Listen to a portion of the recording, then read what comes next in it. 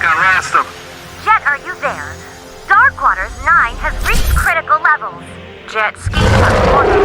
Multiple high-level demons coming your way. Oh no! Is it done? Witness me!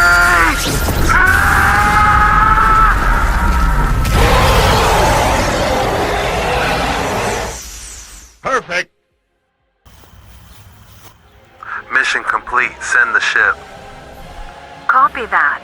Space Wing on the way. Estimated arrival time 5 seconds. Activating transmission ether beam.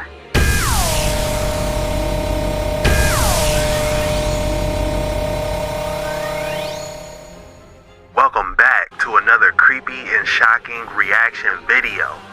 If you haven't already, smash that like button. Today on these disturbing... What was that? Warning. Jet, we have to go quantum, or we will be sucked in by the black hole. Warning. Activate evasive maneuvers and go quantum as soon as possible. Hyper mode. Go. I can't hold it! It's too much! It's too much!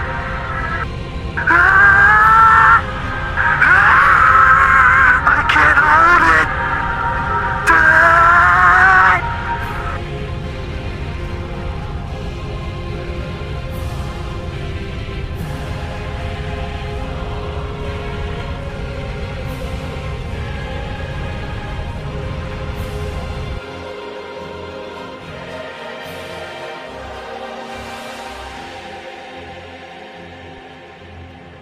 We made it, y'all. Let's dive in.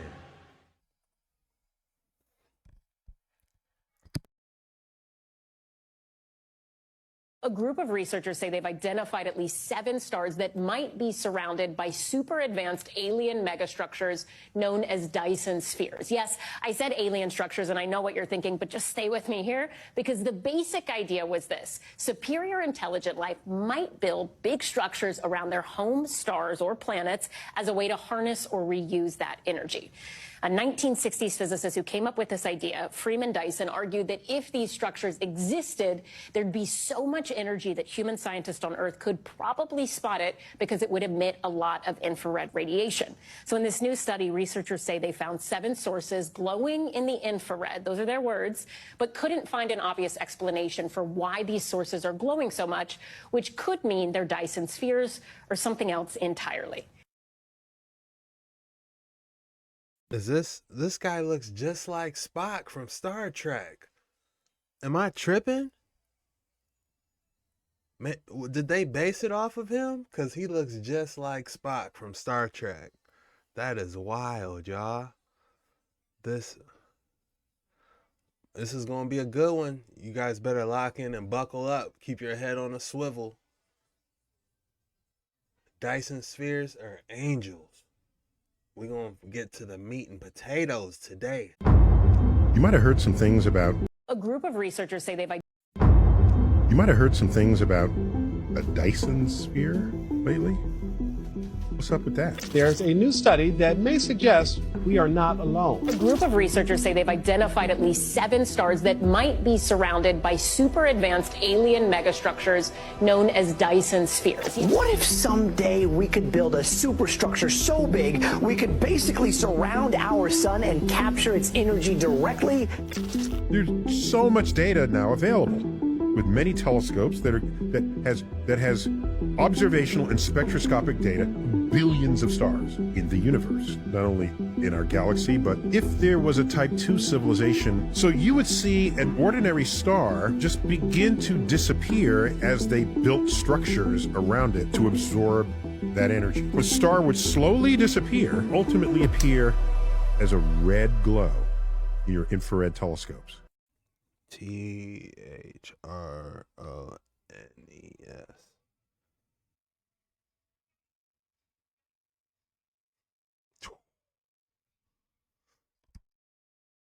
A wheel inside of a wheel.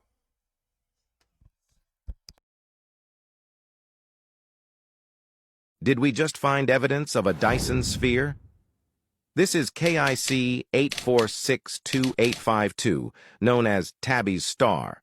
It is located in the constellation Cygnus, about 1,470 light-years away from Earth, and scientists think it could be evidence of a civilization harnessing the power of their sun. This star behaves strangely, with its brightness dimming in irregular and dramatic ways. The Kepler telescope has found its brightness dropping by up to 20%. Could this be an advanced alien civilization surrounding Tabby's star with a colossal structure? Other scientists believe it could be clouds of cosmic dust or debris causing the odd dimming. I want to know what you think. Leave your thoughts below. Yo, listen, y'all remember how they said that this is what angels really look like, right? Yo, listen to this shit. Researchers say they've identified at least 7 stars that might be surrounded by super advanced alien megastructures known as Dyson spheres. Yes, I said alien structures, and I know what you're thinking, but just stay with me here, because the basic idea was this. Superior intelligent life might build big structures around their home stars or planets as a way to harness or reuse that energy. A 1960s physicist who came up with this idea, Freeman Dyson, argued that if these structures existed, there'd be so much energy that human scientists on Earth could probably spot it because it would emit a lot of infrared radiation. So in this new study, researchers say they found 7 sources glowing in the infrared, those are their words, but couldn't find an obvious explanation for why these sources are glowing so much, which could mean they're Dyson spheres or something else entirely. And what I'm saying is, what? Space is so crazy. I wish I understood it better. So let's stop right there, right? This is what a Dyson sphere looked like in the scientific realm. This is what an angel look like in the religious realm. The real one too. Tell me they just wasn't describing that, y'all. Real shit. Wait up! Yo, listen, y'all remember how they said that this is what angels... We are so cooked. They just found alien megastructures called... We are so cooked. They just found alien megastructures called Dyson spheres, gang. And this is on NBC News. This is not from no untrusted source or nothing like that. This is not fake. This is real shit. It says here, a group of researchers have identified at least 7 stars that might be surrounded by advanced alien megastructures known as Dyson spheres. So you mean to tell me we got Russian submarines showing up on our territory? People are in panic of whether or not World War III is gonna start. And now we got alien megastructures in our solar system that are powerful enough to wipe out our very existence. And look, I'm gonna keep it 100 with y'all. I don't even know what the hell this even means. I'm sitting here telling y'all about a Dyson sphere, and I don't even know what the shit even. I don't even know what it is. But I'm just letting y'all know what I saw earlier today. All I saw in the article is that they was talking about this, you feel me, Dyson sphere or alien structure has been discovered, and it's in our solar system. And they said that if they learn how to get power from it or something like that, they can do unthinkable things on it. Like, it's just crazy. Y'all need to just look up alien megastructures and y'all can find them for yourself, because I honestly was confused as hell. I'm sorry. We are so cooked.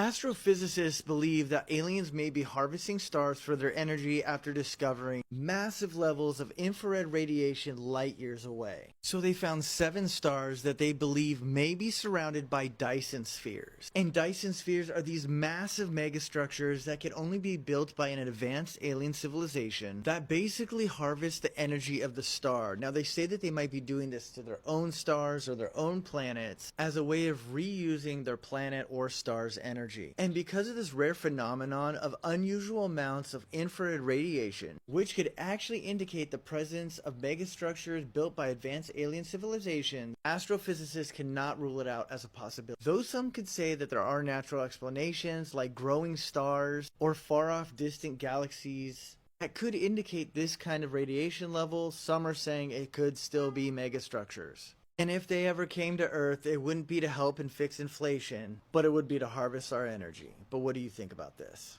This is an ofanim. This is a Dyson sphere. I want you to listen to this report that was recently revealed. A new study finds potential alien megastructures known as Dyson spheres. A group of researchers have identified at least 7 stars. Intriguing, 7 stars, Book of Revelation, but that's to do with Pleiades. They say that these are surrounded and might be surrounded by advanced alien megastructures known as Dyson spheres. Let me go ahead and remove the term alien out your mind real quick. An alien just simply means something that's not from Earth or from a particular place. It's believed that a structure like this, listen to this. It's believed that a structure like this, a Dyson sphere, could harness enough energy that would produce an advanced civilization. Why is this intriguing? You remember what I made mention of an ofanim angel? I want you to look at the structures. They're paired together with the living creatures or the cherub. All the 4 wheels look alike and were made the same, but each wheel had a second wheel turning crosswise within it. These wheels are linked to the throne of God. Scientists believe that the structure can harness energy of the Dyson sphere, the way that it's made. Should we be surprised? God himself has some attached to his throne, which literally contains the glory and energy of God. If humans build a Dyson sphere, what would happen? First, what's a Dyson sphere? It's a man-made megastructure with a diameter of over 200 million kilometers, designed to envelop the sun and harness its energy. This concept of a colossal artificial structure was proposed by the renowned scientist Freeman Dyson in 1960. It consists of a giant device encircling the sun to fully encapsulate it and obtain most of its energy. But before we continue, don't forget to hit the plus for more videos. So why build a Dyson sphere around the sun? The main reason is to harvest energy. The current slowdown in the pace of human civilization's development is largely due to energy constraints. When we look at the entire solar system, only the sun's energy is practically limitless and inexhaustible. If we want to meet the long-term exploration needs of humanity and truly solve the energy problem, the most effective way is to establish a Dyson sphere. This is also the inevitable path for humanity to advance from a lower civilization to a higher one.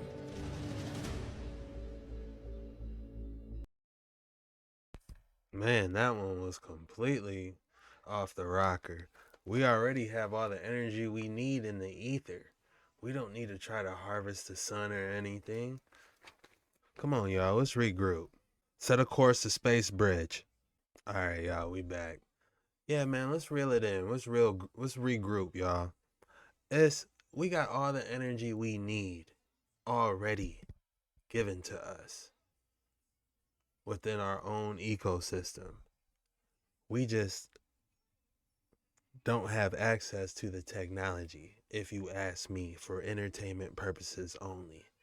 Researchers say they've identified at least 7 stars that might be surrounded by super advanced alien megastructures known as Dyson spheres. Yes, I said alien structures, and I know what you're thinking, but just stay with me here, because the basic idea was this. Superior intelligent life might build big structures around their home stars or planets as a way to harness or reuse that energy. A 1960s physicist who came up with this idea, Freeman Dyson, argued that if these structures existed, there'd be so much energy that human scientists on Earth could probably spot it because it would emit a lot of infrared radiation. So in this new study, researchers say they found 7 sources glowing in the infrared, those are their words, but couldn't find an obvious explanation for why these sources are glowing so much, which could mean they're Dyson spheres or something else. Of researchers say they've identified at least 7. Should we destroy Mercury to build a cage around the sun? This is a Dyson sphere. It's a theoretical megastructure designed to siphon energy directly from the sun, and some futurist thinkers believe that it might be a necessary step in the evolution of a spacefaring species. Only problem is that it's so incomprehensibly massive that we would need to grind up Mercury or another planetary body just to build it. But would that be worthwhile? While it's difficult to say if Mercury as a planet is necessarily needed in the ecological balance of the solar system, it would probably take more joules of energy to destroy and refurbish its pieces into satellites than a Dyson sphere would return in hundreds of years of operation. That's a star-sized net negative. But only one way to find out. Follow us in the loop. Should we destroy Mercury to build a cage around the sun? Sure, why not? We actually found evidence of something that may look like a Type 2 civilization, though that's very, very speculative. There's something called Tabby's star that decreases in intensity by 20% periodically. Now, that's incredible. Stars don't simply diminish by 20% in intensity after a few years. So the theory is that maybe there's a Dyson sphere.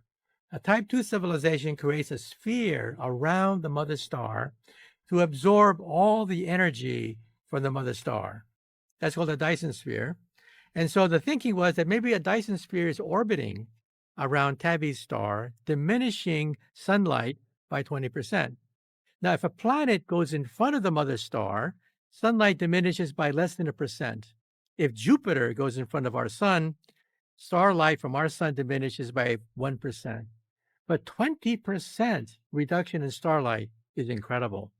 And a group of researchers say they've identified at least 7 stars that might be surrounded by super advanced alien megastructures known as Dyson spheres. Yes, I said alien structures, and I know what you're thinking, but just stay with me here, because the basic idea was this. Superior intelligent life might build big structures around their home stars or planets as a way to harness or reuse that energy.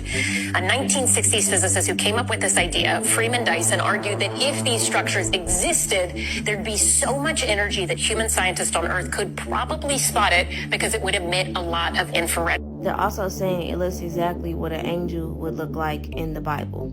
I've been saying this for a long time. They keep putting things in the movie about the future, about advanced technology, and then it comes out in the news later on. They have to ease your mind into the things that they know in fear of panic. But do y'all remember in the Marvel movie, Thor had used the star that they had trapped in this type of sphere and create a new hammer for him to use? I don't know about y'all, but this does not look okay to me. How would you feel if you had a cage around your aura and energy, and this cage is constantly sucking all of your life force? I always keep in mind with everything that I see across this world, the as above, so below saying. That is a parasite. When I watched the Avengers, I felt so bad for that star being used like that because I believe that stars are celestial bodies. Over different religions, there are so many people who have the title of the sun god Ra, Amaterasu, goddess of the sun, Inca, I hope I'm saying this one right, Soraya, basically giving a human form to the celestial consciousness. Just to expand your mind on why this looks weird to me, this is just a sad scene to me. When you leave your body and leave this physical form, you are energy, just like these stars, energy. Say, for instance, when you leave your body and transcend, there is some weird energetic cage that you are locked in. And some people are locked in dimensional cages. Sometimes it's called purgatory. Sometimes it's called the 4th dimension. Sometimes they're called ghosts who can't move on. Run. I'm going to tell you why you should run. So in conclusion, if you decide that you don't want to be a physical human anymore, you want to be a star, you want to be a planet, you want to be a tree, and you have this technology that is around you, a box, a cage that is sucking your energy, why would you glorify that? So yeah, free this star. A group of researchers say they've identified at least 7 stars that might be surrounded. Damn, that was deep. That was a gem. Thor, to make his new hammer, they had to be inside a Dyson to make the new hammer. Damn, shout out real Kaya. That was a gem. Alright. I'm gonna hold it open.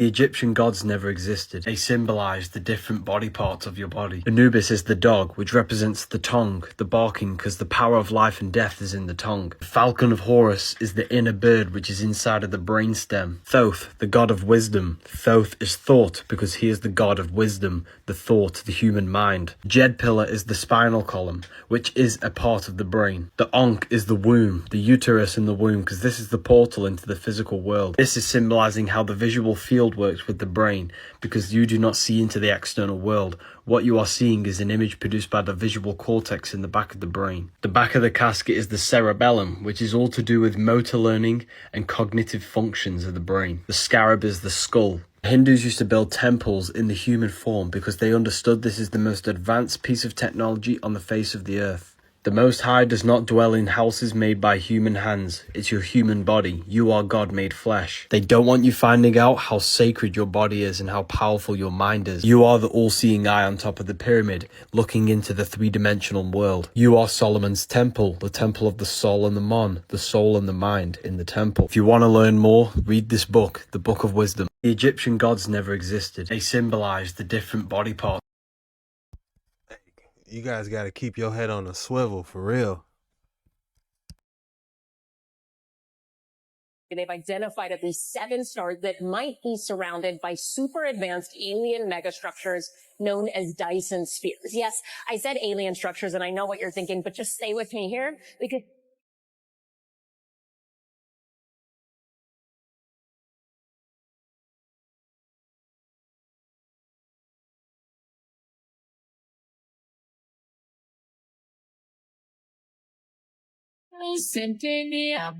Dyson sphere is an idea that Freeman Dyson put forward a long time ago.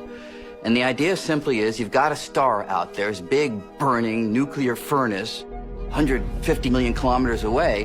Why not encase it in a big sphere, if you will, that can capture all the energy that otherwise would just stream off into space?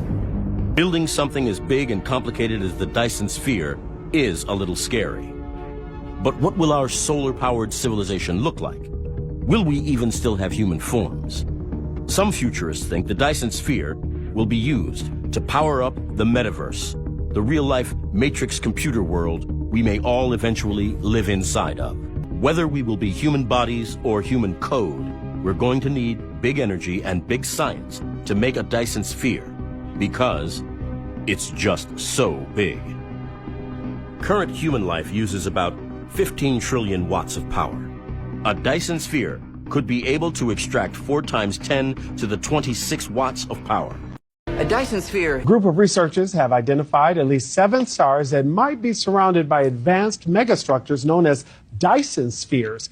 Dyson spheres. What? Emily Finn joins us now to tell us more about this. Emily, Dyson spheres, possible megastructures, all of this is a lot to take in. It certainly is. It might freak you out. It might pique your interest. I mean, it's certainly interesting. The thought is that potential superior intelligent life might be creating buildings or devices to harness energy around their home stars or planets, creating these so-called alien megastructures. This newly released study published by a group of researchers in the monthly notices of the Royal Astronomical Society specifically looks at the theory around Dyson spheres and finds at least 7 stars might be surrounded by these alleged alien structures already. The aliens, I guess, have been busy. The group looked at infrared heat near stars located within 1,000 light years from Earth, a type of heat that can't otherwise be explained. It all stems from a theory from 1960s physicist Freeman Dyson, who believed if these structures in fact existed, scientists on Earth might be able to pick up on those infrared waves. A group of researchers have identified at least 7 stars that might be surrounded. a group of researchers say they've identified at least 7 technologically advanced civilization, like thousands of our College of Columbia University. Destructive. It's unclear that any university. Professor, first of all, thank you. So crazy. I wish I understood it better. So let's talk to a scientist to help wrap our heads around this. I'm joined now by Professor Jana Levin. She is an astrophysicist and author of the book Black Hole Survival Guide, as well as the Claire Tow Professor of Physics and Astronomy at Barnard College of Columbia University. Professor, first of all, thank you so much for being here. Thanks for having me. I tried to explain it a little bit. That was my very dirty version. I was going to be like, yeah, but I'm an English major who just had Google. You have a PhD in physics from MIT. So how do you explain Dyson spheres? I think that was an excellent explanation. If you look at where we are relative to the sun, we're very far away. We're the third planet in. And imagine the light that we try to collect, let's say, with solar panels on people's homes or on any roofs to collect that energy. Imagine if you got really close and you caught everything the sun was emitting. It's just a tremendous amount of power. And so Freeman Dyson was thinking about this. Actually, he was originally inspired by sci-fi, written by Olaf Stapleton like decades earlier. And his idea wasn't so much a solid sphere. It was really like satellites in orbit, a network of things that would be orbiting and would essentially, what we would now say, have solar panels and are collecting that energy. So what do you make of this study, just generally speaking, I guess? Do you think it's possible that these are the elusive Dyson spheres? So I think it's very unlikely, but I'm open. We have to be open as scientists. If we think we know the answer before we go and observe, then we're already defeated. I think it's terribly unlikely, but it's extremely exciting and interesting to think about. And it's fun to think about. What's probably going to happen is we're going to look at this infrared signature that you mentioned, and we're going to find out that there's a natural cause. So a lot of things emit heat in the infrared. You know, infrared goggles allow us to see human bodies and the heat of human bodies. And it's not that dissimilar that when we look in the infrared, we see things emitting heat. So the idea was if we had this very technologically advanced civilization, like thousands of years beyond where we are right now, and they could build such a thing and it was collecting all this energy, it would collect also some heat and it would have to cool off, and we would see that in the infrared. But there are other natural possibilities that could explain. What do you think those possibly could be? Well, it could be a very young star that still has some material around it in kind of a disk, and that's how planets form. Planets coalesce out of these early disks, and those can emit in the infrared. It could be that there's actually an entire galaxy in the distance behind the star, and we're seeing that galaxy, and we can't disambiguate those. Or it could be planetary collisions. I mean, there are natural explanations. But I think it's worth noting, we're looking just 1,000 light years around us. That sounds far, but it's actually really close. That's our backyard. The entire Milky Way galaxy is 100,000 light years across. And there are probably more planets in the Milky Way galaxy than there are stars. So we're talking of hundreds of billions and maybe trillions of planets out there. And I think we're in an era where we think the emergence of life is possibly inevitable elsewhere, that we're not the only example. Now, whether or not they've survived with thousands of years of industrial advancement to build a Dyson sphere is a different story. Yeah. Do you think there is a scenario where a Dyson sphere might actually exist, or do you think this is really just the stuff of sci-fi fantasy? I think it's feasible, unlikely. If you look at where we are since the Industrial Revolution, it's only a couple hundred years. We're in a precarious position. We have climate change. We have struggles with nuclear power, nuclear weapons that are could be destructive. It's unclear that any species that makes it that advanced could survive far enough into their own future to be able to build a Dyson sphere. But there are optimists out there who say we'll find a way. Yeah, all right. The universe is a pretty big place, right? And it'd be a shame if it was just us. Seems like a lot of waste of space. Right? All right, Professor, thank you so much for being here. We really appreciate it. Thank you so much for having me. Thanks for watching. Stay updated about breaking news and Take me back to the space bridge. I heard enough. You know, Freeman Dyson keeps coming up a lot. I never heard about him. I think he resembles Spock. Maybe we should take a look into this before we turn up the heat on these waters. All right, this is I typed in Freeman Dyson. Let's see what we come across, y'all. Some people would say that any of these other traditions, literature, philosophy, certainly religion, should have absolutely nothing to do with the fine-tuning problem. Yes, well, they can say that, but it still probably is wrong. We just don't know. But I think to exclude such a possibility is absurd. But many feel that to include these ways of knowing in addressing problems like this would lead to confused thinking, allow a superstition to come in, all sorts of problems. That's all true, of course, and up to a point. But I would say they're suffering from what I would call sort of scientific fundamentalism, pretending that science can explain everything or that science should explain everything. It's a sort of scientific imperialism, believing that science should be the only source of truth, which I think is rubbish. And it's just about a sort of a mirror image of what the religious fundamentalists do, who claim that the Bible should explain everything. Biologists seem to be worse at this than physicists on the whole. Biologists tend to be more arrogant in their beliefs than physicists. And it is a kind If this is Dyson Freeman, he is cooking right now.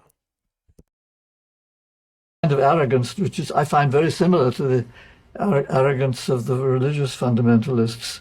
Well, when you bring them both together to look at this issue, because the fine-tuning of the universe is a subject that biological fundamentalists, to use your term, religious fundamentalists, physicists, all philosophers, all are looking at with a great deal of currency lately. Oh, yes, and they're fighting like cats, which I think doesn't particularly help. But the first thing is to respect each other and to respect each other's point of view. You know, I like them fighting. It rubs iron against iron or flint against flint, and you see sparks. And I think it reflects the importance of this question. He been in the Bible. Iron sharpens iron. He know what he was trying to say. Well, if you enjoy that kind of thing, then I wouldn't want to deprive you of it. But no, I think it does terrible harm if you bring up children, particularly, because all these fights are really about education. If you bring up children to believe that they have either to be atheists or believers, and that if they're believers, they can't be scientists, and if they're scientists, they have to be atheists, that, I think, is doing great harm. It is giving the children the idea they have to choose between either fundamentalist religion on one side or fundamentalist atheism on the other side. It actually turns off a lot of children who might have been scientists. They believe they can't be scientists without being atheists. At the end of the day, it comes down to what is truth. It doesn't come down to what makes me feel good or you feel good. It's what is really true. What do you think is really true about the fine-tuning of the universe?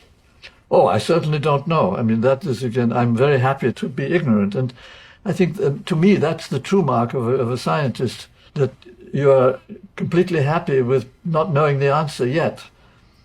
Because if you knew the answers to everything, then science would be dead.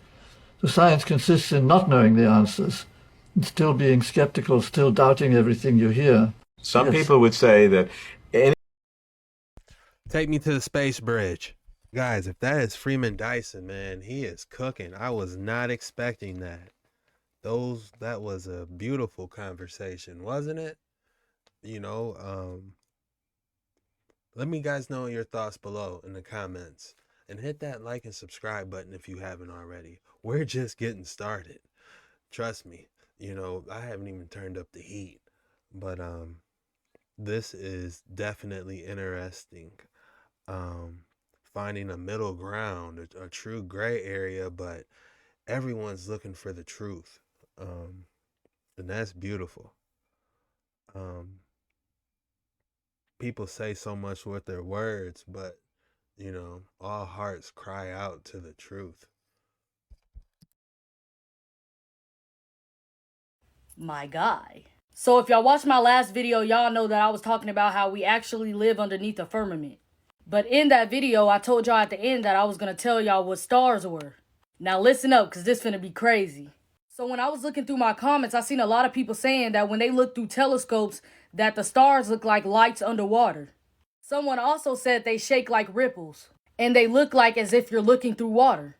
So I was looking at the comments and I was like, oh, they don't know. They don't know what stars is. Woo! Well, let me tell you. See, what y'all don't know is stars are actually dancing glimpses of light, interacting with the water above the firmament. See, when God made the firmament, he divided the waters from which they were under the firmament and the waters that was above the firmament. Why you think the sky is blue? Big bodies of water is always going to turn the water blue. Just like when you get in your bathtub, the water come out clear, but once it fills up the tub, it has that blue tint to it. See, I'm finna show y'all a video of someone zooming up to a star with their phone.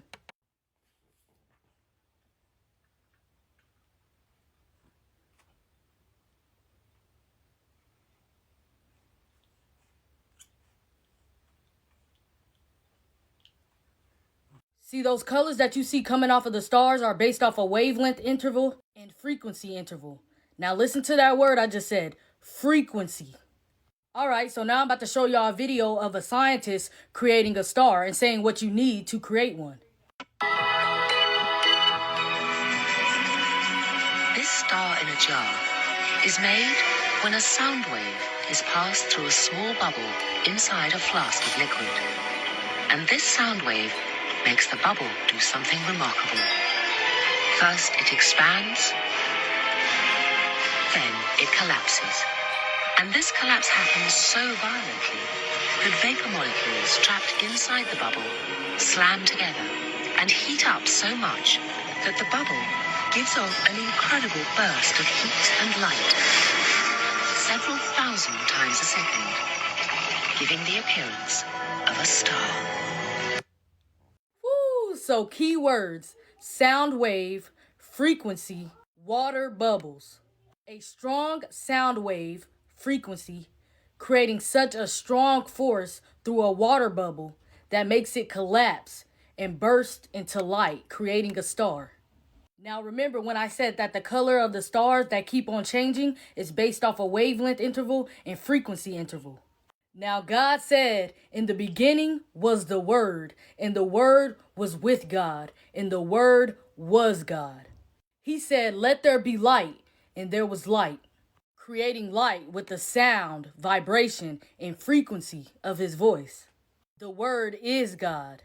He created those same stars using the frequency of his voice and using the water bubbles throughout the water above the firmament. His voice was so powerful that it allowed the bubbles to collapse, making dancing water glimpses of light.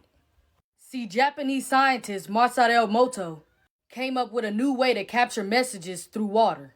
He took samples of water and freeze them at -25 degrees. He'll then analyze the water after a few hours underneath a dark field microscope with photographic capabilities in a lab in a constant temperature of -5 degrees. He'll then test out different audio frequencies and human sound vibrations on each sample. He focuses on human vibration energy, such as thoughts, words, music, and how it affects the molecular structure of water. Here's some of his results and works of him doing it, using different sounds and words, creating different shapes on the water, as so. It's similar to the way semantics work. Basically, as the pitch and the tone increases, geometric patterns will form and become more complex. Semantics or sound frequencies in water resembles the pulsating pattern of what an actual star looks like when zoomed in. Different frequencies and sounds and vibrations in water created the different forms of dancing glimpses of light.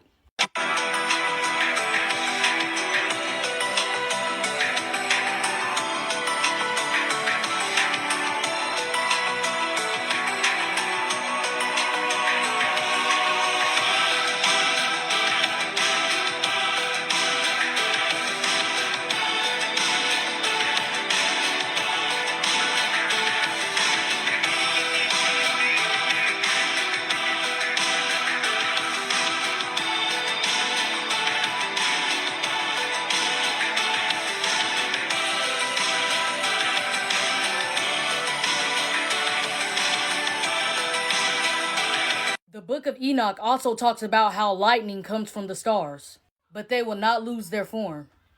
The Bible also talks about how powerful God's voice is. It's the sound of rumbling thunder when he speaks. So remember, God spoke the word into being, and it was so. Such as words, speech, sound, frequency, vibration. His words created the stars within the water above the firmament. The same way that scientists just showed us how they made a star. Using water by adding a frequency of a strong enough sound and vibration. What sound is more powerful than God's? Creating water bubbles that collapsed and bursted into light is the same way that God spoke light into existence, using the frequency, vibration, and sound of his voice through the water of the firmament, creating water bubbles all throughout the water, that his word was so strong it allowed the bubbles to burst into light, creating stars, creating the dancing glimpses of water above the firmament.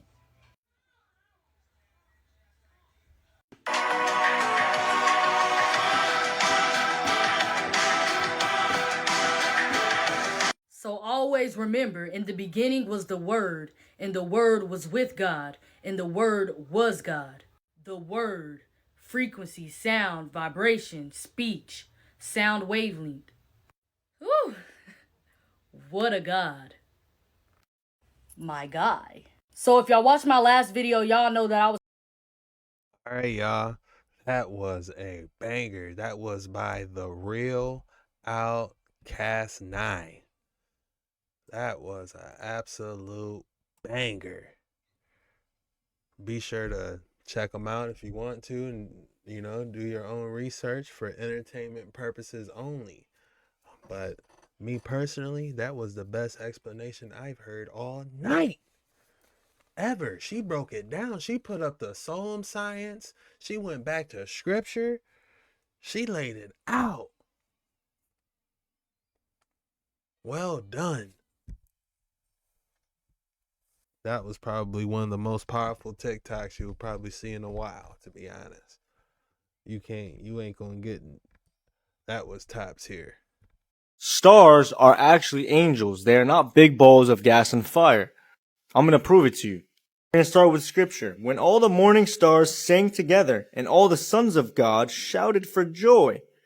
Big balls of gas and fire can't sing and shout for joy, right? Because stars are angels. The 7 stars are the angels of the 7 churches. It says it right there. Stars are the angels. I'll give you one more until we get into some physical evidence.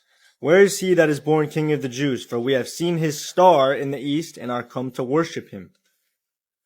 When they had heard the king, they departed, and lo, the star, or the angel, which they saw in the east, went before them, till it came and stood over where the young child was. Do you think a big ball of gas and fire would be able to stand before a crowd of people? No. And now look, in the book of Ezekiel gives us a description of what some of these angels look like. As for their appearances, they 4 had one likeness, as if a wheel had been in the midst of a wheel. So a wheel inside of a wheel. Now this is in my True Earth book.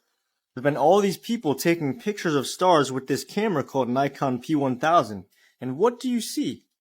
Literally a wheel inside of a wheel. These are all pictures of stars, close up, with these high zoom cameras. Look at these. Wheel inside of a wheel. So the appearance of the wheels was as the color of a beryl stone. This is beryl stone. Look at this one. It looks just like it. I remember when Satan fell, he drew a third part of the stars, or the angels of heaven, and cast them to earth.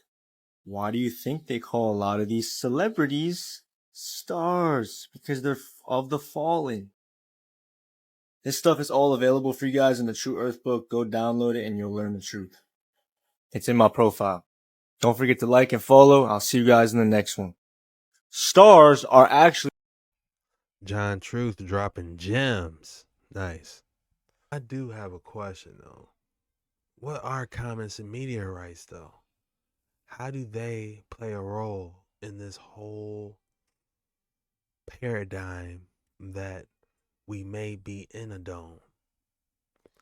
Comments below on this subject. What do you believe a comet is? Comets, Halley's Comet, what is it?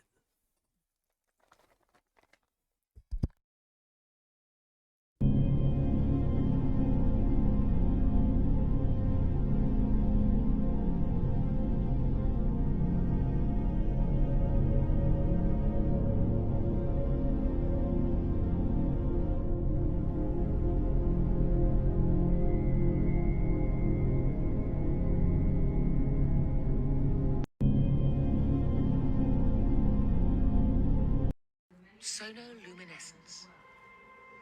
The first time I saw Sonoluminescence.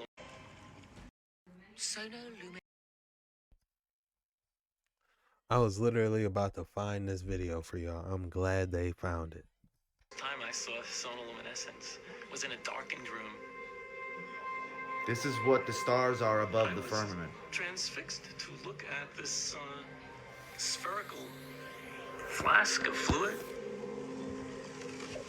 And you look into the center, and in the center see a glowing blue-purple light, which could be seen with the unaided eye. It looked like a star in the heavens.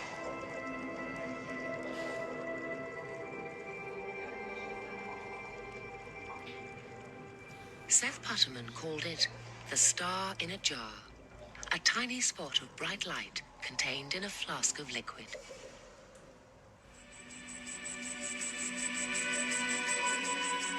This star in a jar is made when a sound wave is passed through a small bubble inside a flask of liquid. And this sound wave makes the bubble do something remarkable. Real quick, gonna go back. You see what it's in. That is interesting. I wonder, yeah. This is an actual experiment that anyone could do and probably get the same results for entertainment purposes only. A flask of liquid. And this sound wave makes the bubble do something remarkable. First it expands, then it collapses. And this collapse happens so violently that vapor molecules trapped inside the bubble slam together and heat up so much that the bubble gives off an incredible burst of heat and light, several thousand times a second, giving the appearance of a star.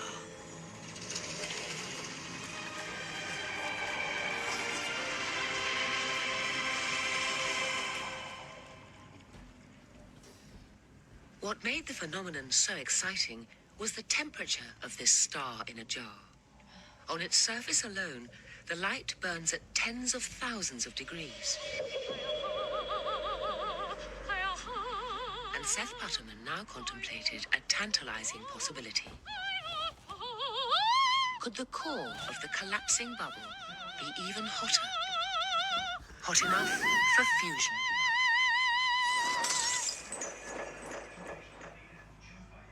One of the mysteries of sonoluminescence is to determine exactly how hot the interior of the bubble gets. In the sun, the interior can be millions of degrees, hot enough to cause fusion. And the thought crossed my mind that perhaps inside the collapsing bubble, the interior of the bubble might also get hot enough to cause fusion.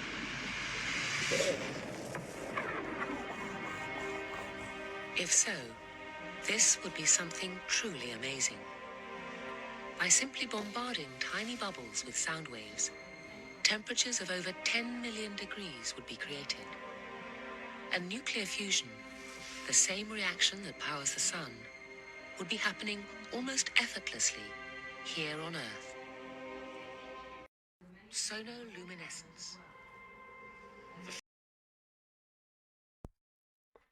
Sonoluminescence, huh?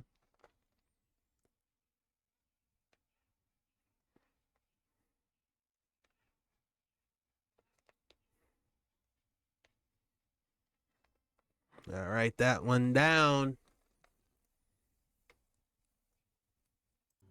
Stars have always fascinated me.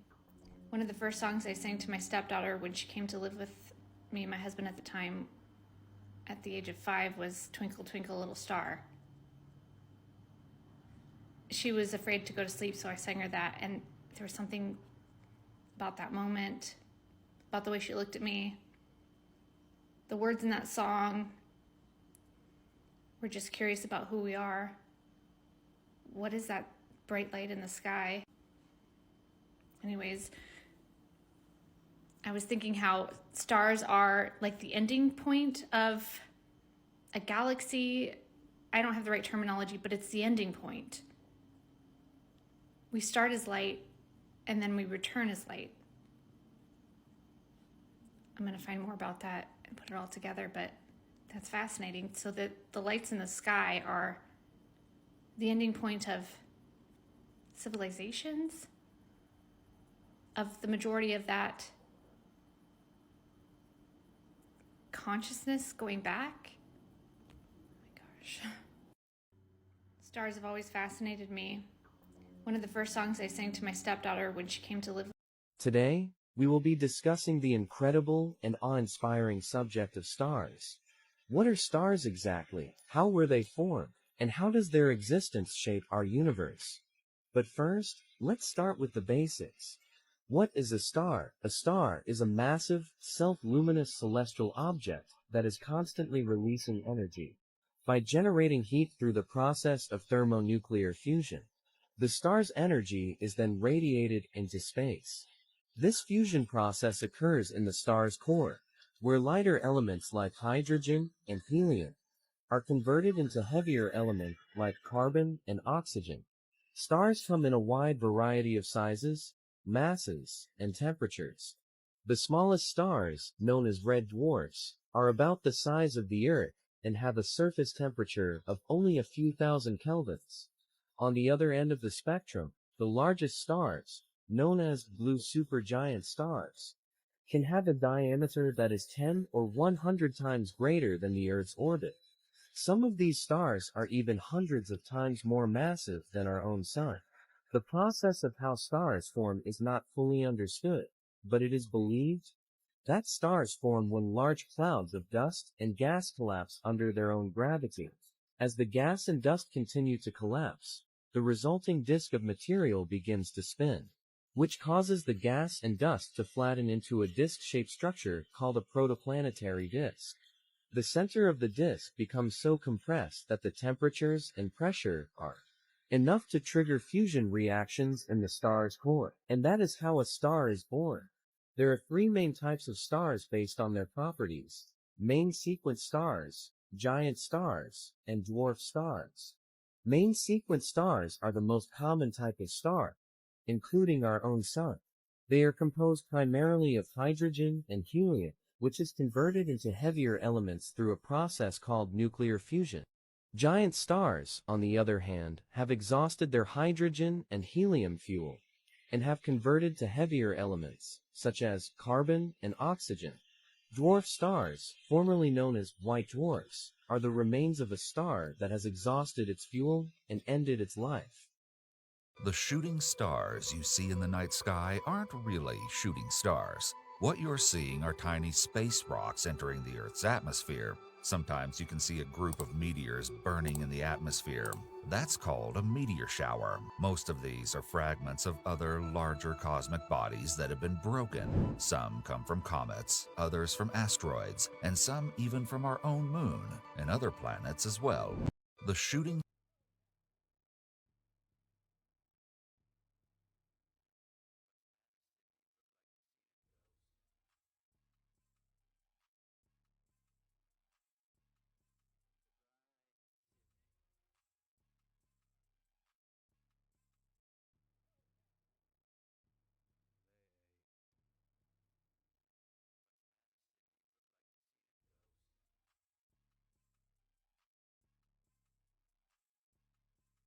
As for the likeness of the living creatures, their appearance was like burning coals of fire, and like the appearance of lamps.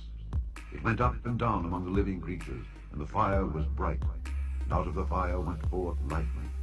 And the living creatures ran and returned as the appearance of a flash of lightning.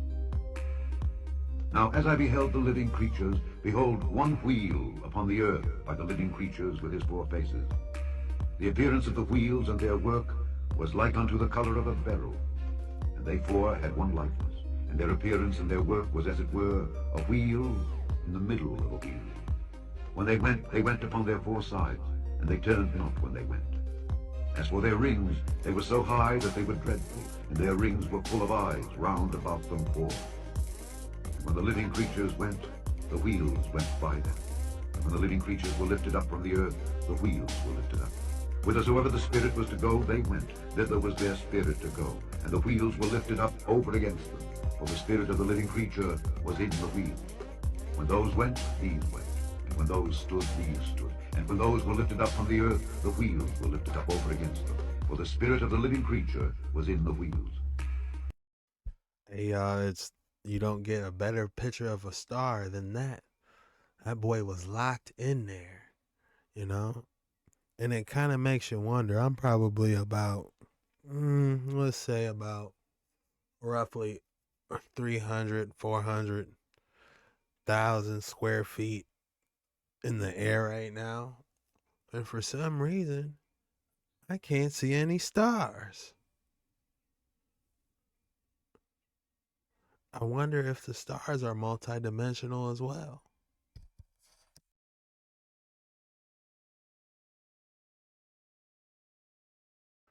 Yeah, we're getting to the nitty gritty on this. You know, we turned up the heat. We're still on these waters. We still got some stuff we got to talk about. You know, Enoch said a lot pertaining to this subject.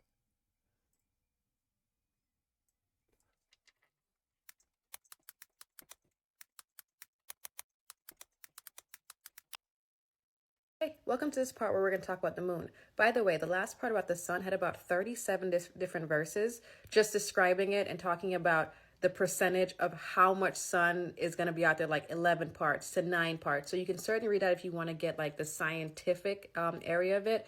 I just went over the general, like the portals, how many days it's in there and such. So now let's jump into the moon. It also said about the sun that it is 7-fold brighter than that of the moon, but as regard to the size of it, they are both equal. The moon here is referred to as the smaller luminary. Interestingly enough, although they're the same size, the sun was referred to as the great luminary. Now, the moon is described that her light is given to her in measure. So if you remember, the sun is like full light. It's 7 times as much, full light. The moon is given its light percentage by percentage. So let's talk about that. It says, her first phase in the east comes forth on the 30th morning. On that day, she becomes visible and constitutes for you the first phase of the moon on the 30th day together with the sun in the portal where the sun rises. Half of her goes forth by a 7th part, and her whole circumference is empty without light, with the exception of 1/7 part of it, the 14th part of her light. I know that's confusing, but think of it this way. The first night of the moon, it is just a tiny little sliver of light that we can see. So they're dividing up in parts here. So if you think of the moon as like a whole, half would be like a half moon, so 50%. So they're showing you right in the beginning, it is 1/14 of the moon is showing. And this will continue to add a little bit more light or illumination as each night continues on. Enoch says, I saw the law for her, how according to that law, she performs her monthly revolution. So for women, monthly revolution should probably mean something to you as well. Another reason the moon is referred to as she, it is feminine. And we, also have a monthly revolution that does coincide and go along with it. So let's continue. I'm going to insert an image just to give you a visual of how, and I know that we know this, but just to give you a visual of, each day, how the moon is given a little bit more light until it becomes completely full moon, and then it goes back down until it becomes what we call a new moon, which is no light. That part, just like the sun part, gets very, very mathematical about how much in percentages. So you can certainly read that, but I won't go through all this because I think it's a lot to take in a 3-minute video. But something interesting. So it says the sun has 2 names. The first is Ordheres and the second is Thomas. The moon has 4 names. Names are Asonia, Ebla, Benes, and the 4th is Array. Hey, welcome.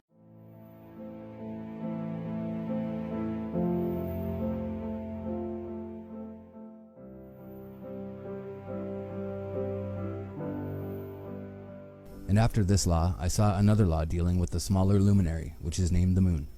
And her circumference is like the circumference of the heaven. And her chariot in which she rides is driven by the wind. And light is given to her in definite measure. And her rising and setting change every month. And her days are like the days of the sun.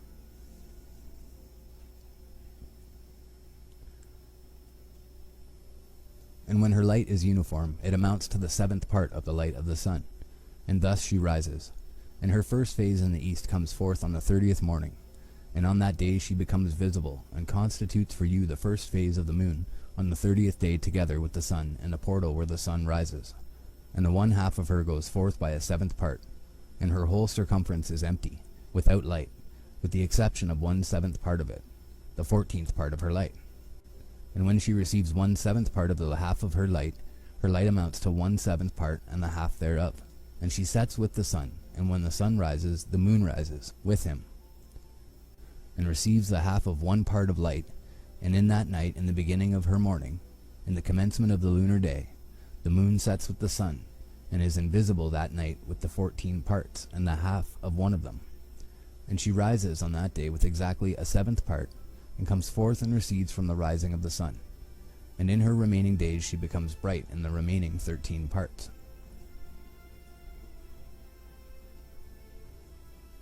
And I saw another course, a law for her, and how according to that law she performs her monthly revolution.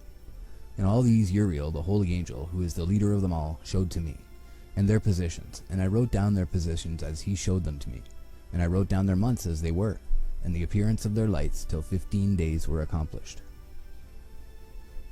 In single seventh parts she accomplishes all her light in the east, and in single seventh parts accomplishes all her darkness in the west. And in certain months she alters her settings, and in certain months she pursues her own peculiar course. In 2 months the moon sets with the sun, in those 2 middle portals, the third and the fourth. She goes forth for 7 days and turns about and returns again through the portal where the sun rises, and accomplishes all her light. And she recedes from the sun, and in 8 days enters the 6th portal from which the sun goes forth. And when the sun goes forth from the 4th portal, she goes forth 7 days, until she goes forth from the 5th and turns back again in 7 days into the 4th portal and accomplishes all her light. And she recedes and enters into the 1st portal in 8 days, and she returns again in 7 days into the 4th portal from which the sun goes forth. Thus I saw their position, how the moons rose and the sun set in those days. And if 5 years are added together, the sun has an overplus of 30 days. And all the days which accrue to it for one of those 5 years, when they are full, amount to 364 days. And the overplus of the sun and of the stars amounts to 6 days. In 5 years, 6 days every year come to 30 days. And the moon falls behind the sun and the stars to the number of 30 days. And the sun and the stars bring in all the years exactly, so that they do not advance or delay their position by a single day unto eternity, but complete the years with perfect justice in 364 days. In 3 years there are 1,092 days, and in 5 years 1,820 days, so that in 8 years there are 2,912 days. For the moon alone the days amount in 3 years to 1,062 days, and in 5 years she falls 50 days behind. To the sum of 1,770 there is to be added 1,062 days, and in 5 years there are 1,770 days, so that for the moon the days in 8 years amount to 2,832 days. For in 8 years she falls behind to the amount of 80 days. All the days she falls behind in 8 years are 80, and the year is accurately completed in conformity with their world stations, and the stations of the sun, which rise from the portals through which it, the sun, rises, and sets 30 days. And the leaders of the heads of the thousands, who are placed over the whole creation and over all the stars, have also to do with the 4 intercalary days, being inseparable from their office, according to the reckoning of the year. And these render service on the 4 days which are not reckoned in the reckoning of the year. And owing to them men go wrong therein, for those luminaries truly render service on the world stations. 1 in the 1st portal, 1 in the 3rd portal of the heaven, 1 in the 4th portal, and 1 in the 6th portal. And the exactness of the year is accomplished through its separate 364 stations. For the signs and the times and the years and the days the angel Uriel showed to me, whom the Lord of glory has set forever over all the luminaries of the heaven, in the heaven and in the world, that they should rule on the face of the heaven and be seen on the earth, and be leaders for the day and the night, the sun, moon, and stars, and all the ministering creatures which make their revolution in all the chariots of the heaven. In like manner 12 doors Uriel showed me, open in the circumference of the sun's chariot in the heaven, through which the rays of the sun break forth. And from them is warmth diffused over the earth, when they are opened at their appointed seasons, and for the winds and the spirit of the dew when they are opened, standing open in the heavens at the ends. As for the 12 portals in the heaven, at the ends of the earth, out of which go forth the sun, moon, and stars, and all the works of heaven, in the east and in the west. There are many windows open to the left and right of them, and one window at its appointed season produces warmth, corresponding as these do to those doors from which the stars come forth. according as he has commanded them, and wherein they set corresponding to their number.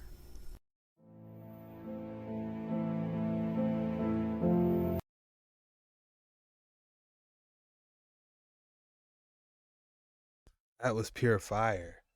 The suns have portals. The sun has a portal it goes through. The moon gets all of its energy from the sun. I tried to tell y'all multi-dimensional capacitors. But I learned something new today. The sun uses a portal and the moon. This is, if you didn't know already, we're in Dark Waters 9. If you haven't already, hit that like and subscribe button. This is Gem City. You can't pick up the gems fast enough. You got to rewind it, come back another day. This one's going down in the history books as a banger. You're going to want to save this one. Bookmark this one, share it to all your friends and family. I'm not done yet. We got a lot more to cover. I'm going to do my best, man. I'm already behind, 2 days behind on this, but I'm taking my time on this one. This one is going down in the history books. Share this with everyone. Your boy Jet Ski Chuck on these creepy and strange videos. Reaction.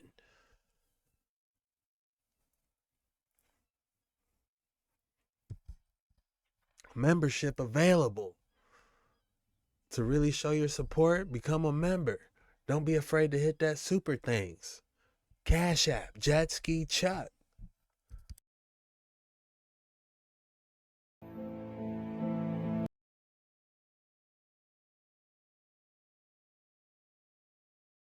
All right, y'all, I found part 1, so we're going to go backwards on it, but this is a juicy one we got to check out.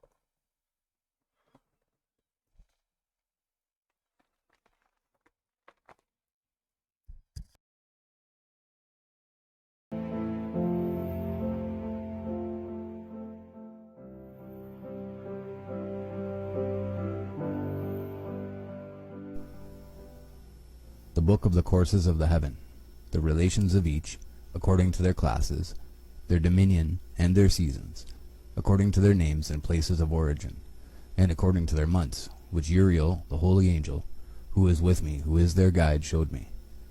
And he showed me all their laws exactly as they are, and how it is with regard to all the years of the world, and unto eternity, till the new creation is accomplished, which dureth till eternity. And this is the first law of the luminaries. The luminary, the sun, has its rising in the eastern portals of the heaven, and its setting in the western portals of the heaven. And I saw 6 portals in which the sun rises, and 6 portals in which the sun sets, and the moon rises, and sets in these portals. And the leaders of the stars and those whom they lead, 6 in the east and 6 in the west, and all following each other in accurately corresponding order. Also many windows to the right and left of these portals. And first there goes forth the great luminary named the sun, and his circumference is like the circumference of the heaven, and he is quite filled with illuminating and heating fire. The chariot on which he ascends the wind drives, and the sun goes down from the heaven, and returns through the north in order to reach the east, and is so guided that he comes to the appropriate portal, and shines in the face of the heaven. How cool is that to have a visual of a chariot pulling it under?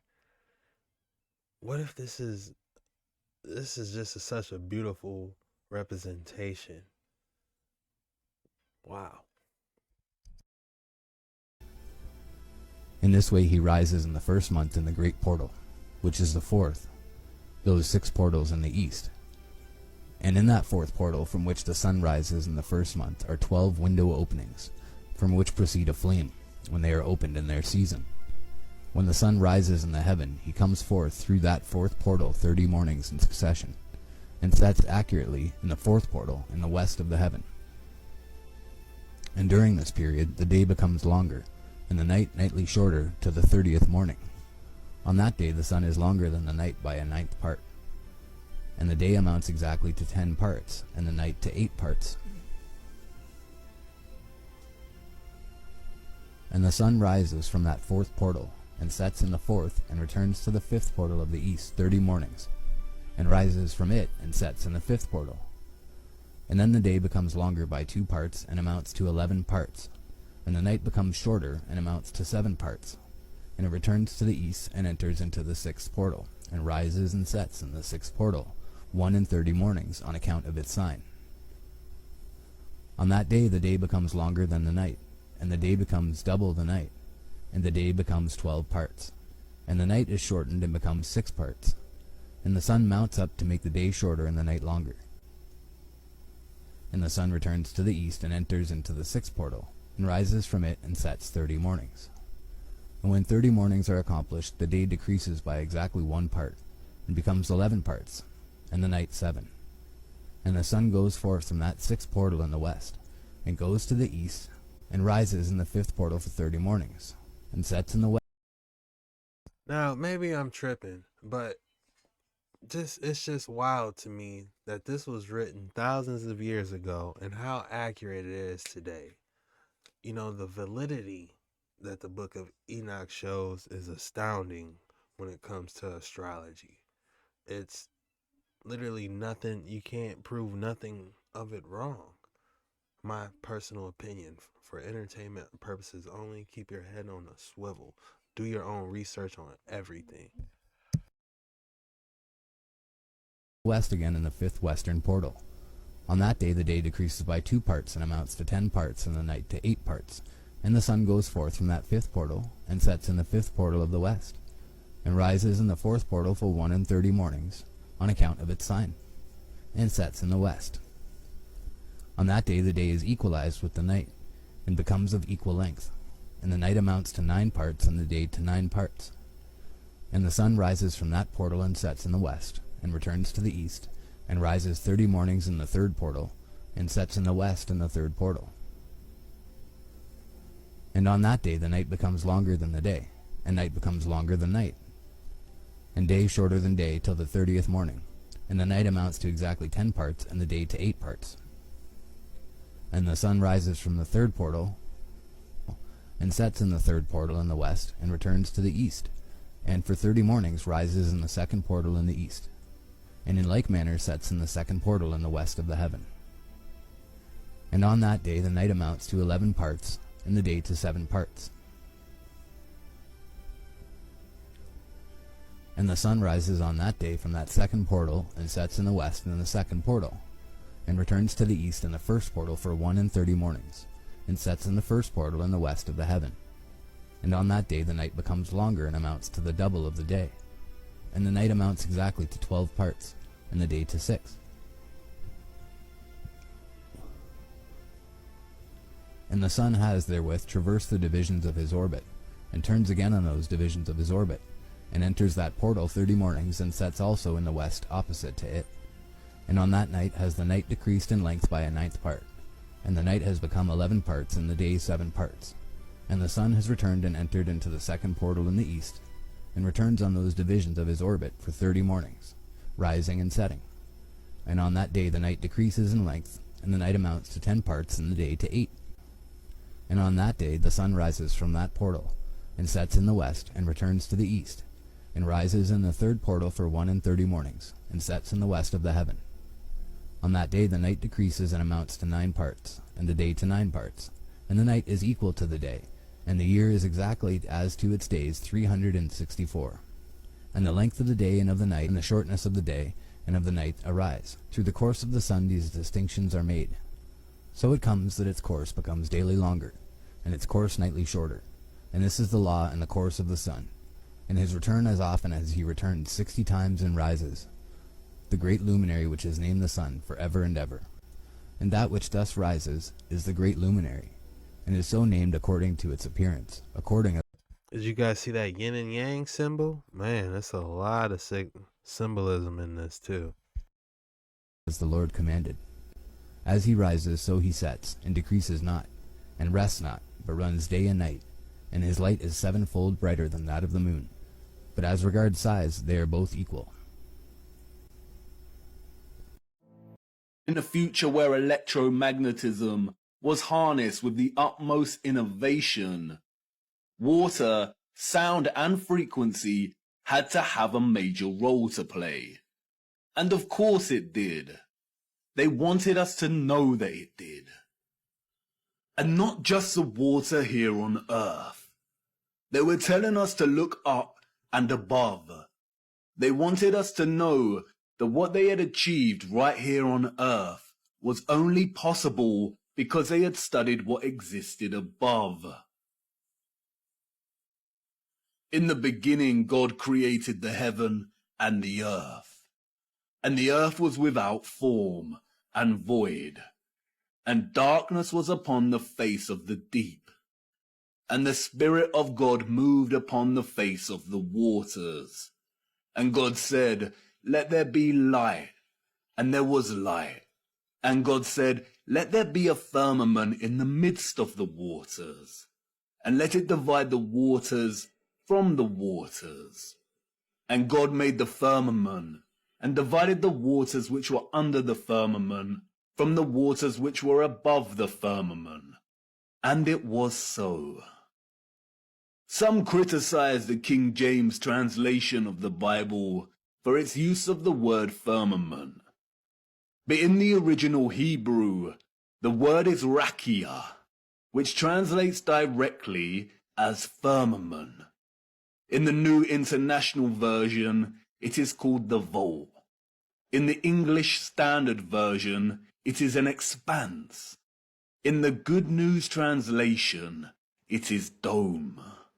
What is important, however, is that in all translations, and in the original Hebrew, the notion of the firmament, or vault, separating the waters above from the waters below, does not change and remains consistent.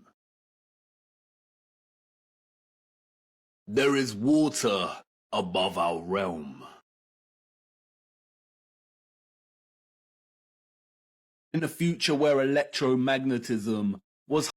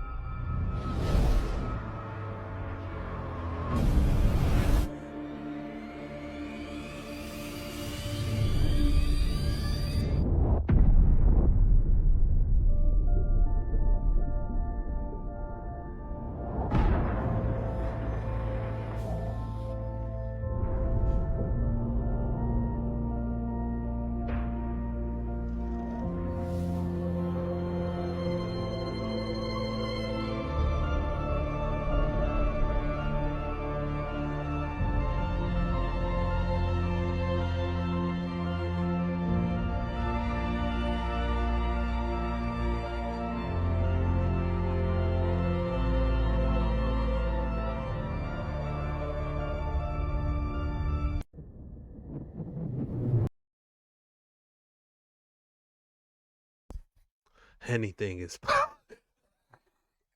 I couldn't even. Oh my God, I couldn't even get it off. Man, we up here though, man. We out here in the stratosphere, chilling. Man, we looking at the sun portals. We're looking at the moon rotations. We chilling. We trying to find a Dyson sphere. Man, I'm 2 days late on this video, but man, I'm trying to tell y'all this was a banger, man. I couldn't just throw this one at y'all, man. I gotta do it right, y'all. We gotta do these boys right. This is an important one, and I'm not done yet. I got more I gotta talk about, okay? Oh, we dug off in Sonoluminescence. Oh yeah, these angels.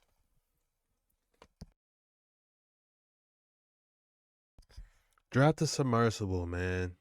We need to dig off in these angels. We gotta go even deeper, man. Drop the submersible. Alright, we in the submersible.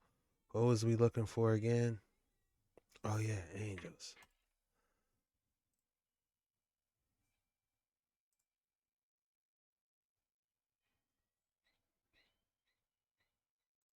They put it right in our face.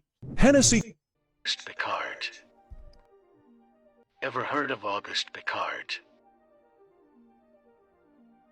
Swiss physicist Auguste Bicard conceived and designed a sealed, pressurized gondola that could safely carry him into the upper atmosphere to conduct scientific studies.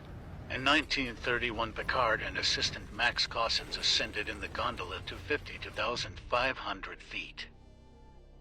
They was the first to do so. When a man reaches the edge. On the 27th of May 1931, the Swiss physicist Auguste Bicard took off from Augsburg, Germany, in a pressurized aluminum capsule attached to a large hydrogen balloon.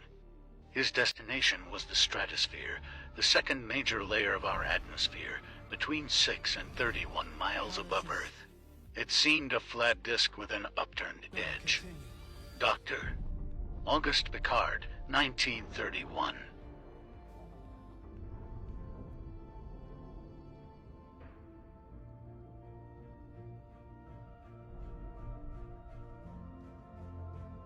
Looks familiar, right? But why a Hennessy commercial?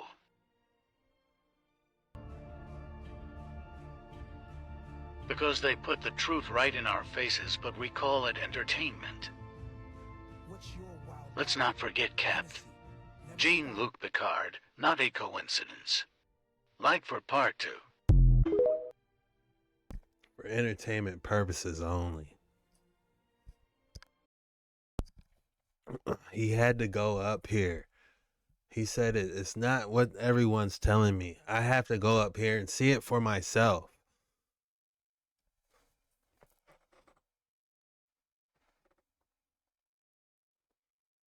I had to go up here and see it for myself. Okay? Alright, y'all. What we doing, man? Oh, yeah, those angels. There's a very strange type of angel called the ofanim. Ezekiel describes them to be the wheels within wheels, almost like a vehicle, except this thing is alive. The Bible describes them to be covered in the eerie eyes, which is kind of a mystery because even though the ofanim are alive, Ezekiel really makes them seem like some kind of unidentified flying object. Now, Gabriel is an archangel. He has a very human appearance, and believe it or not, the Bible never actually mentions him having any wings. What's very interesting is that the Bible doesn't actually say that Gabriel was an archangel. Even though this is mainstream knowledge, this piece is only found in the book of Enoch. But what about the nephilim? Genesis 6:4 says that there were nephilim in the earth in those days. So what did they look like? There is an ancient book called the Book of Giants. It's the story that speaks of these fallen angels who come down to earth. They bring both enlightenment and absolute chaos, corrupting humanity, which led widespread wickedness. That's why God sent a flood, the Great Flood, to restore the goodness of his creation. There's a very strange type of angel called the ofanim. Ezekiel described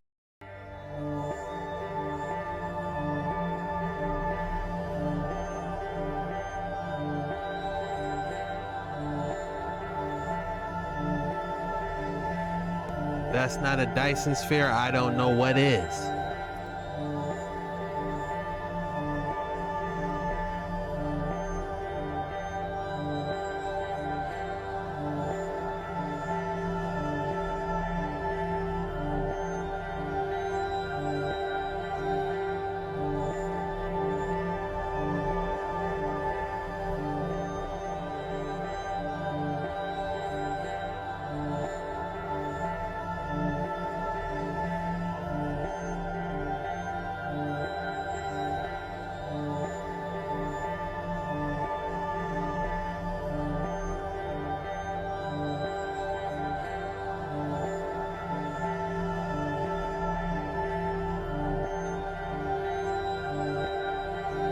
In the Bible, there is one mysterious angel among the ranks of mighty angels, one that stands out as a particularly mysterious and enigmatic being. Known as the ofanim, this angelic entity captivates with its astonishing appearance and profound purpose. The ofanim are often described as wheels within wheels, a celestial chariot of sorts. Their form is adorned with countless eyes, symbolizing their vast knowledge and all-seeing presence. Their movements are swift and graceful, as if propelled by divine energy, and their purpose is closely intertwined with the heavenly realms. While the ofanim are mentioned only briefly in the scriptures, their presence carries great significance. In the book of Ezekiel, the prophet describes a remarkable vision of heavenly beings, including the ofanim. Their appearance is magnificent, radiating a brilliant light and emitting a resounding sound like the roar of rushing waters. These celestial beings serve as guardians of the divine throne, attending to the glory and majesty of God. They are closely associated with the heavenly chariot, which symbolizes God's sovereignty and authority. The ofanim play a crucial role in the celestial hierarchy, supporting and upholding the divine order. The profound mystery surrounding the ofanim lies in their divine purpose and the depth of their understanding. They possess a unique insight into the workings of the universe, bearing witness to the divine plan and participating in its unfolding. They see beyond the limitations of time and space, perceiving the interconnectedness of all things. While their specific role and activities remain largely veiled in mystery, the presence of the ofanim serves as a reminder of the vastness and intricacy of God's creation. Their existence reflects the divine wisdom and the harmonious order of the celestial realms. This is the end of this episode. Follow for more. You know what this reminds me of?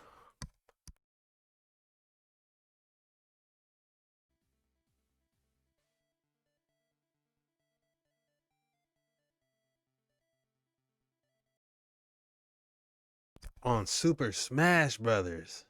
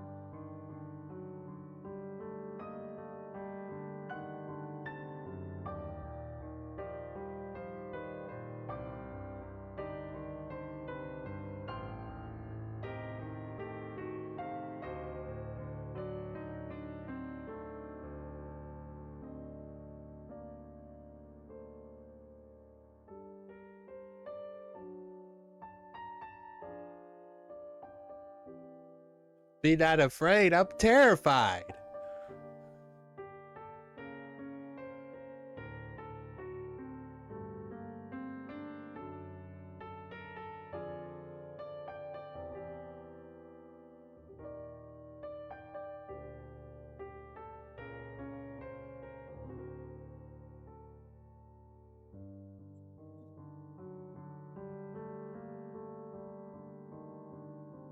Ça, c'est une forme de vie extraterrestre, et regardez bien comment elle se comporte, c'est ignoble. Alors, d'où elle vient cette vidéo? Donc, c'est un scientifique qui travaille dans un laboratoire privé, qui en définitive a dû travailler sur des formes de vie qui What is this? de la Terre, et on lui a demandé de bosser dessus, de sortir des rapports, etc.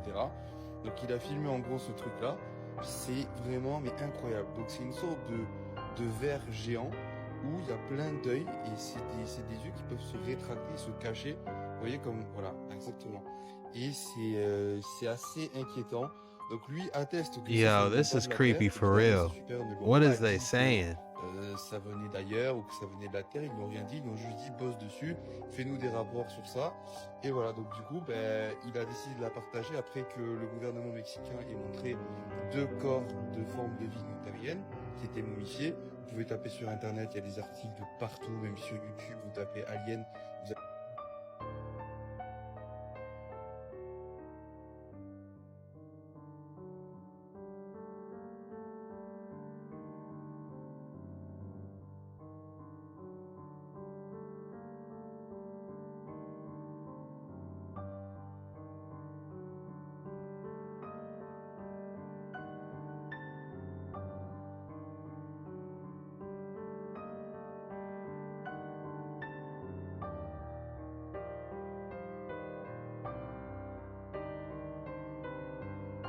Let's look at mysterious creatures in different religions.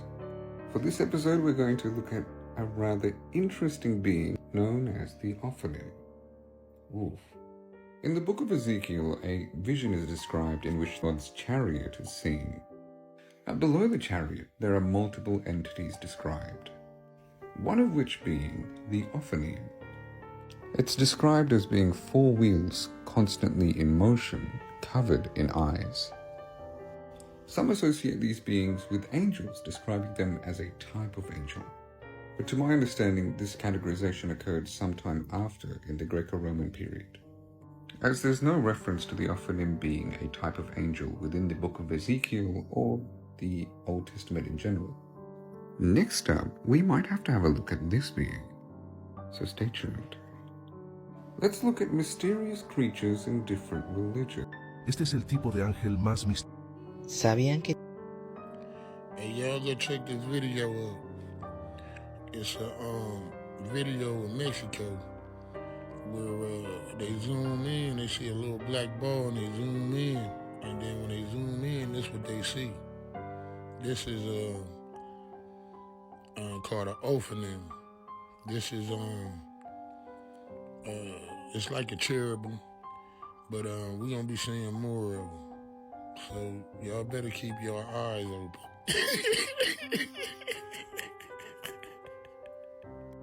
No pun intended.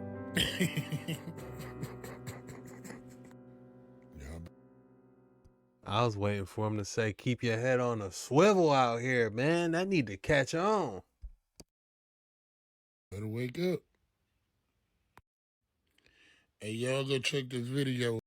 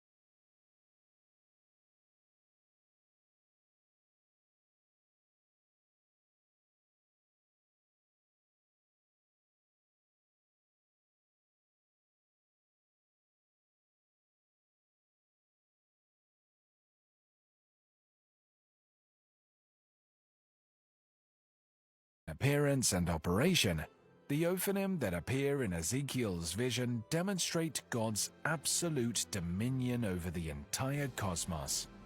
The omnidirectional wheels themselves serve as a constant reminder to us that the God we serve is omnipresent, meaning that he is able to be in all places at all times. As the Spirit of God guides the cherubim, Ezekiel 1 verse 12, that same Spirit indwells the ofanim. When the creatures moved, they also moved. When the creatures stood still, they also stood still. And when the creatures rose from the ground, the wheels rose along with them, because the spirit of the living creatures was in the wheels. Ezekiel 1 verse 20. This symbolic unity of submission displays God's supreme authority and right to rule and reign, his omnipotence. And the eyes that cover the wheels and the cherubim are symbolic of God's omniscience. He is all-seeing, all-knowing. Why is it important for Christians to know about the supernatural realm? Ephesians 6, verses 11 to 12, Amplified Bible. Put on the full armor of God, for his precepts are like the splendid armor of a heavily armed soldier, so that you may be able to successfully stand up against all the schemes and the strategies and the deceits of the devil. For our struggle is not against flesh and blood, contending only with the physical opponents, but against the rulers, against the powers, against the world forces of this present darkness, against the spiritual forces of wickedness in the heavenly supernatural places. What did the ofanim reveal about God? That could be my alarm clock, honestly.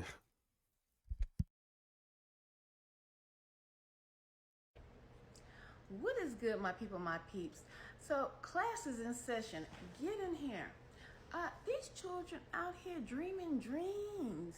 Yeah, like you said, in the end days, your young men, your young boys will dream dreams, prophesy. We're going to check out and see with this young man. You see this little pen in his hand, what he's drawing of an angel that he's seen, a most powerful angel. Matter of fact, it's one of the vehicles that the Most High Yah, he rides upon. But, you know, don't take it from me. First of all, hold on for a minute. Let's check this out. Okay, let's just get into it right away. Luke, let's quote this, okay? In the last days, God said, and I will pour out my spirit onto all people. Your young sons and daughters will prophesy. Your young men will see visions, and your old men will dream dreams. Well, let's get into it. What's going on? Because I've been seeing a lot of children prophesying. Oh yeah, the spirit is out here, and we all should know it's the last days, meaning a new cycle. Hold on. You to draw one of the angels you saw, if you can. Okay. Their eyes look very different from ours. What do you mean? It was like kind of like this. 4 of them.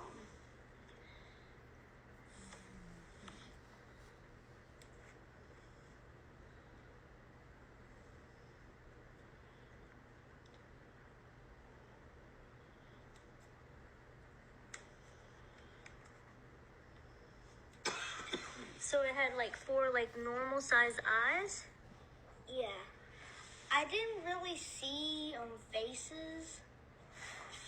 So they weren't like people angels? Were they like creatures or?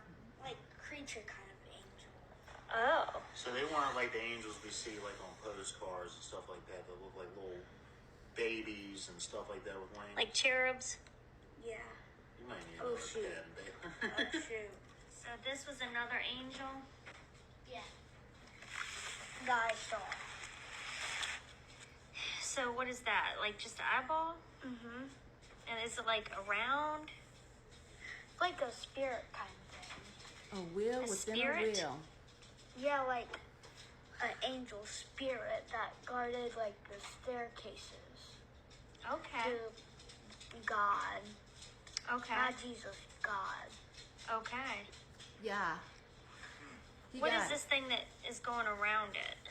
Like some sort of glory stuff. And then what is this part right here? It's part of the angel thing. Okay. Very interesting, bud.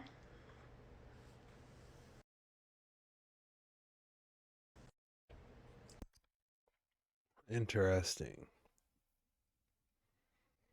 Called the ofanim. Ezekiel described there's this very strange type of angel called the ofanim. Ezekiel describes them to be these wheels within wheels, almost like a vehicle, except this thing is alive. The Bible describes them to be covered in these eerie eyes, which is kind of a mystery because even though the ofanim are alive, Ezekiel really makes them seem like some kind of unidentified flying object. Now, Gabriel is an archangel. He has this very human appearance, and believe it or not, the Bible never actually mentions him having any wings. What's very interesting is that the Bible doesn't actually say that Gabriel was an archangel. Even though this is mainstream knowledge, this piece is only found in the book of Enoch. But what about the nephilim? Genesis 6:4 says that there were nephilim in the earth in those days. So what did they look like?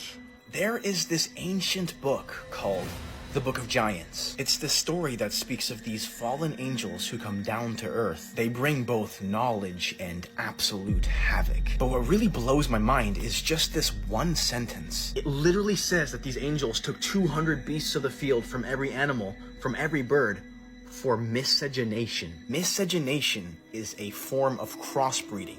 And in this case, it's like genetics. It's the very highest form of science. And according to this book, these angels would have been mixing and matching different animals to create something new. You see, now the question is, what would a fallen angel possibly want to create? Let's talk about the ofanim. For many of you that have read Ezekiel, you have read about angels that look like this. The Bible says the appearance of their workings was as it were a wheel in the middle of a wheel. And when they moved, they went towards any one of the four directions, and they did not turn aside when they went. As for their rims, they were so high and they were so awesome, which translates into fearful or dreadful. And their rims were full of eyes. In the Hebrew, this is ophan, and it's actually angels. The wheels are a form of angels. They are of the classification of thrones. Hence why Daniel 7 verse 9 says, as I looked, the thrones were placed, and then the Ancient of Days took his seat. That's because angels are a part of his throne, the wheels. If you like content like this, follow for more. Now the deadline is at 7 p.m. Central Standard Time.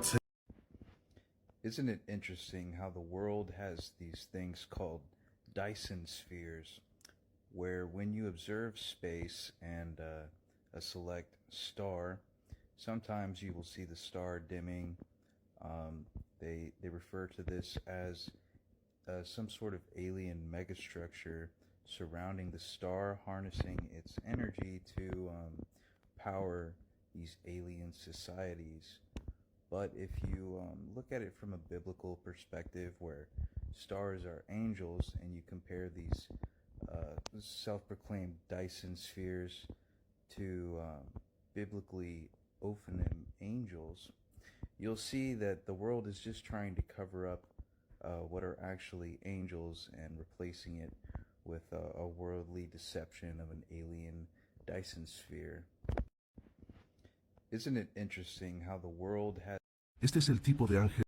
Time for everyone's favorite biblically accurate angels. The ofanim, which is Hebrew for wheels, are sometimes called thrones, although sometimes those are considered two separate things.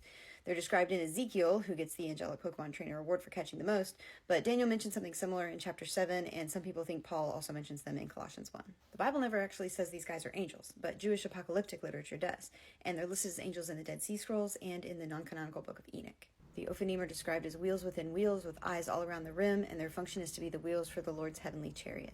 They're probably the angels we know the least about, but they get talked about a lot because, I mean, just look at them.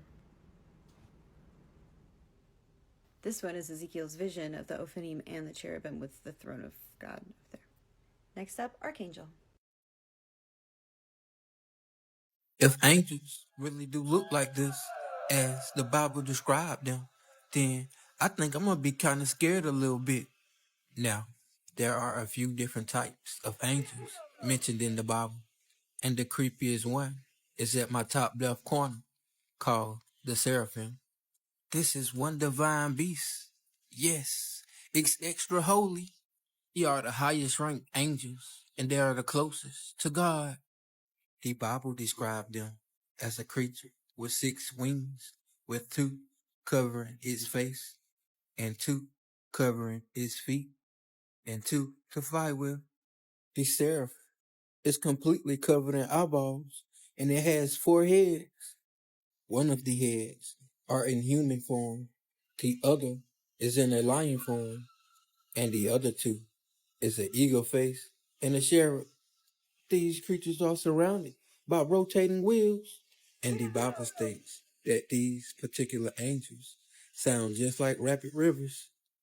Now be honest, what would you do if you was taking your pet squirrel for a swim and you look up and see this? God, I'm gonna keep it real.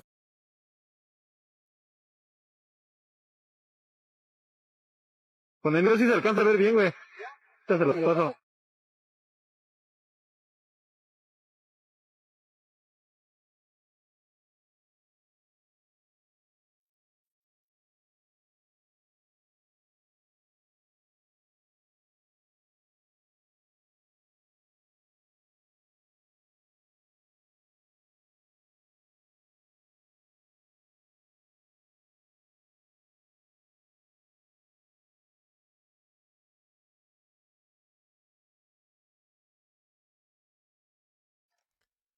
Now you know why it's the first thing they say to you is be not afraid. Because I'm going to be terrified. If I look up and see that, I'm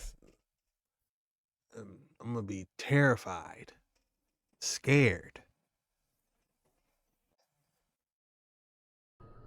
You smile today. Do it tomorrow. You smile today. Do it tomorrow.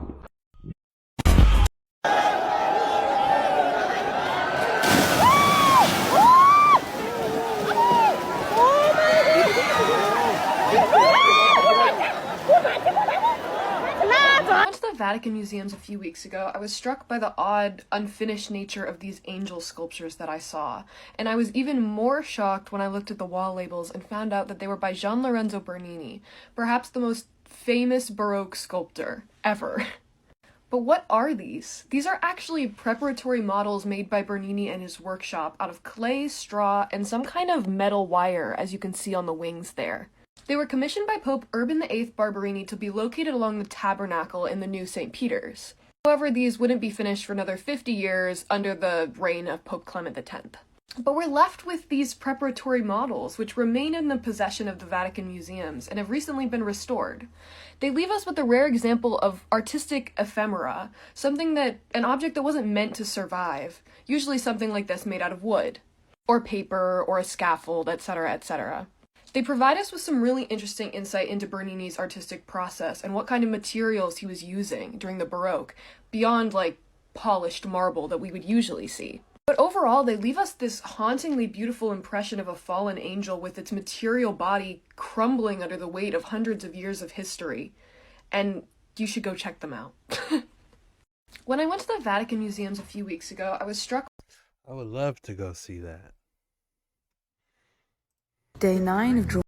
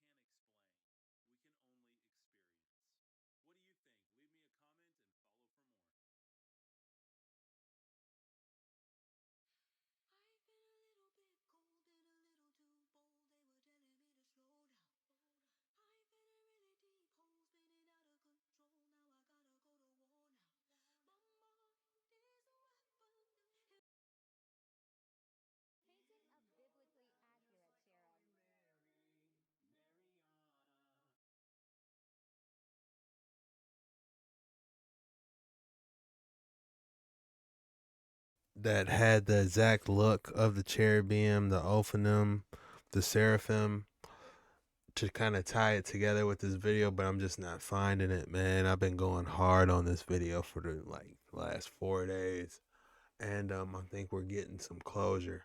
I'm still in the process of finishing it. I'm gonna try to have it to you guys tomorrow. Is Saturday.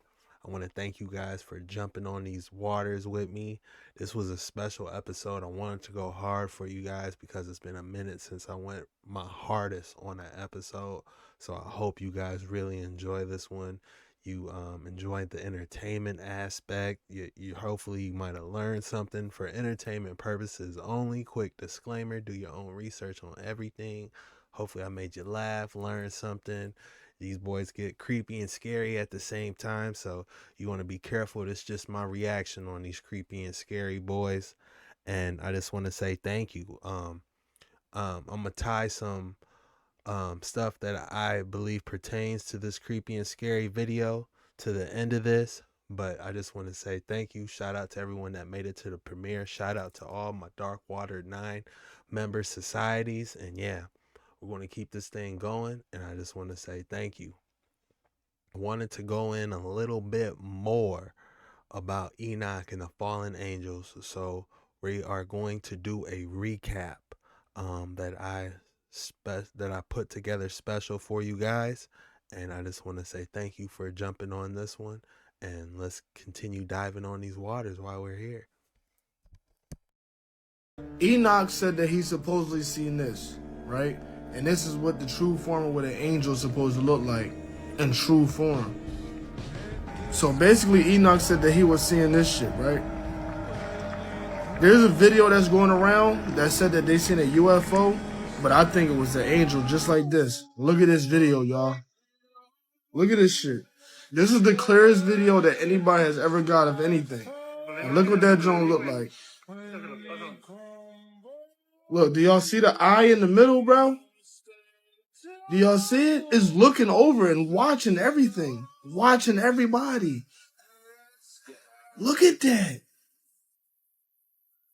Bro. Yo.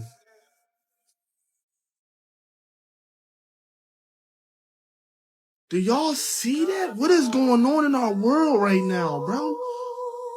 This is only the first.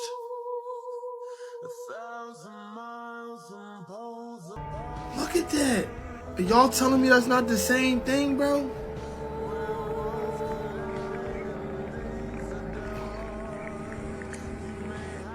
Look at it.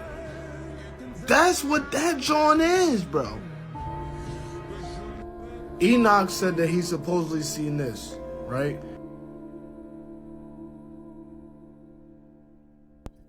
Enoch and Ezekiel seen that. This angel is worse than Satan. The book of Enoch explained a group of fallen angels known as the Watchers, and what they did will shock you.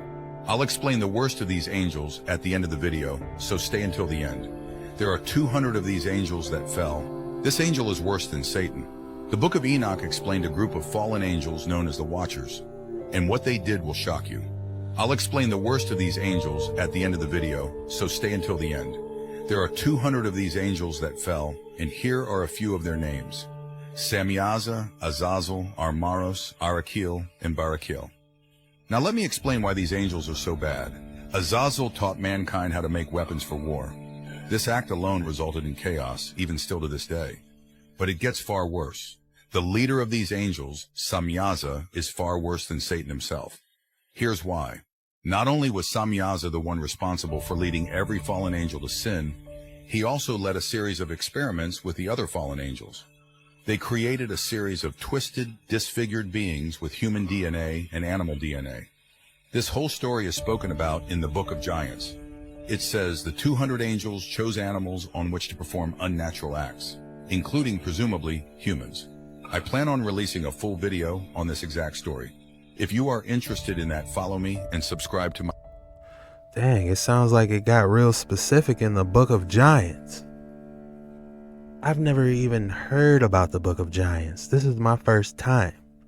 So you know we got to dive into it and see what they're talking about. Samyaza taught humans enchantments and root cuttings. So essentially, Samyaza taught humans about magic. The form of magic he taught humans was most likely dark magic, due to the fact everything these angels taught humans caused us to walk away from God and destroy one another. During this time, everything on the earth was hectic. Between the angels' hybrid offsprings, the fallen angels, and the fallen angels' teachings which affected humanity for the worse, the world became much more dark. Things such as witchcraft became popularized during this time and also after that. We can see this kind of magic prominent in places such as ancient Egypt. Priests were the main practitioners of magic in pharaonic Egypt, where they were seen as guardians of a secret knowledge given by the gods to humanity to ward off the blows of fate. We can clearly see these so-called gods are just fallen angels being worshipped as the false gods that we were warned about in Exodus 20 verses 3-5. In ancient Egypt, the most respected users of magic were the lector priests, who could read the ancient books of magic kept in temple and palace libraries. In popular stories, such men were credited with the power to bring wax animals to life, or roll back the waters of a lake. Samyaza taught humans enchantments and root cuttings. The leper priest, the first thing that comes to mind is when those two pharaohs, or whatever they were, magicians, they threw their staff down and it turned into a snake. And then God told Moses to throw his staff down, and his staff ate both of theirs. That's the first thing that comes to mind when I see lector priest come up. So we got to dive into that. Who could read the ancient books of magic kept in temple and palace libraries. He said ancient books of magic. What type of alchemy, homunculus making books were these? What were they doing?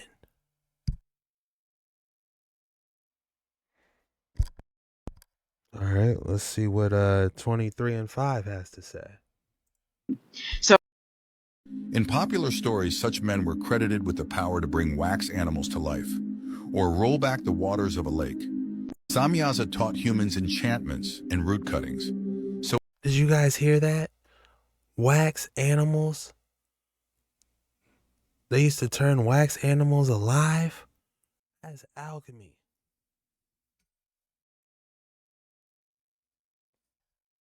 Sit and think about the ancient Egyptian gods and why they are all mixed with these animal-like form creatures, and thought to yourself, what the hell is up with that? But you never really cared enough to investigate. I'm going to tell you exactly what that is, and your mind's going to be blown. Before you say, oh, another geographical history lesson. No, baby, we are not doing that. My name is Aja. I study the occult, the apocrypha, the book of Enoch, and all things spooky, religion, and just plain old mysteries. So I'm gonna let you know right now that this video is not like any other.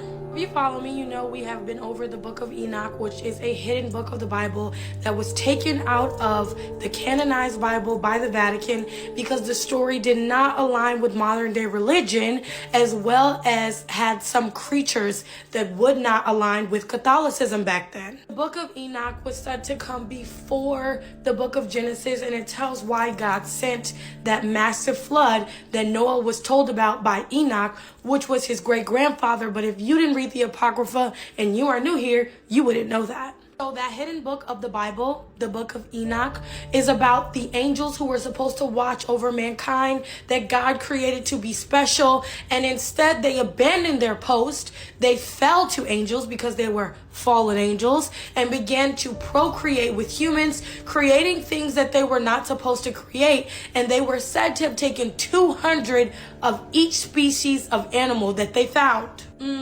Almost like Noah taking 2 of every animal onto the ark.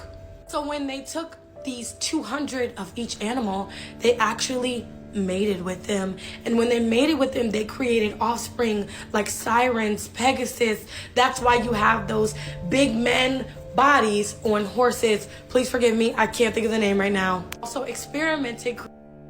Centaur.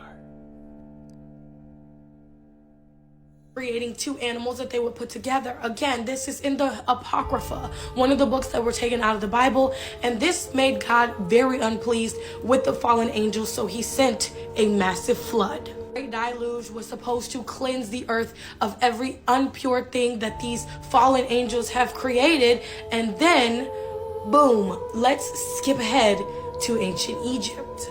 Ancient Egyptian culture is very similar to ancient Sumerian culture, but what I'm about to tell you is going to blow your lid, so please stay with me. Look at some ancient Egyptian art, which what they were known for. They have beautiful artwork. They had amazing preservation of their history. So when you think about that statue, the Sphinx that's missing their nose, you got to think a little deeper, but I digress. Let's keep going.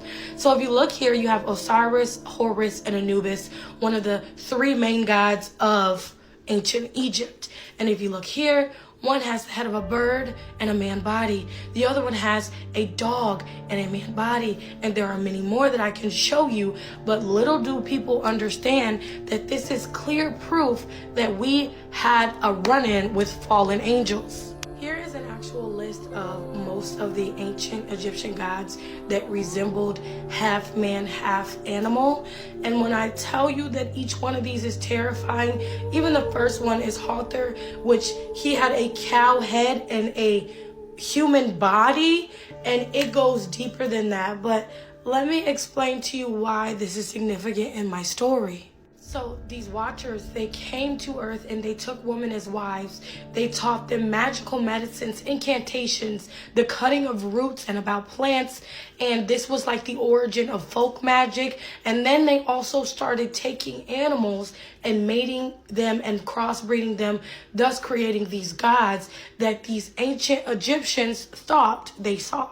And when they talk about the birth of Anubis and Horus, they have these very detailed accounts of how these gods were born and what they were able to do. The story of Anubis, the gods of ancient Egypt, the one specific god Anubis, was that he was born from someone named Seth. And if you are unfamiliar with the Sethites and the Canaanites, they are also in the book of Enoch. Seth and Cain were the sons of Adam and Eve. They were twin brothers. Yes, and the Canaanites were said to be the sons of man, who the Sethites, which were the fallen angels' children, they mated, and these procreated into nephilim, which were giants and every other thing. So if you think that ancient Egypt, these gods are not made from fallen angels, you need to wake up. I am going to do a part 2 because each god is different, and it also aligns with the ancient Sumerian text of the Anunnaki. So thank you for watching, and I hope to see you next time. If you enjoy my content, please go follow me on my channel at MyAjaBay. That's at MAAJA Bay, where a new video will be dropping tonight at 7 o'clock. Thank you. Do you ever sit and think about the... Hey, that was a juicy one. That had all types of information. You know, I've had my thoughts that, man, maybe these Anunnaki, these fallen, they really might have had a run-in. If we looking at all these creepy hieroglyphs and everything that look crazy, this was an actual run-in. You know, I feel like I'm getting somewhere. If I told you that we are literally all practicing the sins of the Watchers according to the book of Enoch. Now, if you followed my series, Enoch, Angels, and Aliens, then you know I've really challenged the idea of, were the Watchers even really the bad guys here? Because the Lord that was in charge of them certainly had some questionable decisions as well. So when we look into the book of Enoch, specifically chapter 7, it says that these watcher angels taught their wives and families, which were the offspring of humans, they actually created their own hybrid line of angel-human hybrids.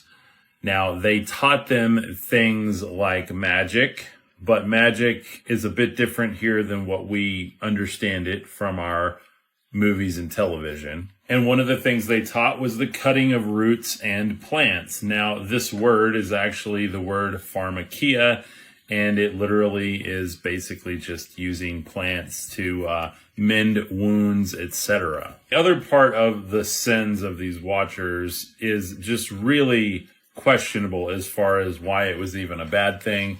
We're going to get into that into the next one. Let me know what you think. Is this an outdated scripture, or is it something we should look deeper into? If I told you that I definitely think it's something we need to look deep into.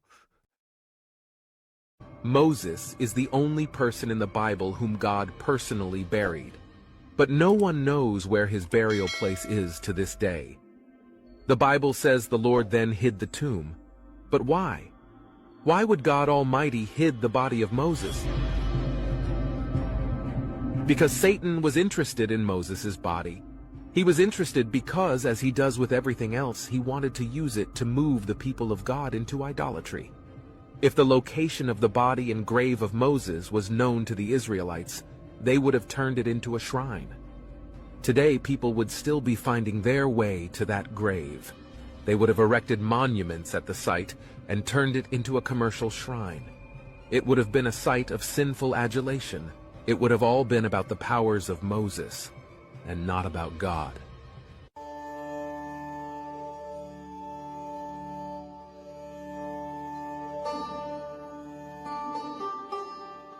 That is the true definition of idol worshipping. This is the reason the Lord hid the tomb. The concealment of the tomb was so important that it sparked an angelic battle in the higher realm. In Jude chapter 9, we learn how the archangel Michael challenged the devil for the body of Moses. People have a propensity to worship the created things rather than our Creator. Moses is the only person in the Bible whom God personally... Well, I ain't lying. You can just imagine if everyone knew where it was right now, man. Nowadays, but people would definitely show their respect, but you know, it's better to be hidden if you ask me. We have some people on Earth that have been trapped here inside of our realm, and no matter what they do, they cannot ascend to the next state of consciousness. These people are called the Watchers. They would sit over humanity and watch their every move. They would also be called jinns or genies. Now they know that they are trapped here in this world, and their whole mission is to bring down as many as they can with them. As you begin to succeed in life, you will notice that you will always have struggles, and majority of the time, it's usually these people that is watching you. They are watching your every move, and they are waiting to bring you down with them. As I make these lectures and help people grow, it's always somebody in the comments spreading negativity. This is a perfect example. They hate to see other people grow because their growth is limited. And they will roam the earth, manipulating the minds of the gods and the goddesses. This was all wrote down in the book of Enoch. These are all soulless vessels that have been trapped here. And during this new age, we will get rid of them. They will not be able to do their illusions and perform their trickery on us anymore. These are the people that will come around and act like they are for you, but whole time, they are trying to bring you down. You guys must be aware of the Watchers. No matter where you go, what you do, somebody is watching you, always. This spiritual war is way deeper than y'all think. We've been fighting against these energies and entities for thousands of years. This ain't just starting now. Everybody that look like us, not with us. Protect yourself and stay safe. Peace and ashe. We have some...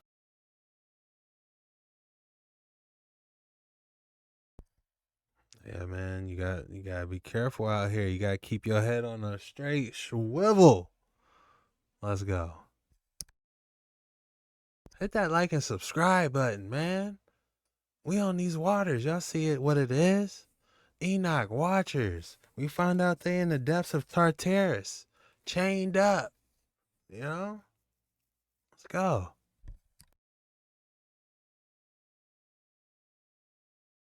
The story of the Watchers is told in the book of Enoch, which is not part of the Bible canon. According to the story, the Watchers were angels who were sent to earth to watch over humans. However, they became attracted to human women and had children with them. These children were called the Nephilim and were said to be giants. The Watchers also taught humans forbidden knowledge such as magic and astrology. This angered God, who sent a flood to destroy the world and punish the Watchers. The story of the Watchers teaches us about the dangers of temptation and disobedience. It reminds us that even those who are close to God can fall from grace if they give in to their desires. It also teaches us about the importance of obedience and humility. Thank you for watching. Follow me for more story. The story of the Watchers is told in The book of Enoch mentions a group of mysterious beings, and these beings are what led up to the creation of what we now call mermaids. The story starts off with a group of angels known as the Watchers. These angels... There are 10 heavens in the book of Enoch. Some of the beings Enoch seen in the higher levels of heaven. There are 10 heavens in the book of Enoch. Some of the beings Enoch seen in the higher levels of heaven frightened Enoch so much that he fell down in terror. The first heaven is directly above the firmament. The firmament is described as some kind of barrier surrounding the earth that has another body of water above it that is bigger than every ocean on earth, according to the book of Enoch. The second heaven is a prison for the fallen angels. The third heaven Enoch saw was a heaven full of paradise for the righteous people. However, there is also another side of this heaven that is similar to hell, and it's for the unrighteous people. The fourth heaven is where the solar and lunar tracks are. This means Enoch seen how all the astrological constellations operated. The fifth heaven is where the watchers are. These are the angels that mated with humans and made the nephilim, giants, and demons. The watchers are described as looking like humans, but giant in comparison. The sixth heaven has 7 groups of archangels. They are described as being extremely bright beings that are even brighter than the sun. The seventh heaven was so frightening to Enoch that he literally began trembling with fear. In this heaven he seen the fiery armies of the archangels, the seraphim, the cherubim, the dominions, the origins, the authorities, and the many-eyed thrones, and even more angels. We don't know most of the angelic races I named, however we can just imagine how frightening this was. The 8th heaven is where the seasons are changed. The 9th heaven is where the zodiac is contained. And the 10th and last heaven has God himself present. Enoch describes God's face as being supremely awesome and supremely frightening. There are also cherubs and seraphim angels singing in this heaven. Did you know there are 10 heavens in the book of Enoch? Some of the beings Terrifying and magnificent at the same time would probably be an understatement.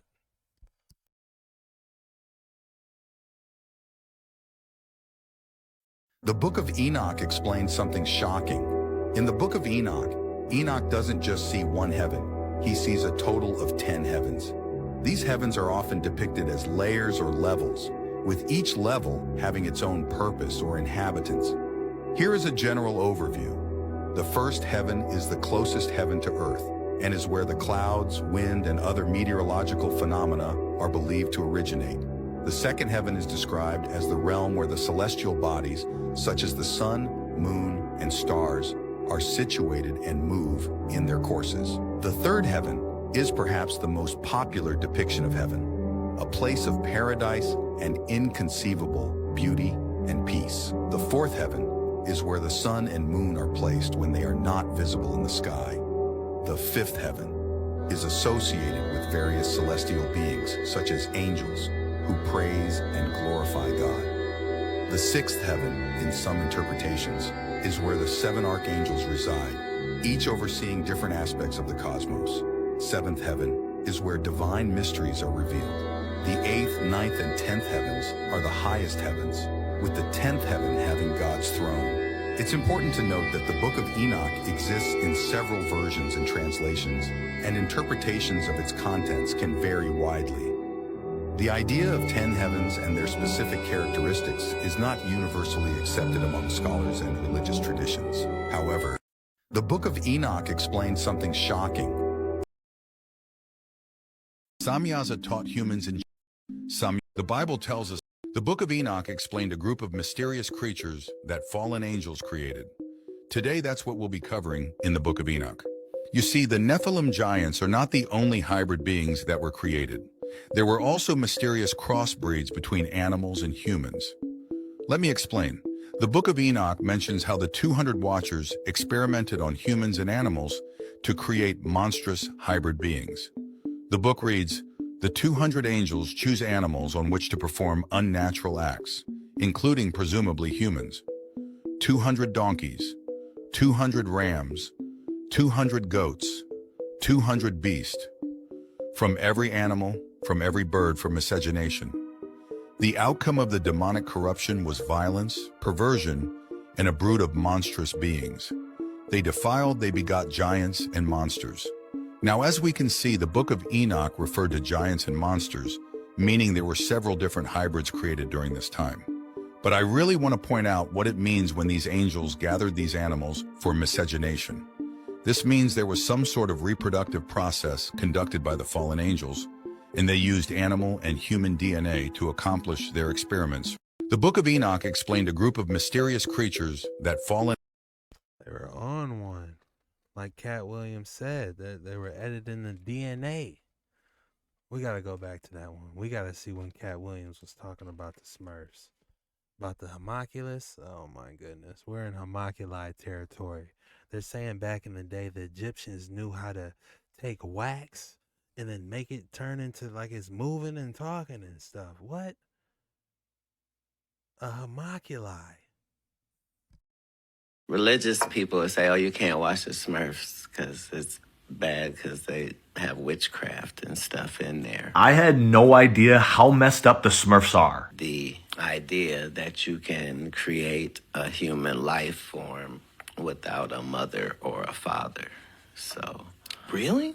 That's what the Smurfs are based on? In the Smurf stories, Gargamel, the evil wizard, created the Smurfs. They say they made them from clay, but that's really the homunculus. And when you dive into the actual history of homunculus, it is dark. They actually believed that tiny men lived in semen. There are some cultures that did some crazy experiments, and Cat Williams thinks they're still doing it today, just a little differently. Somebody's history, I don't want to say what race of people or group of people it is, but in somebody's history, you know, there was this homunculus. Like a genetically engineered human? Life form. Life form. Mm-hmm. Creature. Right. Whoa. And so, you know, it's spoken of in history very sparingly. You know, a lot of things in the world are about perception, you know? Yeah. So we don't believe that there's clones. We don't believe that because we don't feel like we have the technology. Religious people would say, oh, you can't watch the Smurfs because, like, even the Smurfs story. The Smurfs are based on something? Religious people would say, oh, you can't watch the Smurfs because it's bad because they have witchcraft and stuff in there. But the whole thing is, it's based on this, the homunculus, the idea that you can create a human life form without a mother or a father. So. Really? That's what the Smurfs are based on?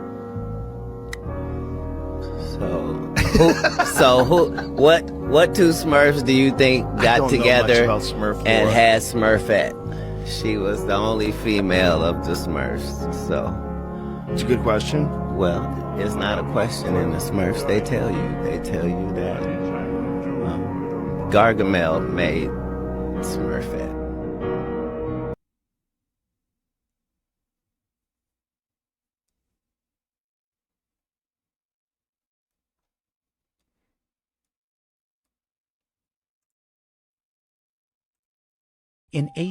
So I have been reading the Dead Sea Scrolls, the Apocrypha, and specifically the Book of Giants, and one thing I don't understand is why society tries to treat these books as if they are not real.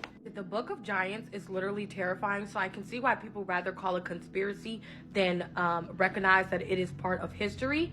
So I'm going to share some of these things with you and show you the Book of Giants, and we're going to go through it together. Those of you who are unfamiliar with the Apocrypha and the Dead Sea Scrolls, the Dead Sea Scrolls contain parts of the Apocrypha, and the Apocrypha are books of the Bible that were left out of most Bibles. The Apocrypha was left out of Bibles because they include things like visions of the apocalypse, things about aliens, and stuff that just does not align with modern religion. The Dead Sea Scrolls were discovered in 1946 over a period of 10 years, and it was found off the west bank of the Dead Sea, and it includes Jewish manuscript from the Second Temple period. So these set of scrolls were found in a cave called the Qumran Cave, and they contain things from 1st and 2nd BC. This will be the next episode on my podcast, which you can find on Spotify under the name That's Insane with Aja. Actually go and see the Dead Sea Scrolls. They're on display. Well, some parts of them, because other parts are kept locked away in the Vatican.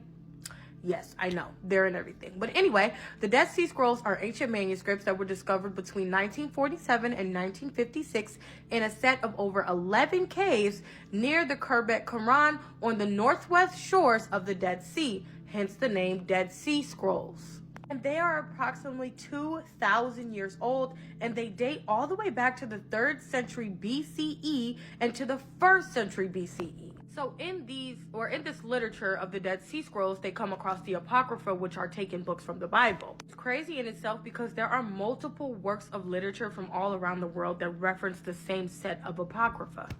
There are 10 manuscripts of the Book of Enoch in the Dead Sea Scrolls, as well as the Book of Giants. The Book of Giants in itself is absolutely wild, so let's just dive into that now.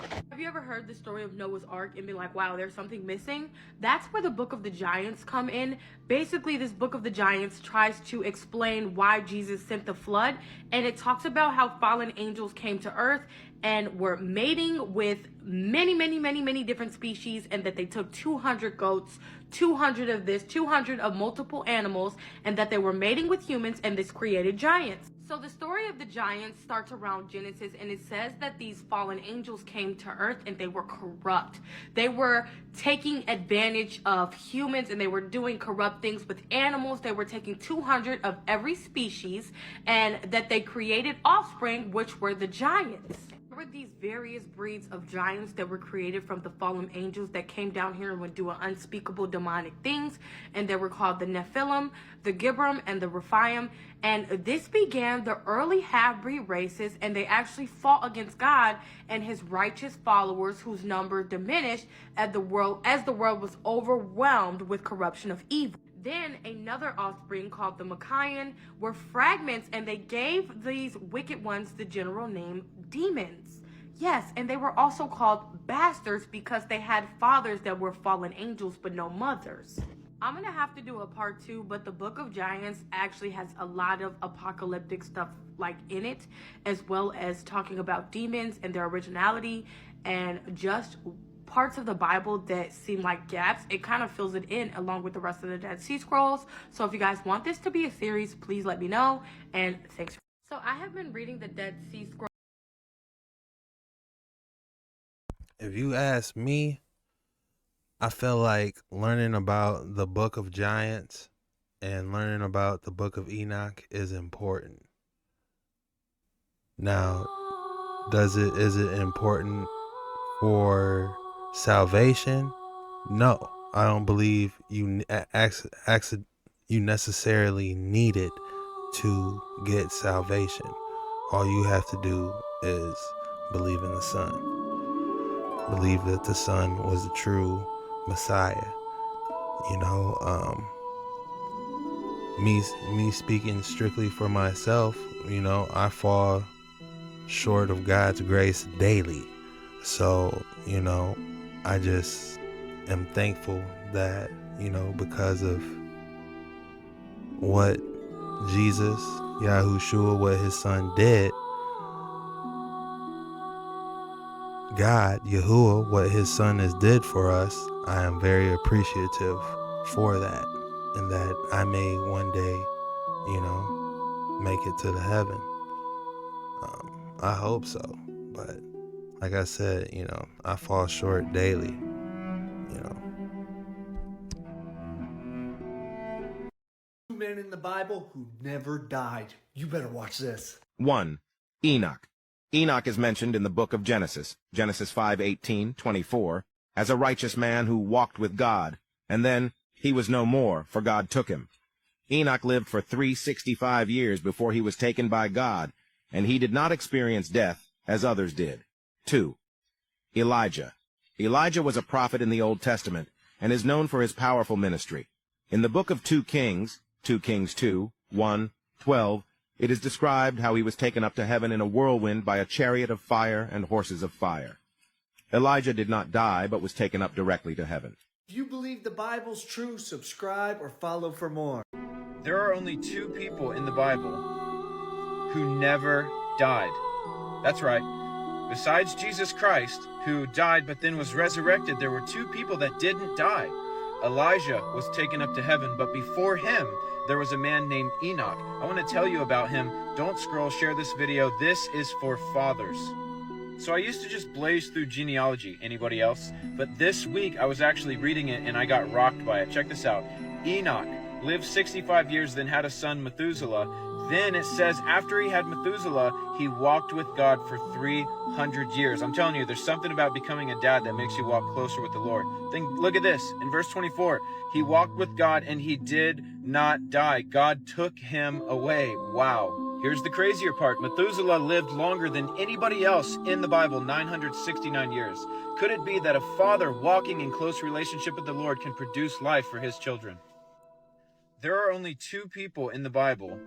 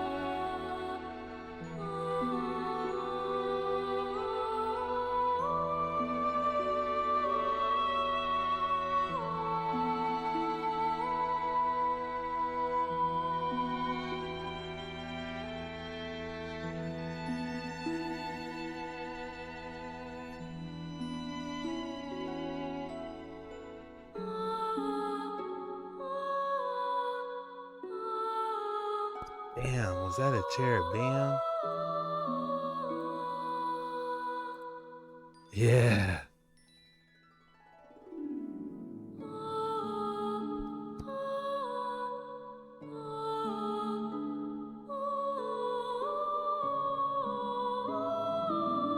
Oh, that was Lot's wife. The pillar of salt. Don't look back.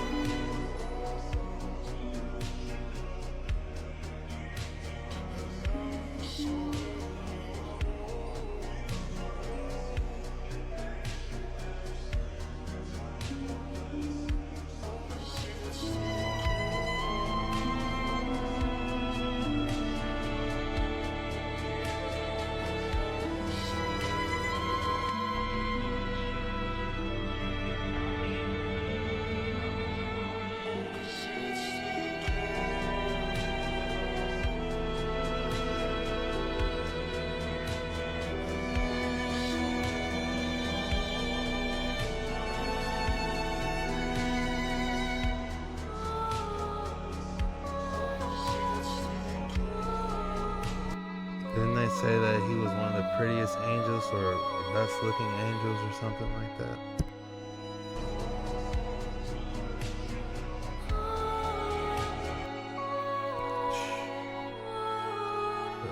You gotta keep your head on a swivel.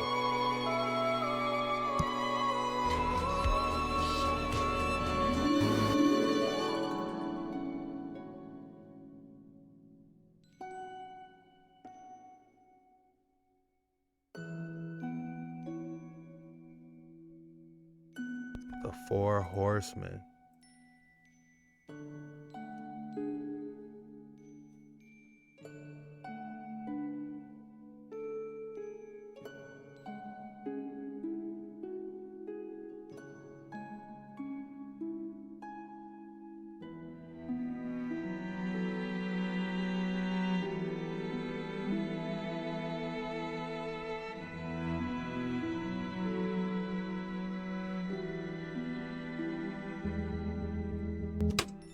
When you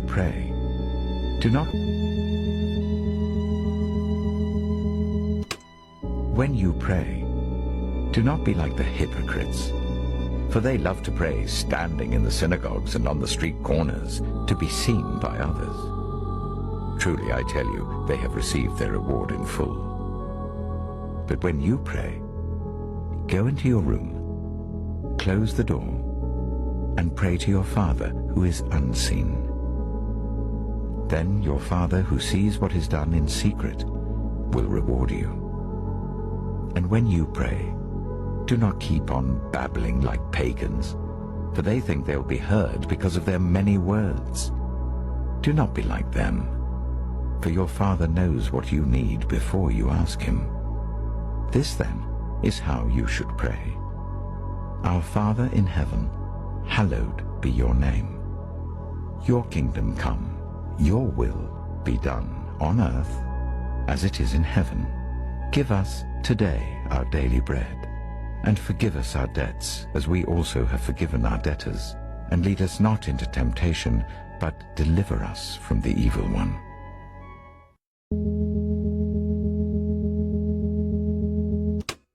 When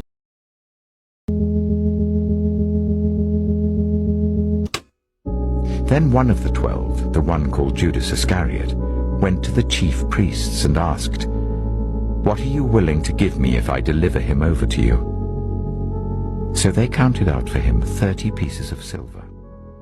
From then on, Judas watched for an opportunity to hand him over. When evening came, Jesus was reclining at the table with the 12, and while they were eating, he said, "Truly I tell you, one of you will betray me."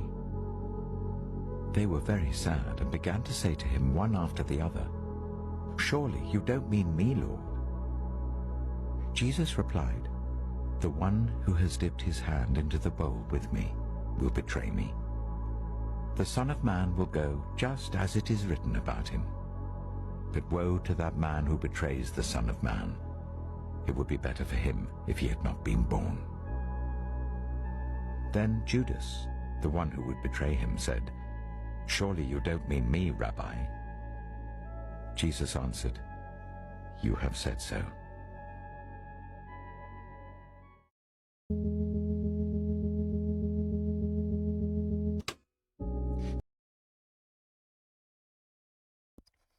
Judas betrayed Jesus for 30 pieces of gold, but I do it daily for nothing.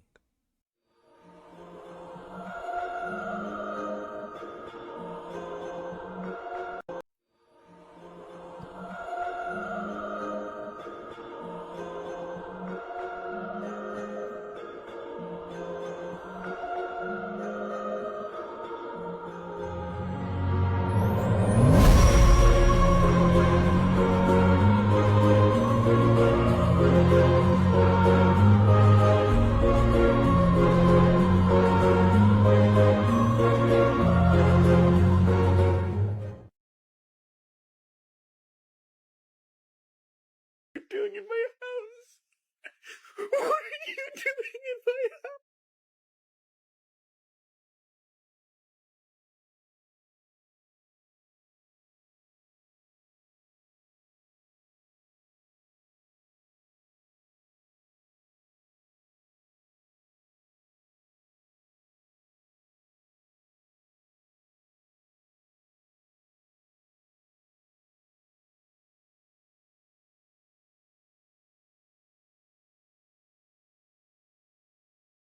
This video is going to be on the Watchers from the Book of Enoch.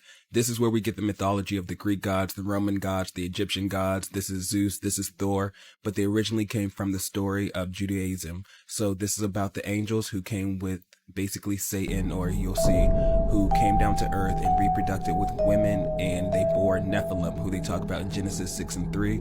Let's watch the video together and tell me your thoughts. In today's episode, we continue through the Book of Enoch in chapters 6 to 8, which gives us vivid details about these very Watchers, who they were, what they wanted, and perhaps most importantly, how these evil angels corrupted mankind. The chapter begins to paint us an image of the era in which the Watchers make their move. We are told that it was a time where man had multiplied greatly, and humanity appeared to be on an upward trajectory, with more and more lives being born. In this time, we are told that the daughters of the men were comely and beautiful, not just in their looks, but in their innocence, their spirit, and their righteousness. It appeared to be a time where if there was sin, it had not been proliferated or exacted in the capacity that would come to follow. But sin would soon make its mark on the earth, when the Watchers, a group of angels in heaven, noticed the beautiful women, and were enraptured by them. The most interesting takeaway from this chapter shows us that temptation is not just something humans have to deal with, but that also the angels themselves can be swayed by sin. The Watchers, as their name suggests, were deemed by God to do exactly that, to watch over the humans and never intervene. So it is by this that we see them painted as something of antagonists in these chapters, for the very first action we see them commit is a violation of God's rules.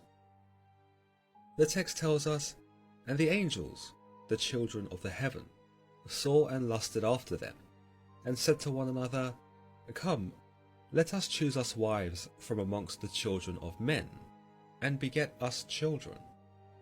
You'll notice that the chapter seeks to highlight the severity of temptation, in that the angels, in this case, are referred to as the children of heaven, and that even these creatures, divine as they were, gave into their impulses.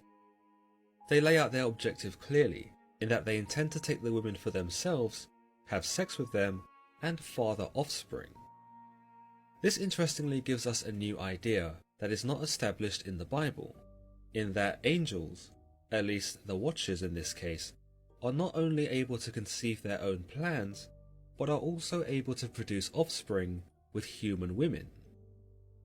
It would also appear that their desire wasn't just stirred by the beauty of the women, but by their desire to father children, suggesting that, like us, the divine creatures also foster an innate urge to procreate, or at least share the values of the mortal men of the time, where extending one's own bloodline and legacy was imperative.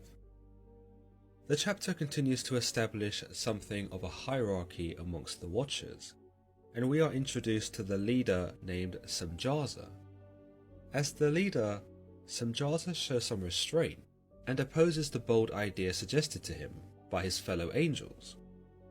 We are told, "And Samjaza, who was their leader, said unto them, I fear ye will not indeed agree to do this deed, and I alone shall have to pay the penalty of a great sin."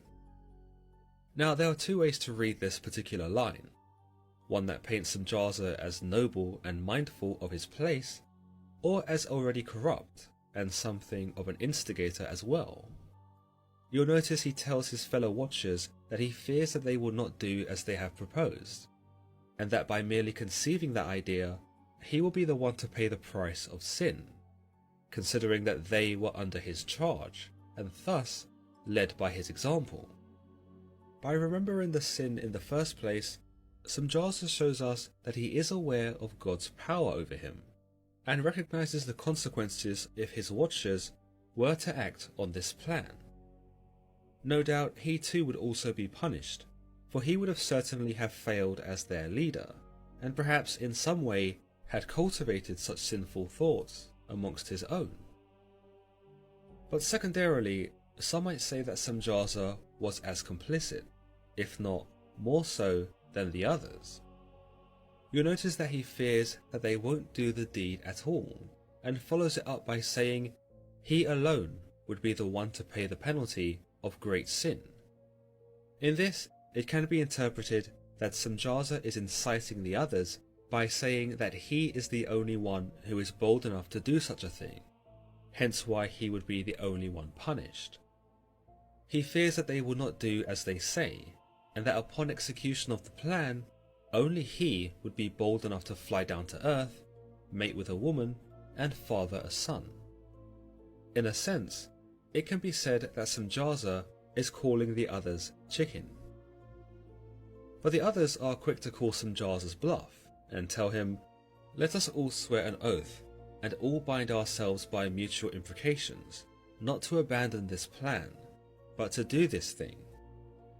Here, the deceptiveness of Samjaza can be identified, for it can be said he provoked the others into action by suggesting that they were not as brave as him.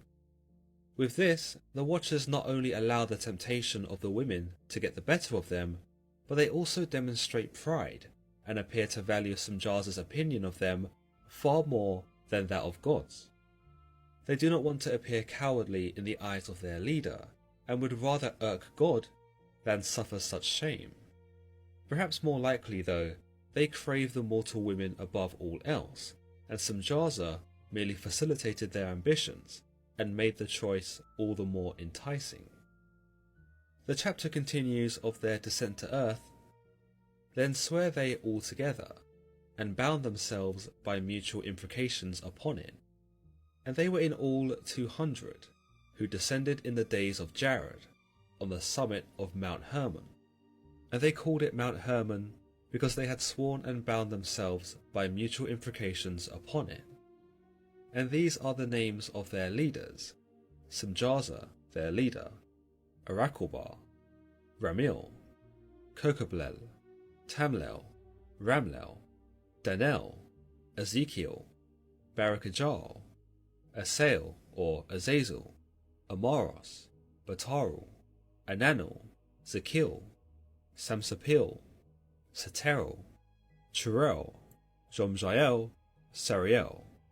These are their chiefs of tens. Here we learn that there were a total of 200 angels who descended from the heavens to lay with the mortal women, and that their landing was upon the summit of Mount Hermon. We also learn that this all took place in the times of Jared, the father of Enoch, and the 6th generation descendant of Adam and Eve. Unfortunately, I cannot be certain about the pronunciation of the names of each of the angels, and depending on the translation or version of the Book of Enoch, the names can be spelled differently or appear entirely different altogether. However, the relevance of each angel's name does not appear to affect the Book of Enoch in any conceivable way, and it would appear that the naming of the angels was merely the original author's method of giving some character or significance to these particular watchers, who are described as the chiefs, and possibly the lieutenants of Samjaza. Please take a look at these images. Which person do you think is older? Well,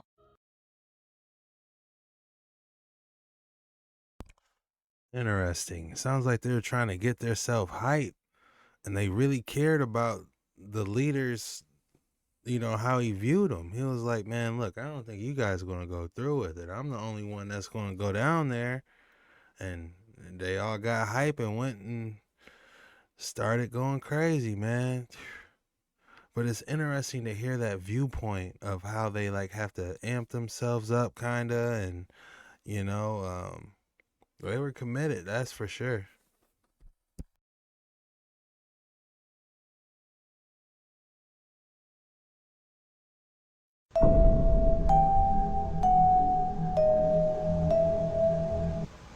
Chapter 7 continues with the unfolding of the Watchers' plan, as we see them take the mortal women as wives. The text tells us, "And all the others together with them took unto themselves wives, and each chose for himself one, and they began to go in unto them, and to defile themselves with them. And they taught them charms, and enchantments, and the cutting of roots, and made them acquainted with plants." There is no indication that the women consent to the advances of the angels, or whether they are taken by force, but it would perhaps not be so difficult for the angels to deceive the women into sleeping with them. In any case, we are told that the Watchers defiled themselves with the women, suggesting they engaged in multiple sexual debaucheries and moral turpitudes. But interestingly, it would seem that the Watchers did not return to heaven after, but instead stuck around for a bit, perhaps intrigued by the mortals or otherwise infatuated with their beauty. They began to teach them charms and enchantments, the cutting of roots, and gave them knowledge of plants. Here it can be interpreted that the Watchers taught the mortals the use of magic, that which was forbidden knowledge, and not the sort of thing that God had ever intended for man to wield. The charms and enchantments are unfortunately not specified in the text. Yeah, because the video we watched yesterday, it said we weren't even supposed to write or read. We were, by the sounds of it, we were just supposed to be just living, walking around, enjoying everything on the highest frequency, just enjoying the best of nature, just walking around in pure euphoricness, you know? That's what I'm starting to believe. So like they're teaching them the cutting of roots, they're teaching them all this stuff. They weren't meant to learn this because they didn't need it, is what I'm starting to get from it. But they appear to contribute to the earlier remark of the Watchers being defilers, perhaps defiling mankind's innocence with the practice of what might have become witchcraft or sorcery. We are then told more of the sin that would come to have greater repercussions on the earth, and that was the conceivement of the children between the Watchers and the mortal women. We are told, and they became pregnant, and they bare great giants, whose height was 3,000 ells, who consumed all the acquisitions of men, and when men could no longer sustain them, the giants turned against them, and devoured mankind. Here we are told that the women gave birth not to regular babies, but instead bulbous beasts that were as tall as 3,000 ells, and not without a temper. These giants, thought to be the Nephilim, were monstrous, and had insatiable appetites, so much so that we are told here that they consumed all the acquisitions of men, most likely their cattle. When the food ran out, the Nephilim turned violent and began to consume mankind themselves. So disastrous were the Nephilim that no one was able to keep them in check, as they ran amok on the earth, more savage than anything that had preceded them. Chapter 7 concludes by telling us that mankind were not the only victims of the Nephilim's rage, as we are told, and they began to sin against birds, and beasts, and reptiles, and fish, and to devour one another's flesh, and drink the blood. Then the earth laid accusation against the lawless ones. The consequences of the Watchers' actions are dire to say the least, and this is before God has even intervened. The Nephilim instead can be seen as an effect of karma, and also a caution that bad things will eventually take shape in one's life should they sin. And you gotta think, you know, for the fallen angels to come and be with these women, and then they made these giants, they had to be on the earth for a minute for these giants to grow full of age. Who knows how many hundreds of thousands of years this was going on. For them to, it said they ate all the cattle. Exactly how long does it take to eat all the cattle? You know, that could probably take a good, 100,000 years to eat the cattle. So this was just going on for a minute.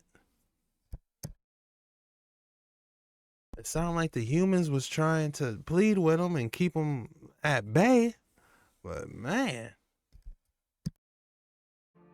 The Watchers were probably not expecting to produce such monstrous creatures, and saw only the short-term gratification of their needs. But the story seeks to show us that everything has a price. While Samjaza is seen to consider the ramifications of sinning, he only considers the consequences his actions will earn from God, and omits the earth altogether. In this, the Watchers demonstrate arrogance, and likely believe themselves to be so above man that they do not care about the repercussions that the mortals then have to sustain. The Nephilim in this sense then become man's problem, as the Watchers do not claim ownership of them, nor do they take fatherly responsibility for the creatures they have spawned. Their impetuous actions are even denounced by the earth itself, where the Watchers are deemed as lawless ones. Considering the appetites of the Nephilim, I do not think it is out of the realm of possibility to suggest that they too try to consume the Watchers, divine or not, and that here the Watchers may have come to see the folly of their actions. In fact, it is uncertain whether the Watchers were really able to enjoy Earth thereafter, nor whether they themselves were even strong enough to oppose the creatures that they had fathered.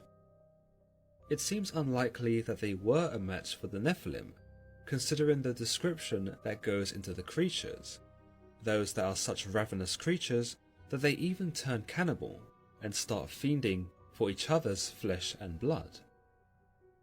Chapter 8 of the Book of Enoch tells us more about what the Watchers taught mankind whilst they were on Earth, and how they went about with their corruption.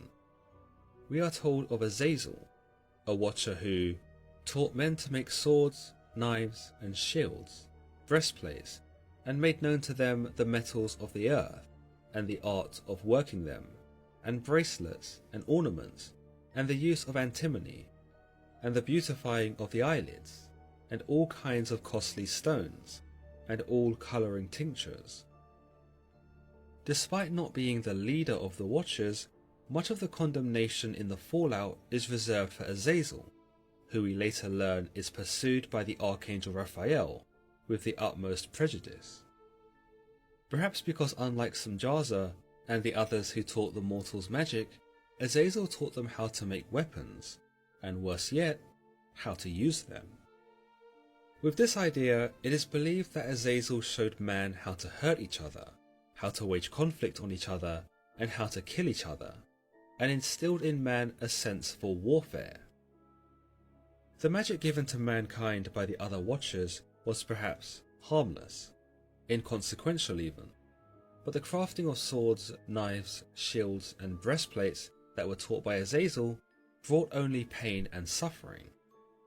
You'll also notice that Azazel is responsible for man's mastery over the metals of the earth, and the art of crafting them into bracelets and ornaments, objects that would be fought over or even idolized by mankind. It is these sorts of items in jewellery, ornaments, and costly stones that would inspire greed and envy, destructive sins that would corrupt man. The beautifying of the eyelids is another interesting aspect mentioned in the passage, and some have thought that this was in relation to makeup and cosmetics, and that Azazel taught the less beautiful women how to compete with those who were naturally blessed in the looks department. Some have also said that this painting of the face was a deception, and that Azazel instructed the women to do this in an effort to entice men and make the world promiscuous. In any case, the Watchers' efforts to corrupt man were successful, as chapter 8 tells us, and there arose much godlessness, and they committed fornication, and they were led astray, and became corrupt in all their ways. The other Watchers are also named and shamed in this part of the chapter, where we are told, Samjaza taught enchantments and root cuttings, Amaros the resolving of enchantments, Barak Kajal taught astrology, Kokoblel the constellations, Ezekiel the knowledge of the clouds, Erekiel the signs of the earth, Shamsiel the signs of the sun, and Sariel the course of the moon. Here we are given more insights as to what mankind was taught, and how in the eyes of God his creation was corrupted. Mankind appears to have been given the keys to the universe during the Watcher's visit, and while some of these teachings might seem benign enough, the Book of Enoch reserves that this was not God's intention, and that the Watchers had superseded him, thus angering him beyond measure. Some might also say that with the Watchers teaching mankind about the signs of the earth, the sun and the moon, as well as the constellations and the clouds, man gained independence from God. But in doing so, it can also be said that the Watchers invoked in man a thirst for understanding and a cultivation of an ambitious attitude that would set man off in seeking knowledge more than salvation.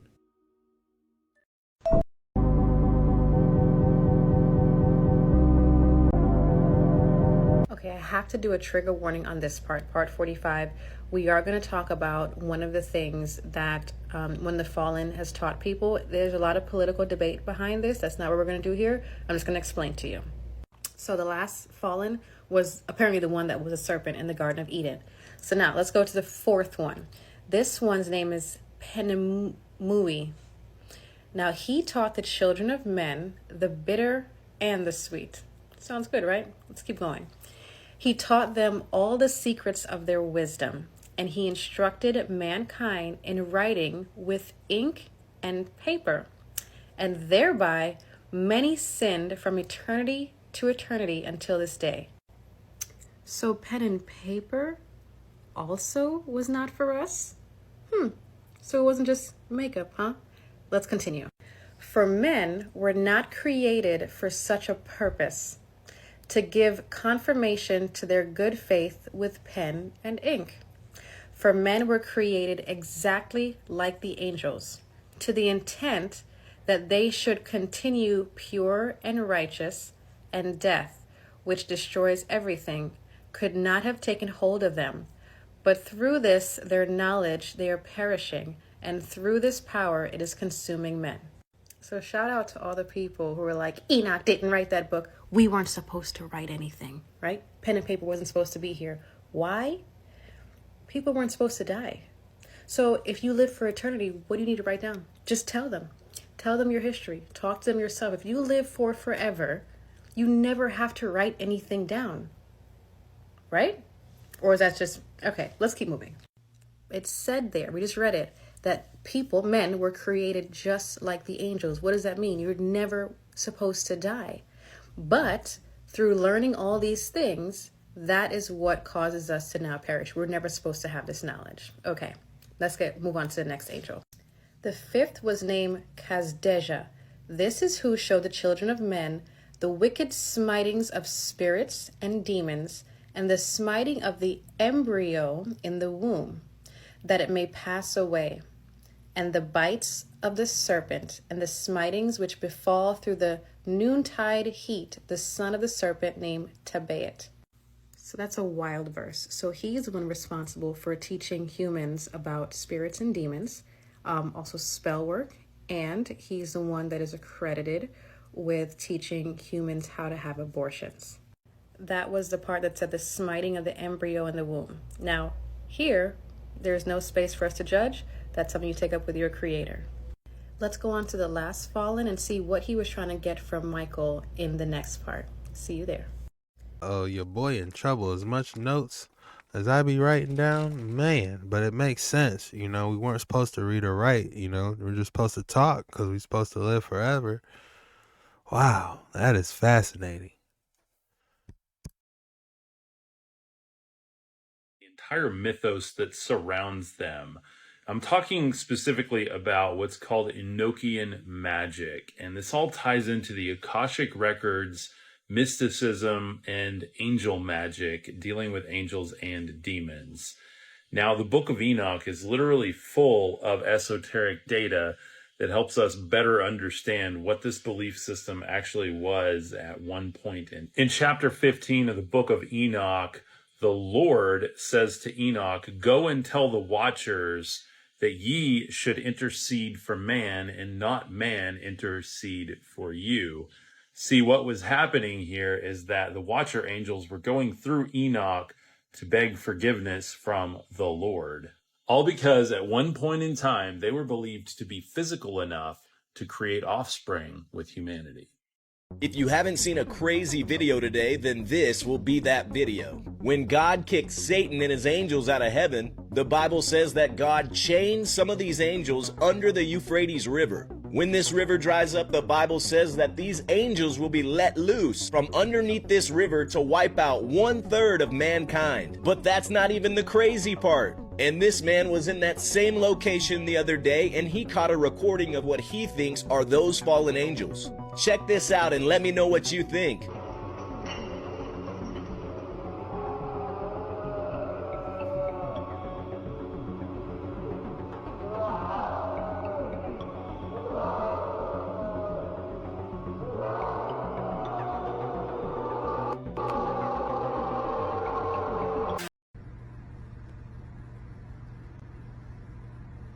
Hi, everybody. Hi, everybody. The return of the Watchers. What does the Bible say about the return of the fallen angels? Human women. Many of you are familiar with the story of Genesis 6. The sons of God, the B'nai Elohim, saw the daughters of men, that they were beautiful, and made them wives. And they had children that were the nephilim, the legends of old, the men of renown. Jesus says, as in the days of Noah, so it'll be in the days of the coming of the Son of Man. And when Jesus is speaking of Noah's day, he references marriage. But who does the Bible define as being married in Noah's day? If you go back and look at Genesis chapter 6, verse 2, you'll see that it's actually the sons of God marrying the daughters of men. Angels marrying human women and having intercourse with them and having children. This will continue in the time of the end. We know now that those specific angels are bound, but in the tribulation they'll be released. It's happening a little bit now with others.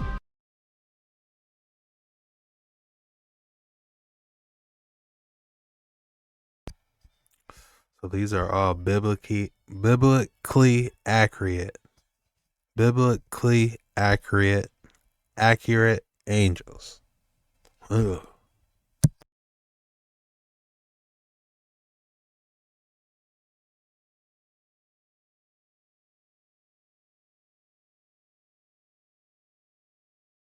You will not believe. Who are the Watchers? Let me explain. The Book of Enoch describes the Watchers as heavenly beings who were originally assigned to watch over humans on earth. However, they came down to earth and married the daughters of man because of their beauty. They had kids with them called the Nephilim, taught humans how to use weapons, build fires, and use sorcery. The Nephilim were giants who went around destroying everything, and the teaching of weapons and warfare led to great bloodshed. The leader of the Watchers was the angel Samyaza. The Book of Enoch also lists another 199 Watchers, such as Barakiel, who taught humans astrology, Gadriel, who taught humans the use of weapons, and Chezekiel, who taught humans meteorology. Who are the Watchers? So what does the Watchers race of fallen angels have to do with Noah and the flood? Welcome to part 8 of Watchers and Mount Hermon, and what we're really missing in our biblical and scriptural accounts of the beginning of time and why it matters for the end of time. So the movie Noah with Russell Crowe actually got a lot more right than we want to believe. It caused a lot of controversy, but several of its depictions were actually more accurate to Scripture. Genesis 6, 1 through 22, man began to multiply on the land, and daughters were born to them. The sons of God saw that the daughters of man were attractive. They took as wives as they chose. Then God goes to Noah later on and tells him to build an ark so that God can wipe out the children, these unholy union children, the Nephilim, and begin to reverse what they did on Mount Hermon. Angels created demons.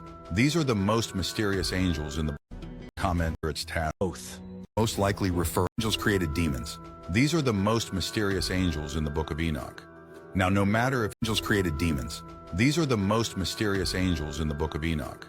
Now, no matter if you're a Christian who isn't so sure about the book of Enoch, the book of Enoch literally explains the fallen angels that are in the book of Genesis. These are the angels I'll be talking about in this video. In this video, I'll explain the full history of the Watchers, so stay tuned while we go on this ride through the book of Enoch. Here's a basic rundown of who the Watchers are. The Watchers are a group of angels in the book of Enoch, and they reside in the fifth heaven. And if you are confused as to why I said fifth heaven, it is because the book of Enoch describes 10 different levels of heaven. If you'd like a separate video on the 10 levels of heaven, comment 10. Now let's get back to the Watchers. There were a total of 200 Watchers tasked to watch over humanity.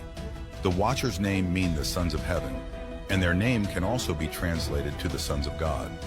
These beings are described in great detail in the book of Genesis, which we'll touch a bit. But I want to mention a very interesting comment I seen on one of my other videos.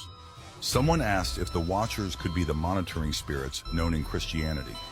This is a very good question, since the Watchers are a class of angels that watched over humanity, and monitoring spirits are known as spirits tasked to watch and document humanity as well. Let me know what you think in the comment section below. Now let's look in Genesis, where the story of these fallen angels is described in more detail. Genesis 6 verse 2 mentions how the sons of God took human wives. These angels and human women had children, and their children were known as the Nephilim. These offsprings of the Watchers and human women were giants. Check out my video I made about these fallen angels' offsprings here. Now we have to go back, so you understand just how terrible this union was. It is forbidden for angelic hosts to co-create with human beings. So here's what the leader of the Watchers said to the other angels. I fear ye will not indeed agree to do this deed, and I alone shall have to pay the penalty of a great sin. And they all answered him and said, Let us all swear an oath, and all bind ourselves by mutual imprecations not to abandon this plan, but to do this thing. Then swear they all together, and bound themselves by mutual imprecations upon it. 1 Enoch verses 3-5. I want to briefly explain the leader in more detail than I ever have previously. His name is Samyaza, and many believe this angel is actually Lucifer written in a different story because of how similar their story is. Let me explain. Firstly, Samyaza and Lucifer are both known as the angels who caused the angels to sin against God. Secondly, both of these angels are said to be the most powerful amongst their peers. Ironically, Lucifer's original angelic name is Samael, which is very similar to Samyaza, which is something I wanted to point out. Now let's dive into what the Bible has to say about this. Let's go back to Genesis, where it says, the sons of God took wives upon themselves. Notice how in that verse it doesn't mention Lucifer. So these are a completely different class of angels that the book of Genesis is referring to. This verse is most likely referring to the Watchers in particular. This is more likely the case because remember what the Watchers' name means. Their name literally translates to the sons of God or the sons of heaven. So I personally believe that verse explains how the Watchers found human women attractive and then took wives for themselves. Since the Bible never mentions Satan himself mating with humans, Satan only deceived humans. Also, there are several races of angels, even in the book of Enoch. The Watchers are actually not as powerful as the other races, but they hold a bunch of significance in the book. Let me explain. And I'll also explain how these angels created demons. First, we must cover the unnatural acts Watchers exploited humans to. Not only did the Watchers make the Nephilim, the Watchers also taught humanity a series of heavenly secrets, forbidden knowledge, and false religions.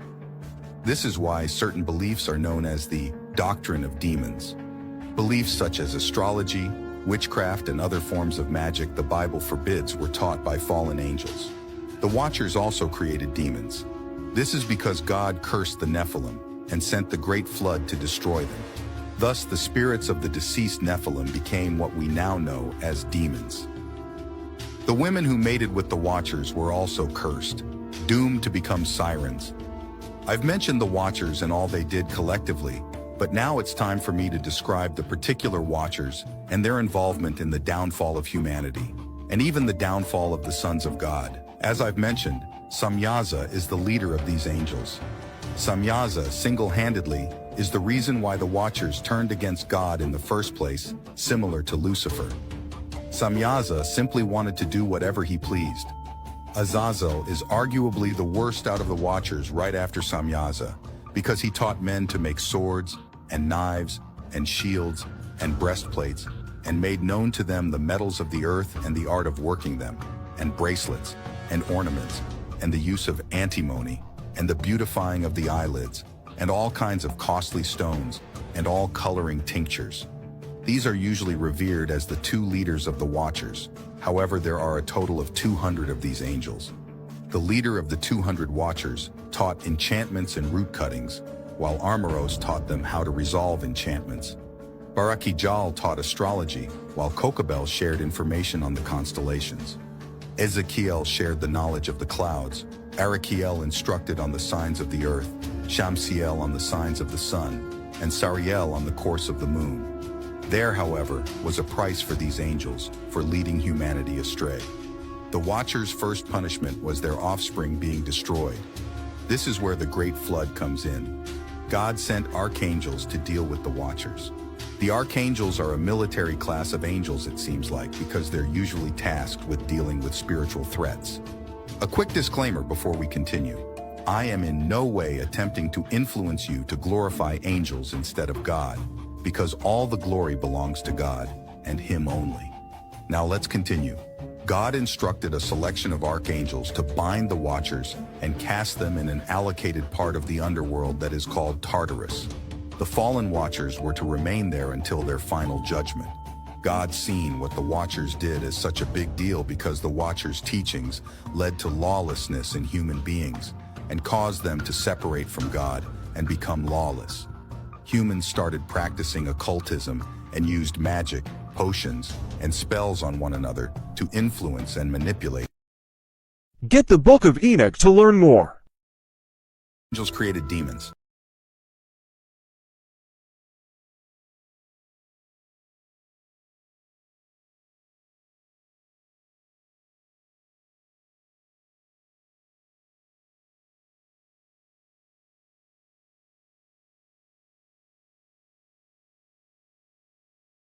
As we continue our series on the Book of Enoch, we are getting into the sixth heaven, or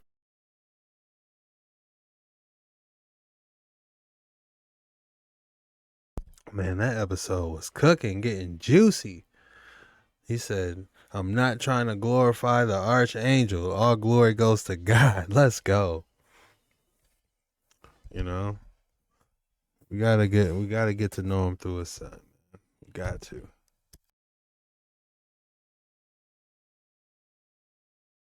As we continue our series on the Book of Enoch, we are getting into the sixth heaven, or the sixth dimension.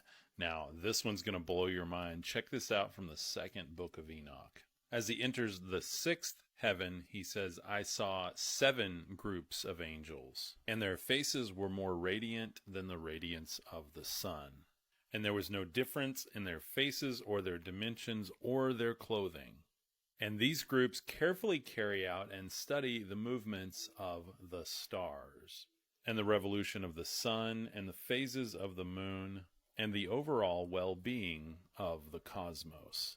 Here in the sixth heaven, I am lovingly referring to this as the guardian domain. Now, this is different than the fifth heaven, or the fifth dimension, that we called the veil, the place just outside of time. So this is beyond the veil, beyond time, and beyond the three-dimensional realm, in what I am calling the guardian realm. By the end of this series, you are going to see how all of these realms, heavens, or dimensions literally correlate together to make up our known experience of reality, even hinting at things like our known understandings and theories of physics.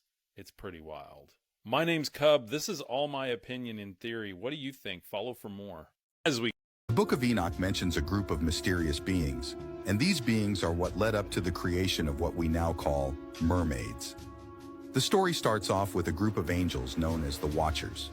These angels came to Earth and mated with human women, and this unholy union resulted in the biblical giants we know about in the book of Genesis. Check out my full video explaining the Watchers here if you're interested. However, the Watchers, the Nephilim, and the women that mated with the Watchers all paid a price for this unholy union. The Watchers were bound in a place known as Tartarus. The Nephilim were destroyed in a great flood, and the women who mated with the Watchers, well, they were cursed to become mermaids. Tartarus? Like Tartarian Tartarus? What?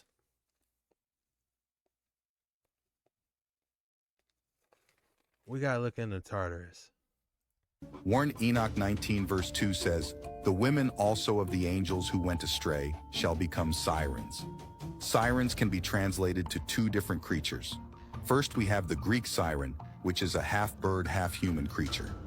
And then, siren can also be translated to mermaids. However, over time, the word siren has been a title to describe a particular type of mermaid that sings a hypnotic song that lures men off their ships to their watery demise. There is even a show called Siren that is about mermaids. Originally, mermaids were human women, and this is why in several films they turn into human women. It is because that is their original form, although they can't turn back into humans since they are cursed. And they're not anywhere near as beautiful as they're portrayed according to first-hand accounts with these creatures. The Book of Enoch mentions Those mermaids look like they were ready for action. We better hurry up on these waters before one tries to get us. This video is going to be on the Watchers from the Book of Enoch. This is where we get the mythology of the Greek gods, the Roman gods, the Egyptian gods. This is Zeus, this is Thor, but they originally came from the story of Judaism. This video is going to be on the Watchers from the Book of Enoch. This is where we get the mythology of the Greek gods, the Roman gods, the Egyptian gods. This is Zeus, this is... We're talking about something/somewhere that puzzles many modern Bible readers. Tartarus!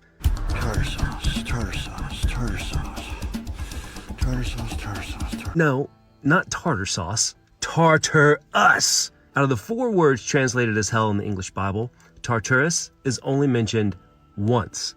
But in its one use, oh baby, it makes an impression and brings up loads of questions. And extra biblically, in texts that were important to the early church that didn't make the final canonical cut, so to speak, Tartarus was a big deal. Ever hear of the Watchers or the Nephilim?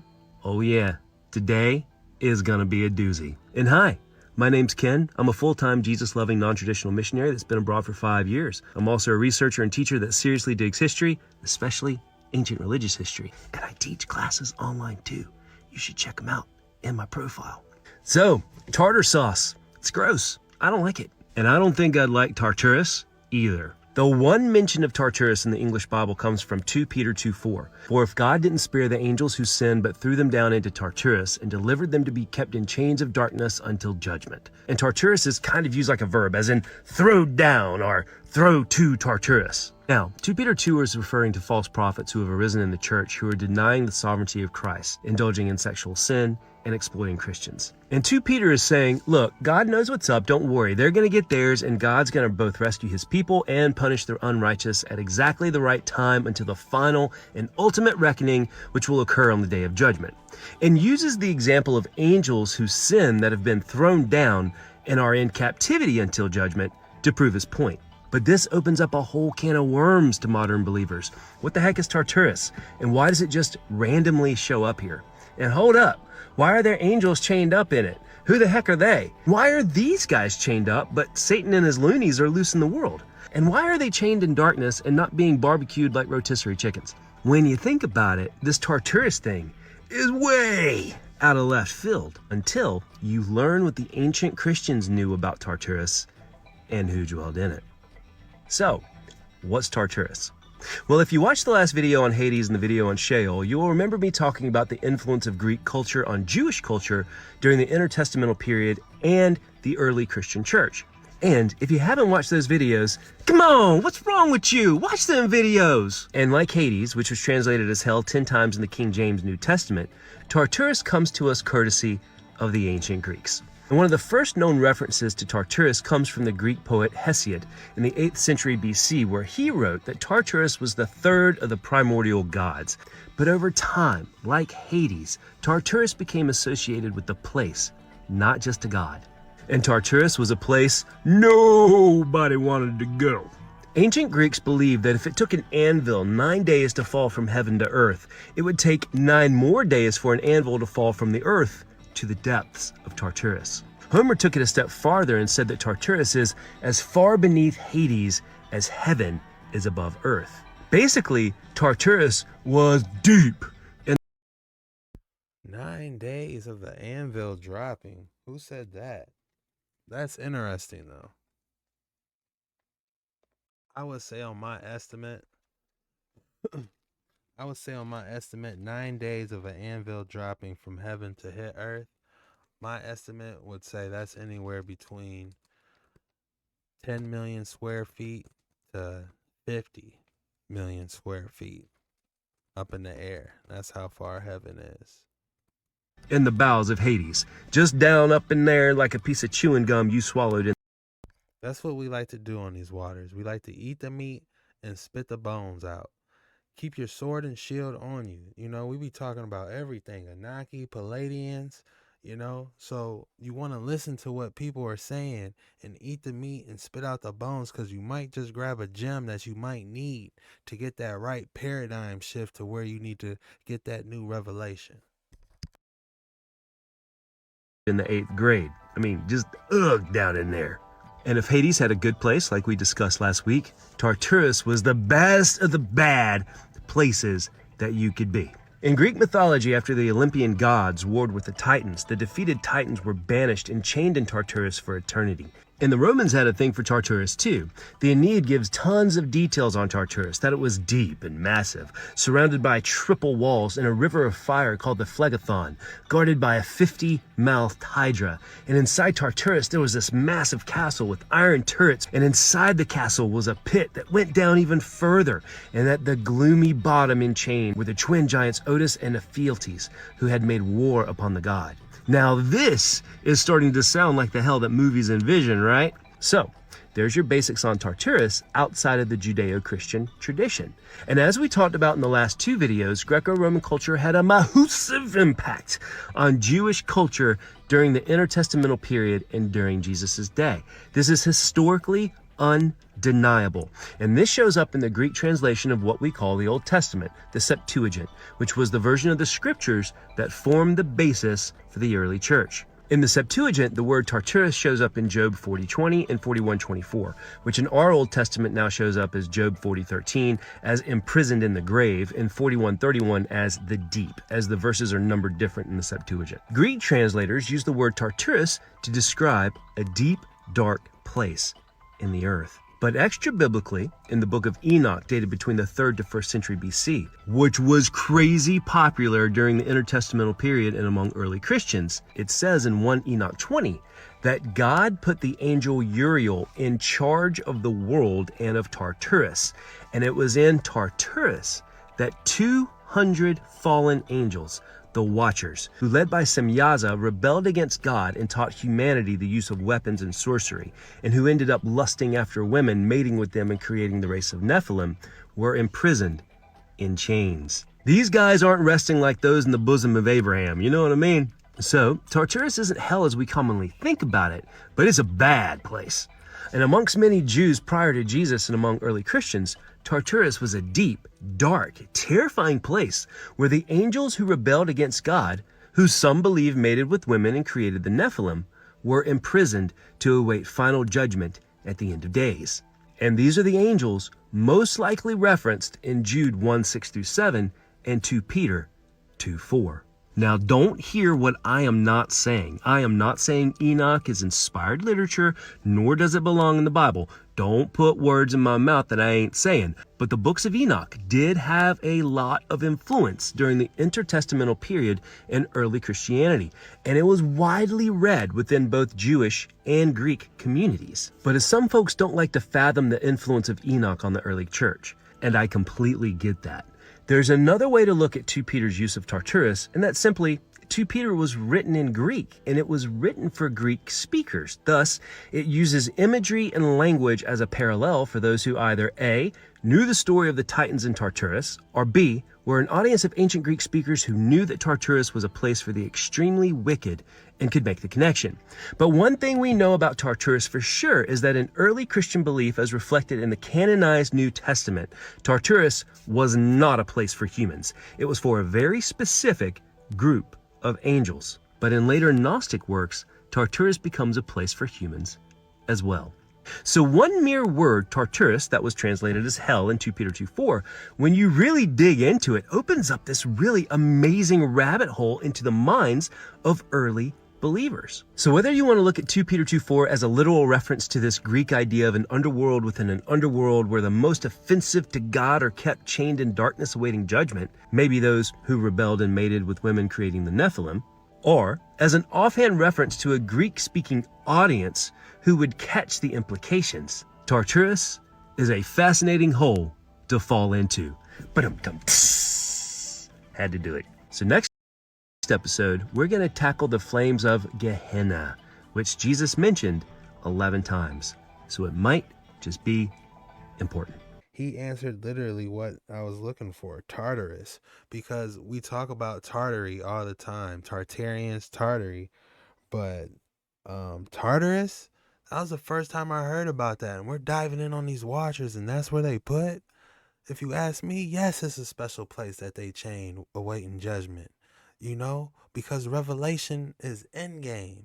That's when the earth and everything, you know, is gonna get clean, and heaven and earth come together, and then hey, that's when they gotta pull them up out of Tartarus, and they get their judgment, man. That's what I believe anyway. But this is for entertainment purposes. Do your own research on everything.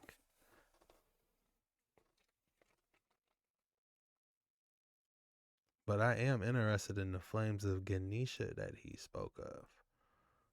Originally referred to a valley or a ravine that ran alongside the west and south side of Mount Zion there at Jerusalem and then emptied into the Kidron Valley. This valley was known as Gehinnom in Hebrew, which just means the valley of Hinnom, also known as the valley of the son of Hinnom in 2 Kings 23, verse 10. And then Gehinnom in Hebrew was simply transliterated into Greek as Gehenna. Gehinnom becomes Gehenna. So how did a valley come to be associated with the place of divine punishment? Well, what happened was over time, especially in the period of the kings, there were terrible idolatrous practices that happened in the valley of Hinnom. And so Jeremiah says that God is going to punish his idolatrous people there by transforming the valley of Hinnom into the valley of slaughter. And then this was conceptually linked with Isaiah 66, where the prophet has that graphic image of the place where their worm does not die and their fire is not quenched. And then over the course of the intertestamental period, in some Jewish popular literature, the Valley of Hinnom came to be associated eschatologically as this place of divine punishment. So that's how it came to be associated with hell. By the way, you may have heard that the Valley of Hinnom was like the garbage dump of Jerusalem, where there was continual fire burning. That's based upon a medieval legend. There's no historic reference to that. But anyway, that's how Gehinnom came to be associated ultimately with hell itself. What we're looking at, ladies and gentlemen, on this creepy and scary TikTok that might make you rethink your whole reality, we are looking at a dragon spine. Ladies and gentlemen, could this be the Leviathan? So many questions, not enough answers. Fuck up, the Nephilim still exist. But this was one of the craziest videos of 2022 so far, bro. And they was grinding me up saying I look just like Bull, but I don't. Let's go! I'm telling y'all, the Nephilim roamed the earth, bro.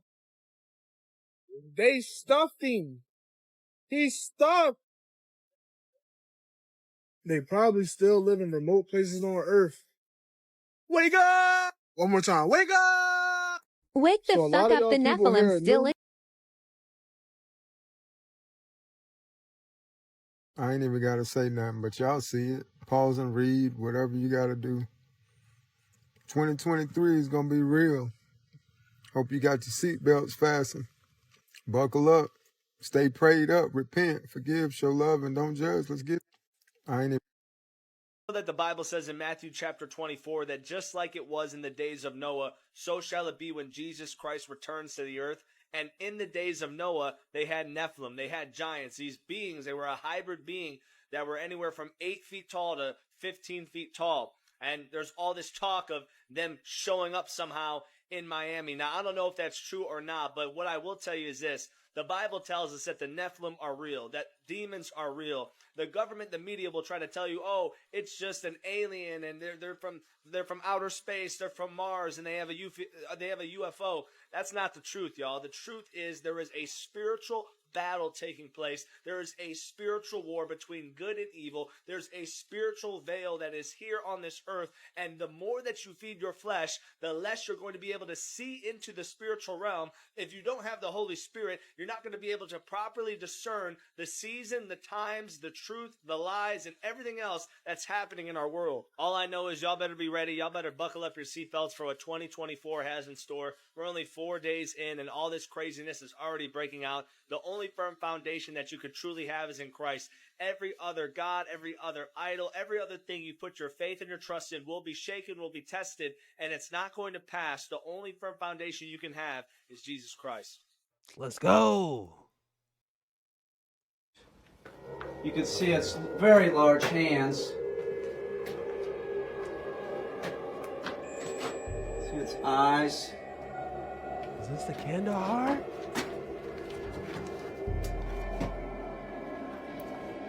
It clearly is a male. You can see right there. This is the front of the Sasquatch. And then you can see its the back side. You can see it has testicles right there. Its hands are gigantic. You know, compared to a human's hand, Many fingers. like my hand's not even close.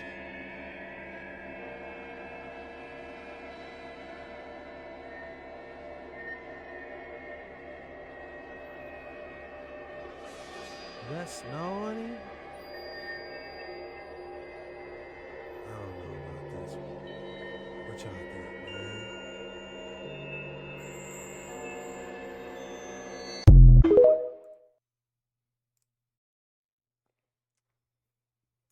That one was a little suspect. I don't know. It's like they snatched him out of the snow. Was that cotton or was that actual snow still on him? I don't know. Some people in Northern Europe were surprised when they found a very strange rock. I don't know what kind of stone it is. Some people in Northern Europe were surprised when they found a very strange rock. I don't know what kind of stone it is, but its color is very similar to flesh and blood. Legend has it that it is the flesh of petrified giants. Because it was not suitable to exist in the New Age, God destroyed them, and they turned to stone. These rocks look nothing more than chunks of meat. Not only that, people also discovered rocks with strange shapes, such as human faces and bodies. The mountains look like human muscles. Do you believe there are giants turned to stone in the world?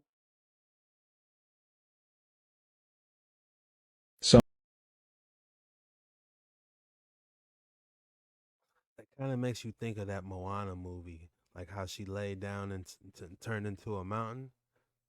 Hey, for entertainment purposes, don't come for me. I'm just saying. The pieces is adding up. As the kids say today, the math is mathin'.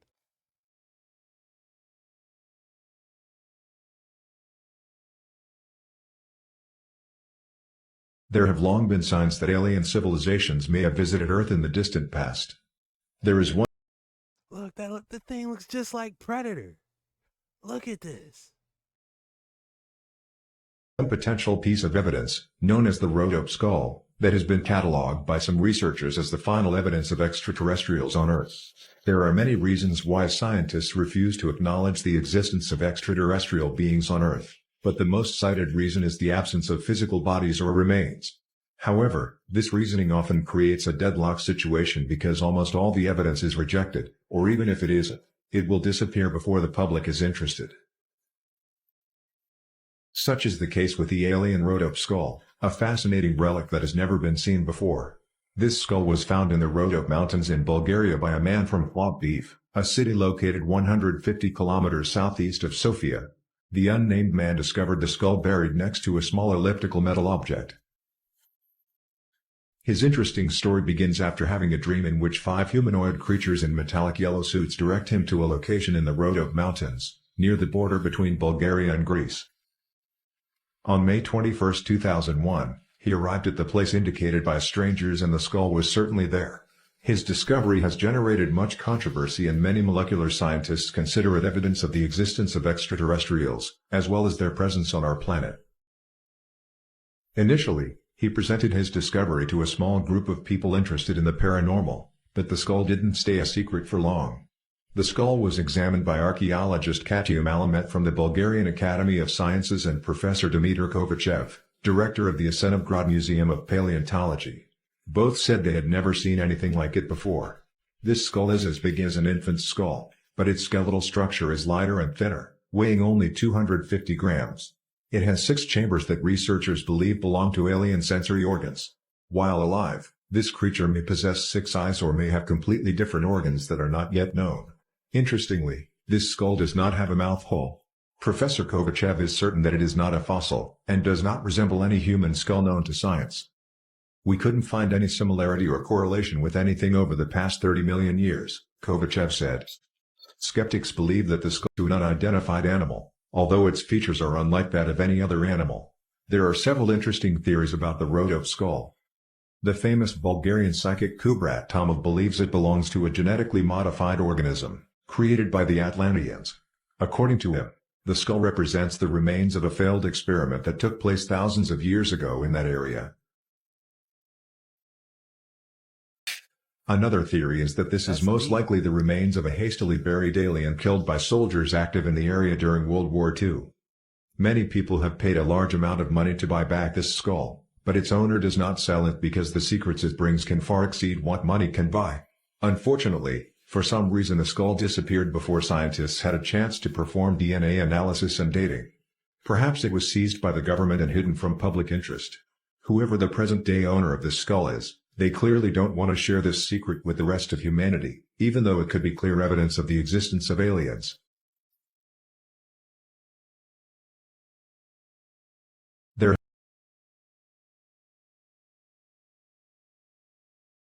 Guys, your thoughts on that skull? Was it real or was it cap? Did they really take it away? It's always like whenever we get close to the truth or some type of information is going to be released, it always disappears. Always, man. Put that boy on display. Let us figure it out. We want the truth.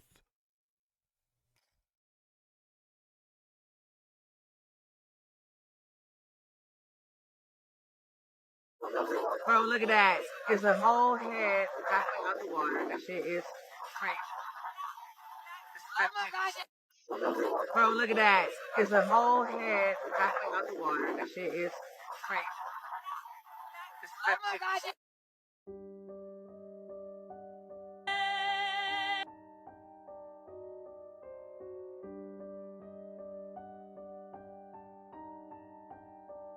Yo, is this a gold sword?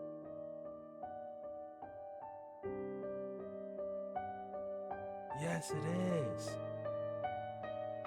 Ah, that's tight. I want this sword. What type of language is that? Is that Egyptian? What does it say? Oh, wait. Used to. Damn, that looks tight.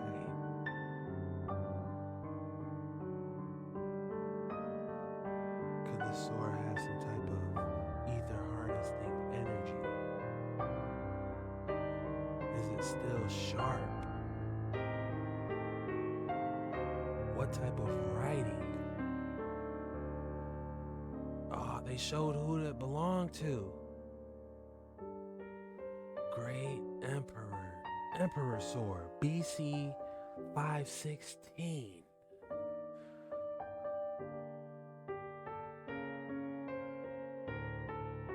How did they get this sword is the question.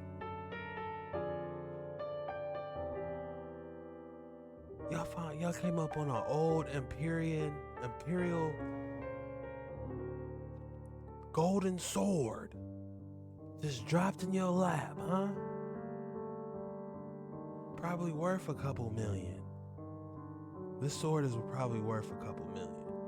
Pure gold at that. One of the gemstones is knocked off, but it's still nice. I would love it. I would love to have it.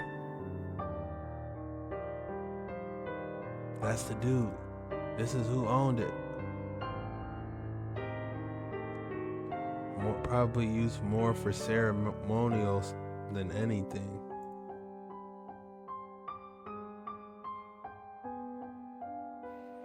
Uh-oh, what they digging up now?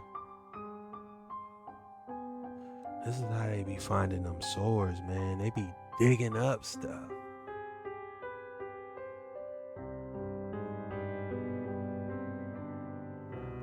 Oh, that's liquid coming out of the sarcophagus? Oh, Oh, y'all better get up out of there.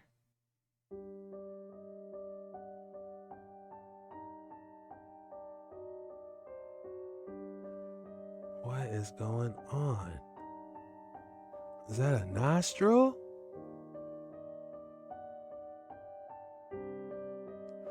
That is weird.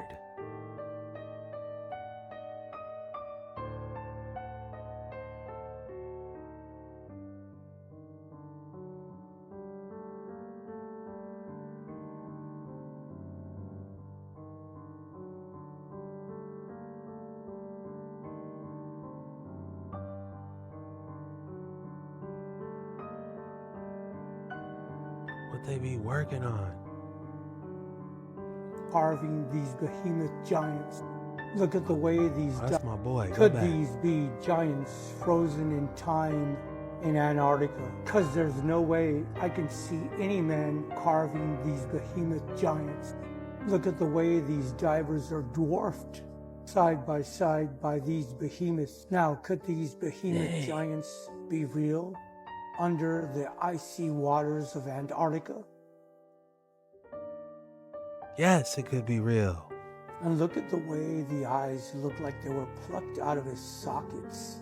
Why would anyone do that to a statue?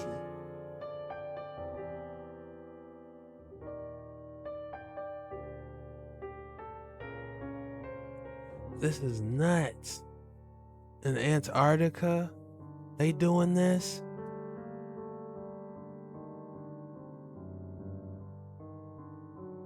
Could these be giants frozen in time in Antarctica? Man, what y'all think about them boys under in Antarctica, them giants in Antarctica, man? Could it be possible that they got petrified and somehow the water raised and then they just appeared to be underwater? Did those eyes get plucked out? If somebody carved it, who did? Is it really in Antarctica? These are questions we gotta know, y'all. The fallen angels, the nephilim. What's going on?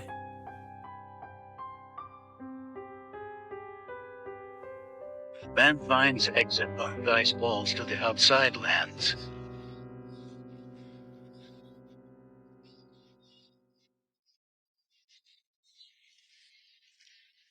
And go all the way to the sea.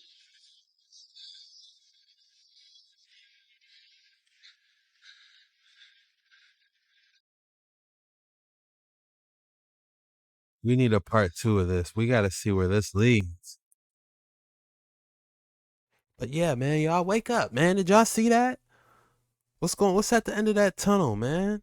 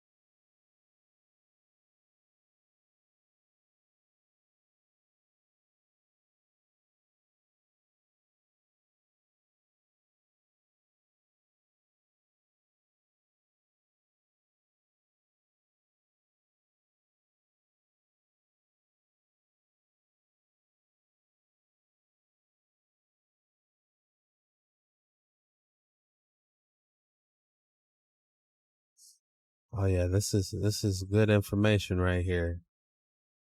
This might be the real deal on this video, y'all. Timestamp this. This is the real deal right here.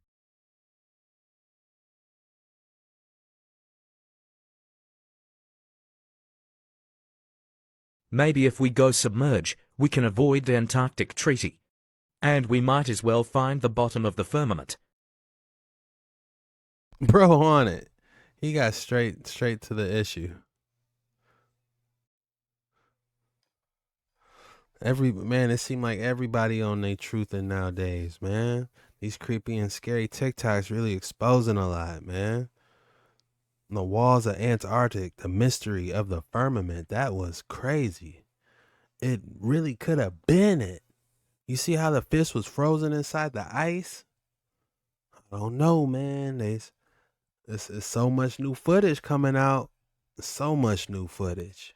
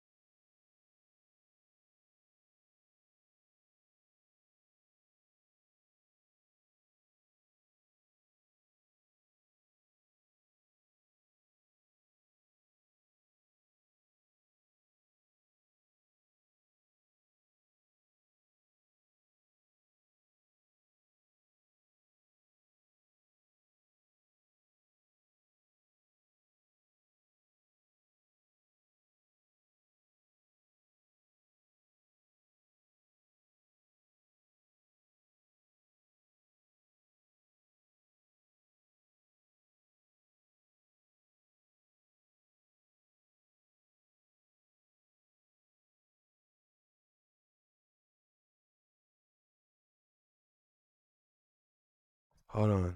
That may be a portal. Y'all see these? These gazebo looking things? Man, these gazebos got more truth to it than y'all think.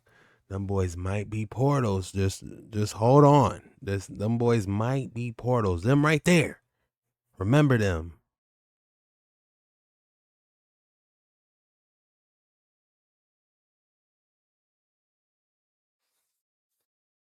Gateways. Stargates. What y'all know about stargates, man? Look at this castle. There's no way. What was that? What are these creatures? Hold on, they showed us some straight creatures, y'all.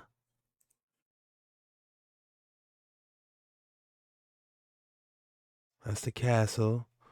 What is this? What type of witchcraft y'all working on? What about this? What type of tree monster is this? Root system monster? Root system demon is this?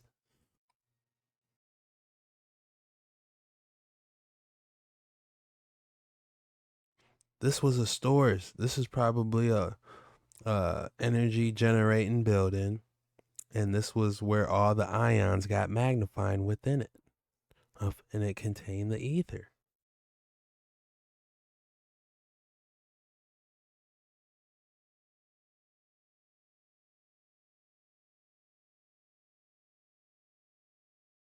Man, they don't build them like they used to. Man, that's wonderful. I love seeing stuff like that. That's beautiful. I love this too.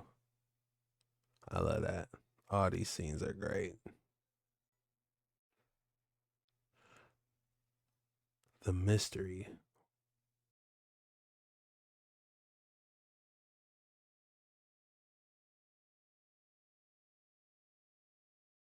States invaded Iraq wasn't because of weapons of mass destruction, but actually to get the DNA of Nephilim and giants. Now that may sound far-fetched to you, but listen to this email sent to government officials on the Freedom of Information Act website, requesting documents pertaining to the resurrection chamber of Gilgamesh, the location of his body, and the location of the buried Nephilim. That was sent on December 13th, 2018, and the status of that email is closed. We also have testimonies from museum curators saying that the very first place that the United States military went when they invaded Iraq was to museums within the heart of ancient Babylon. This may be one reason why the CIA is investing so much money recently into DNA editing firms, so that when they get remains or artifacts with Nephilim DNA, they can actually extract them and resurrect them back to life like they're trying to do now with extinct animals.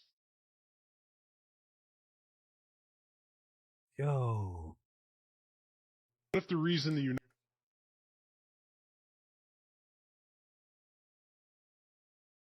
What would be the exact process for them to resurrect them? How could they even do that?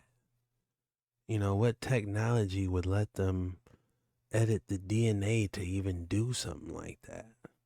Like on some Jurassic Park / Nephilim. How crazy would that be? You got Jurassic Park, but they are Nephilim. That is nuts.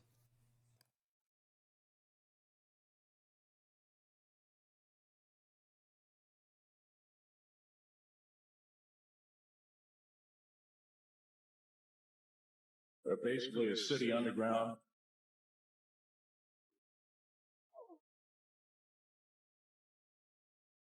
Now there are 131 active deep underground military bases in the United States. There's 1,477 of them worldwide. What you call high tech. We have nothing like this on the surface. Wow, what are they working on?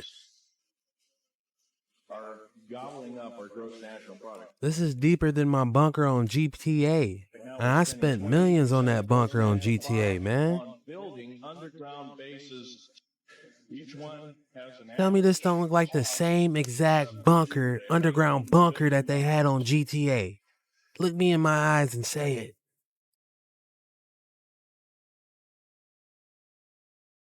And the black budget is dead wrong. It sidesteps the United States Congress and its constitution of its people and says you're a bunch of morons you don't need to know. We gotta go underground. Everybody else going underground, I'm going underground too. I'm digging right after this video.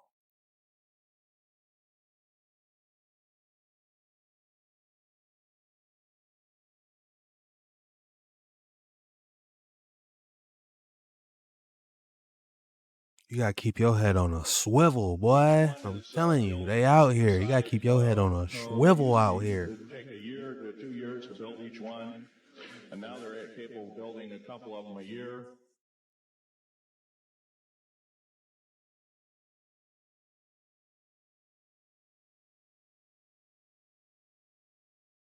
And it's still going. They didn't replay this or rewind it. It's still going, y'all. Y'all ain't supposed to see this. Area 51, S4, S2, a CIA base.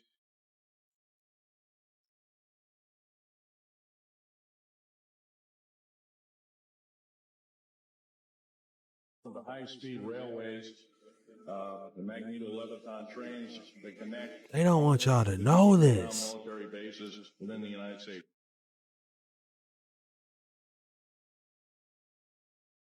It employs over 18,000 workers who work in shifts of 12 hours at a whack. Most of them work in the cover of darkness.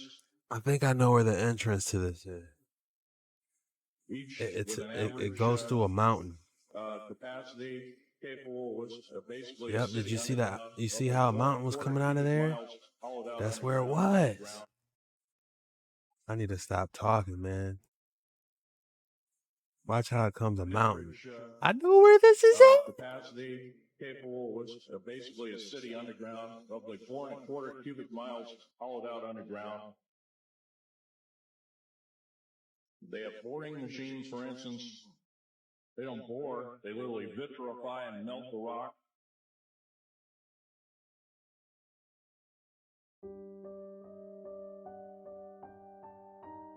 The bodies of the Nephilims turned into mountains.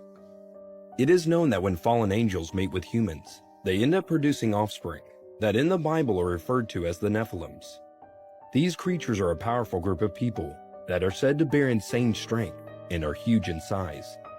However, somewhere in the history of humanity, they all just vanished. Now, this might sound crazy, but there is a theory that it was during the flood of Noah where the majority of the Nephilims were petrified, and their bodies eventually became the mountains that we see today. Over the course of history, there are references to this, like in the 1948 speech given by Abraham Lincoln, talking about a species of extinct giants whose bones fill the mountains of America, or that hikers who hiked up mountains and caves say it resembles a giant human shape. So, is this proof that the bodies of the Nephilims turned into mountains? It is known that when fallen angels mate with humans, So does that mean every single mountain we know could possibly be the remains of a giant? Are there any real mountains left, or are all those giant remains?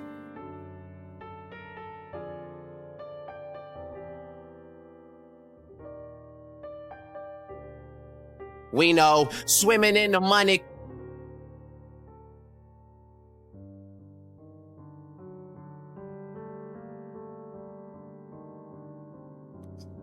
Oh, that could be Photoshop.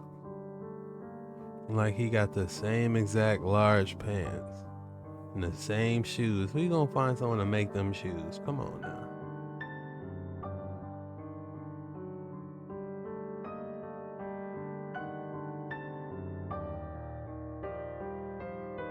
Dreams are made of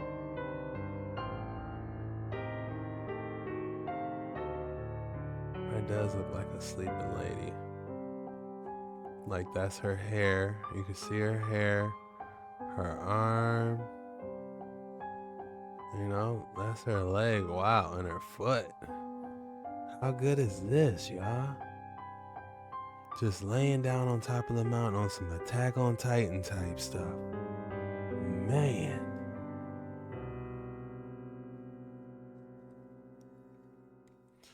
That is interesting. Real, why all the news articles from around the country and even the world? Now, I was looking for some of the earliest news articles found on giant skeletons. Now, this one is not the earliest news article of a giant footprint found, but it does have somewhat of a picture of the news article. Now, this news article is dated August 23rd, 1896. Now, I researched the article just to make sure that the date was right, and it is correct. Now, one of the earliest news articles I found was from the Cleveland Herald, and it's dated September 10th, 1845. And these people in Tennessee were finding giants left and right. And I'm not just talking the month of September of 1845. They were finding giant bones in October, November, December. There's news articles of all this. Now, of course, a lot of these news articles are distorted because they're so old, or even a lot of them are even destroyed.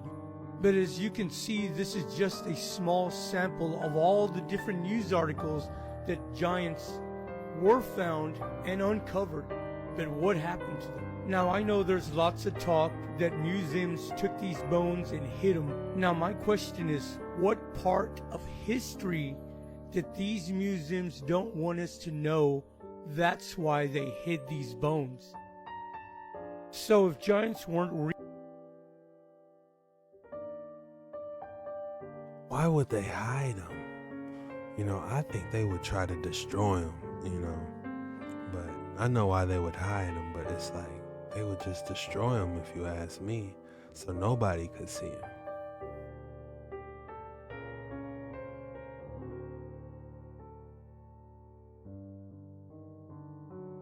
You guys have been seeing these giant puppets all over TikTok, people saying that they're indeed real and that it's magic. Well, let's jump into this story, into the Royal Deluxe Enigma. So many of you guys have seen the spectacle of the giant puppets, which is a performance in a colossal marionettes, and they've been in many different cities worldwide, leaving crowds in shock and awe. So the question is, could there be more to this tale than meets the eye? Now, conspiracy theorists are speculating that these giant puppets, look at the expression, that these giant puppets, their appearances are so realistic, people think that it's some form of witchcraft or magic, or that these indeed are alive. What do you think?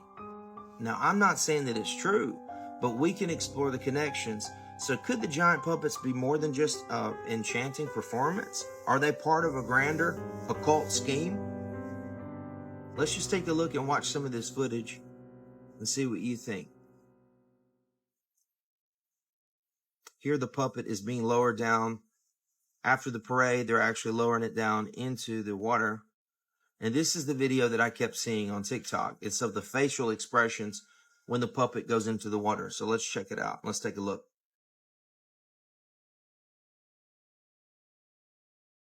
It is very realistic.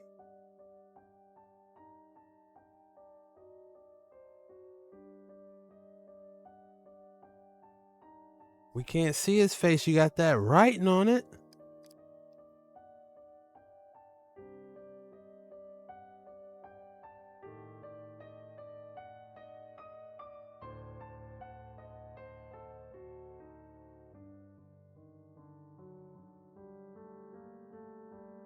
So what do you guys think about the giant puppets? That's crazy.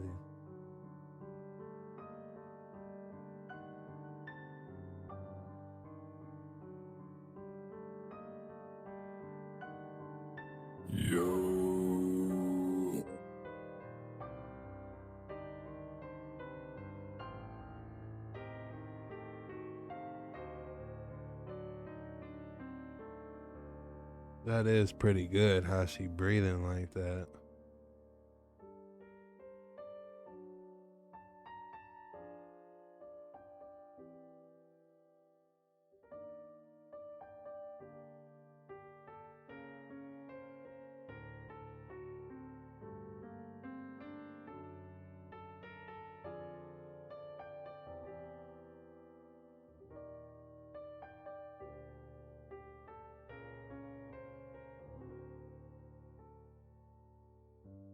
Oh.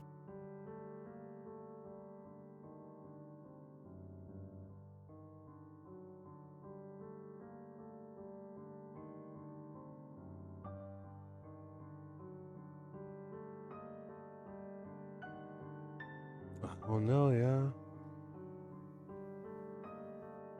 It is pretty crazy. What are they doing?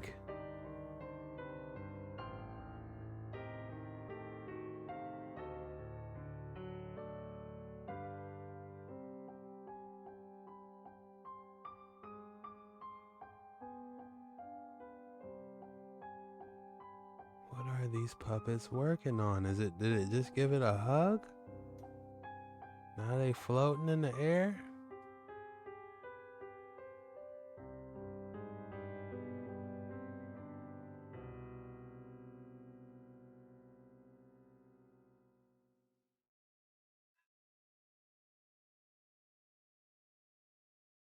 According to the Bible, and this is just one of many skeletons that have been found. This one here, it's about 15, 16 foot height, maybe taller than that. Check it out, man. Just more reasons why the Bible's legit. These are the men of old, the men of renown, according to the Bible, and this is just one of many skeletons that have been found. This one here, it's about 15, 16 foot height, maybe taller than that. Check it out, man. Dang, this looks real, y'all. This one looks legit. These are the men of old, the men of renown, according to the Bible, and this is just one of many skeletons. Straight out of Elden Ring. This one here, it's about 15, 16 foot height, maybe taller than that. Check it out, man.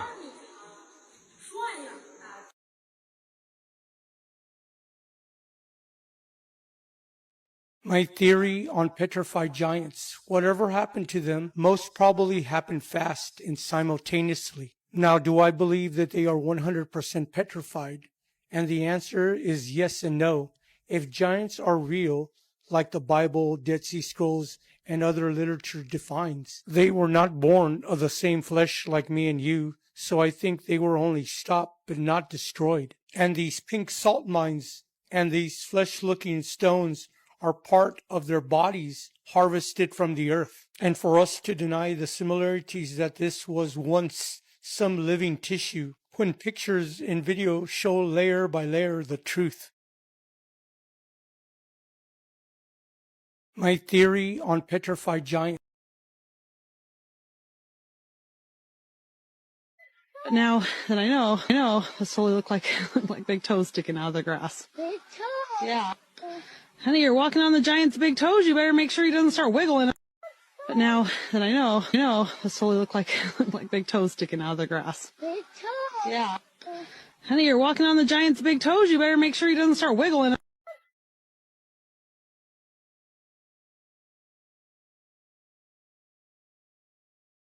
Look what this guy had to say about the government hiding Nephilim giants in their military bases.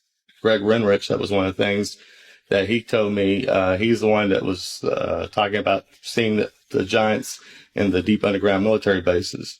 He said that one of the first things that they had to do before he was allowed to go into S4 or S20 or any of the others, they made him sign an affidavit saying, you're not allowed to use the name Jesus Christ in these underground facilities, not even if you stub your toe or anything.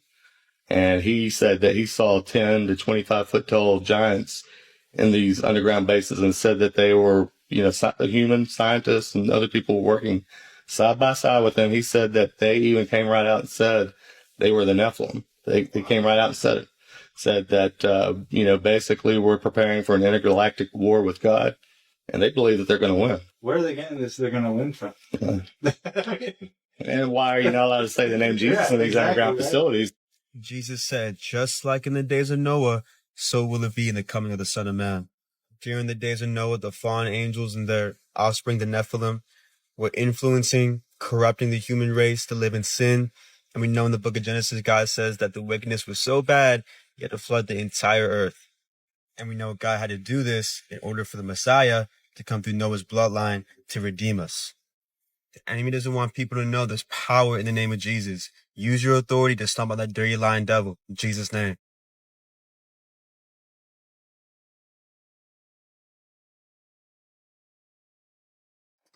That's all we got for today's episode. If you made it this far, drop the 100s in the comments so I know you real.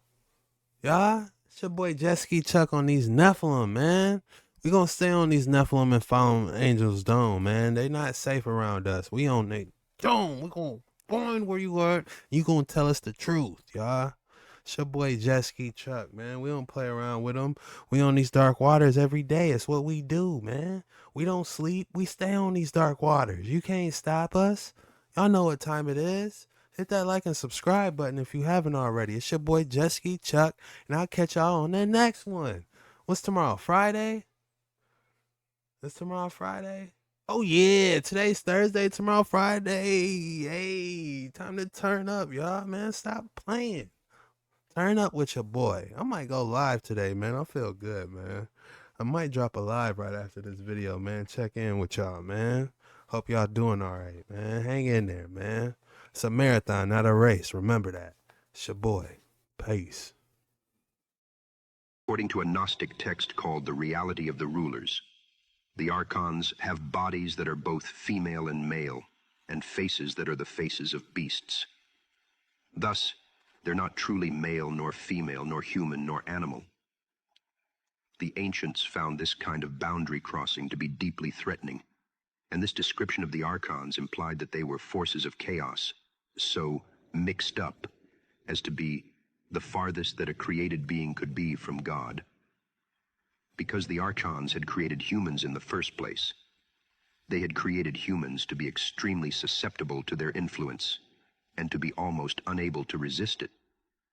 Only the divine spark from heaven, which had slipped into creation despite the Archons' intentions, gave people any kind of a chance of resisting the Archons' temptations. But only a few, the Gnostics, were even aware of that divine presence within themselves. And even for them, it was a tremendous ordeal to act in accordance with that presence rather than the wishes of the Archons. Most people were just the puppets of the Archons. What is this? A Naki?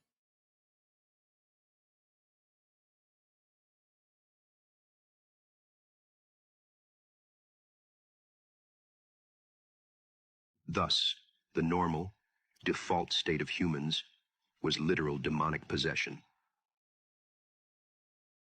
The number of Archons varies across the Gnostic texts, but there are commonly said to be 7 Archons, whose identities and names vary as well. These 7 corresponded to the 7 planets that had been identified in antiquity, whose movements were credited with producing astrological fate.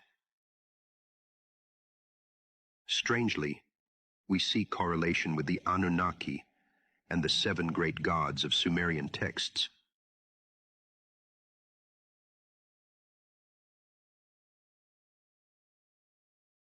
That was weird.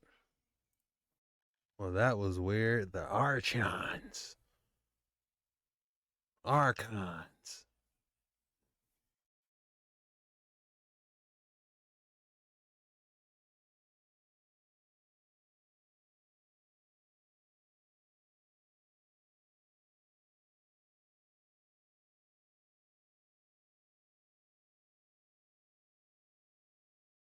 Fallen angels were kicked out of heaven, and what they taught mankind may shock you. This revelation also helps us to see the full picture as to fallen angels were kicked out of heaven, and what they taught mankind may shock you. This revelation also helps us to see the full picture as to why God flooded the earth in the days of Noah. It wasn't to be mean and vengeful, but to wipe out the fallen angel Nephilim and their offspring, the giants, who corrupted mankind and taught them forbidden knowledge we still use today. Before the great flood of Noah that flooded the entire earth, Genesis 6:4 tells us that there were giants in the earth in those days, and after that, when the sons of God came into the daughters of men, and they bare children to them. The same became mighty men which were of old, men of renown. These are the fallen angels who rebelled against God and were kicked out of heaven, leaving their first estate as mentioned in the book of Jude. When we look to the book of Enoch, an extra-biblical text not found in the Standard Bible, we can learn the destruction and devastation the giants were creating on the earth at that time. In chapters 7 and 8 of Enoch, the fallen angels who fell and came to earth took women as wives, just like mentioned in Genesis 6:4. They teach humans magic medicines, incantations, the cutting of roots, and about plants. The origin of folk medicine is therefore ascribed to these angelic beings. The children of the angels are giants standing 300 cubits, that'd be 450 feet tall. These giants eat so much food that humans cannot feed them anymore. The giants proceed to eat humans as well as all other kinds of animals. In addition to teaching humans to interpret a wide range of signs, they teach humans medicinal magic. The angel Azazel teaches humans metalworking, including making of ornaments and weapon making. Azazel also teaches humans how to make eyeshadow and other physical ornamentation. Other angels teach humans how to track the stars, astrology and divination, and the signs of the moon. Enoch chapter 69 verse 18 tells us of the angel Gadriel, who taught people how to perform abortions and how to strike people so they die. The stroke of the embryo in the womb to diminish it. The stroke of the spirit by the bite of the serpent, and the stroke which is given in the midday, the offspring of the serpent, the name of which is Tabet. These angels are responsible for teaching humans all sorts of sinful practices. Humanity fell through Adam and Eve's sin in the Garden of Eden, but once the fallen angels came to the earth and taught humans even more evil, their sins completely overtook them. Genesis 6:4 tells us this fact. Then the Lord saw that the wickedness of man was great in the earth,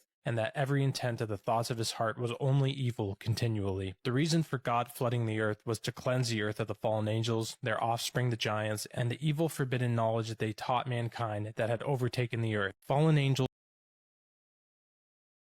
Oh man, we in giant territory now, man. Seeking knowledge instead of salvation. And that's the point I want to drive home here, that all this is cool and all, but what's the main thing you want to focus on is salvation. Man, he hit the nail on the head at the end. He said, are they seeking knowledge or salvation now? That was a good one. I enjoyed that one. Did this man just witness a real giant? On October 23rd, TikToker RB Diesel posted a video from a remote location in Oregon where he claimed to have seen what appeared to be a giant looking out of a stone door high up on a cliff face just before it closed. Check this out. There, right up there. That thing was open. It opened completely up and then it closed back up. And there's a little slot in it right up there. You can see that little slot where it looked like somebody was staring out of. Dude, giants are freaking real. I don't care what anybody says. This video has since gone viral, and over the past weekend, he and his wife, along with a group of friends, went back to investigate. The group dropped off. We were followed by 2 white government trucks that the wife and I took off up in the hills, and we did lose and come back down. I know what I think it is. This looks like it was just set in there. After losing these unmarked trucks, they managed to hike up there, but had some strange things happen. Hike down the road, we're going to get up there, we're going to get what we need to get done. It's about a mile back, 2 miles up or whatever, we got to cut across. Right now the door is right above me. Did you hear that? Yeah, but that was a big thump. Now, another TikToker who lived nearby decided to drive out to the location, and here's what they found. So, did RB D-Cell really find the home of a giant? Or some kind of opening to a secret facility? Just what is going on here? Did this man just witness a real giant? Yes, That is definitely a door. Are you kidding me? Look at that. Zoom in on that.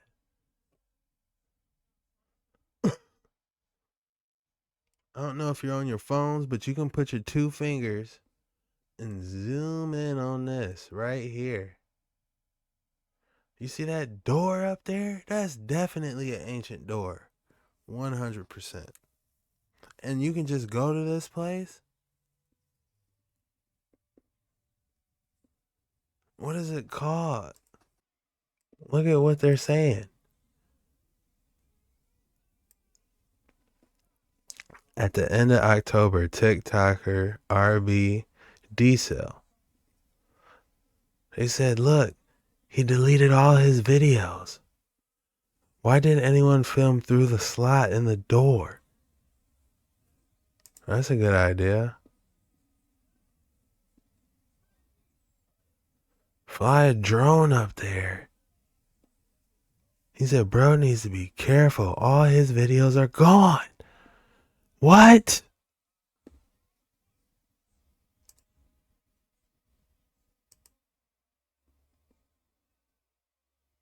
There, right up there. That thing was open.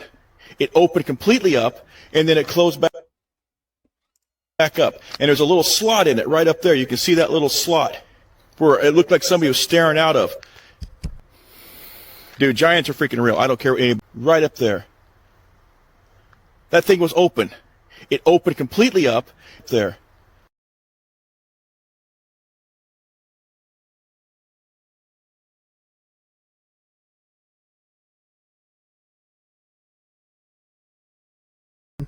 He's pointing to the slot.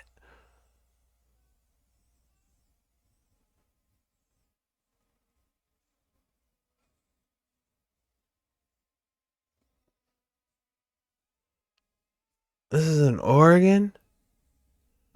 Whoa. What are y'all got going on?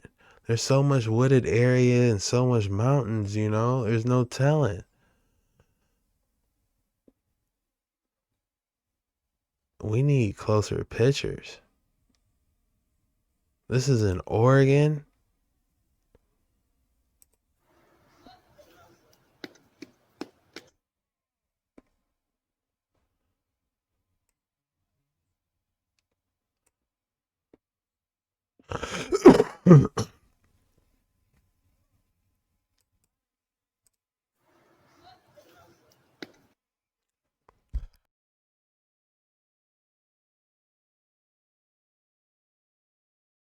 I said the giant is watching his ring cam. That is hilarious.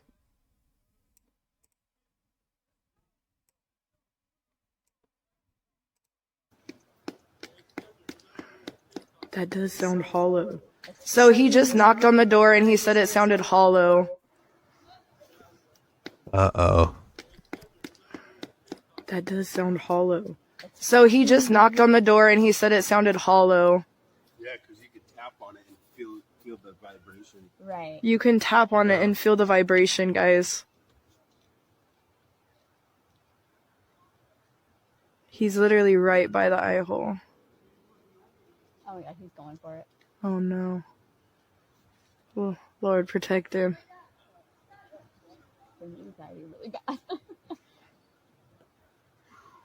It's just so like mossy and slippery, like for him to try to get his shoes off. He took his shoes off. Oh wow, he's up there. That's how big the door is. That's somebody right there. I didn't realize that's how big the door is. Are you kidding me? Oregon. Off. Yeah, so he just had better grip. Oh my gosh, he's probably free. His shoes just fell, girl. No. Oh, I thought I was like, that was his I think shoes. he took his shoes off up there. Oh, okay, that man. first ledge. Oh, maybe he might have his shoes on. I don't know. What? He said it's He's trying to see hollow. what's inside. Inside what? The door, I guess. Inside the crack in the rock? I guess, yeah. So someone put out a TikTok that they saw the door open, and so ever since then, everyone's been coming out here trying to see if it's real or not. If there's a door up there.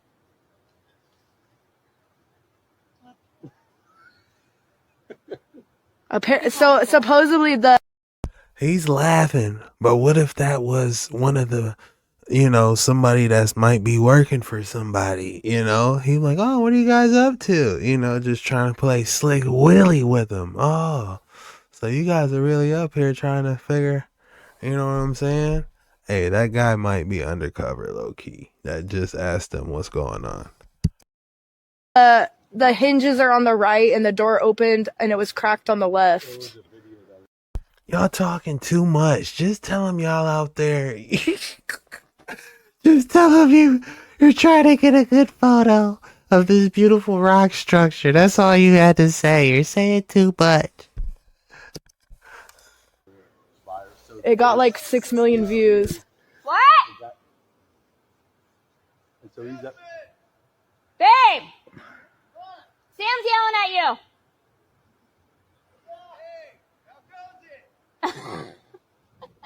You should have been down here, man. You don't even have TikTok! I got you guys! I'm gonna tag you!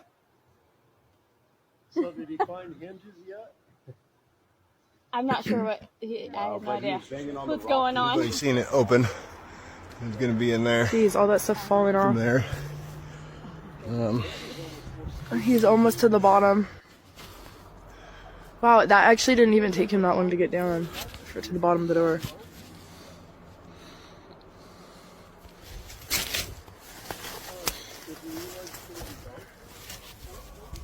I'm sure he does. Not the brightest. Not really sometimes.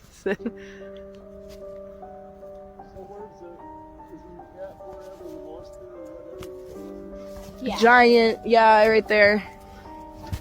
So, okay, he's at the bottom of the door. He made it. Does it feel like the guy that went to the moon for the first time? He's at the bottom of the door! He's at the bottom!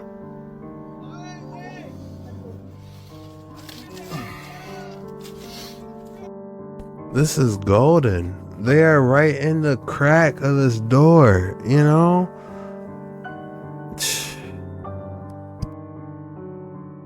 This really is a door. This right here is a door. He's gonna head down this way into the front to get a different view.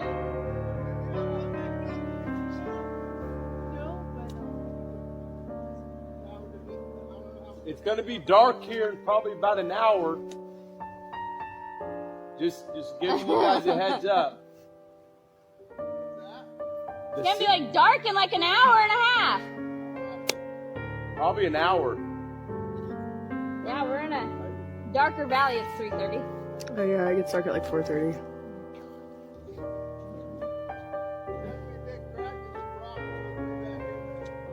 Oh. Could you see the end of it?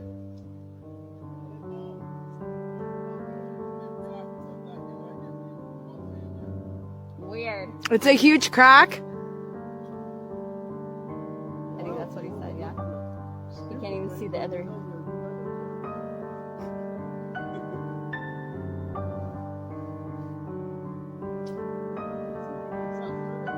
Yeah.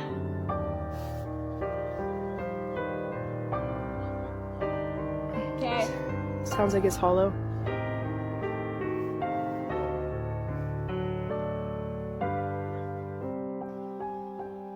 Okay, he's like down at the very bottom now.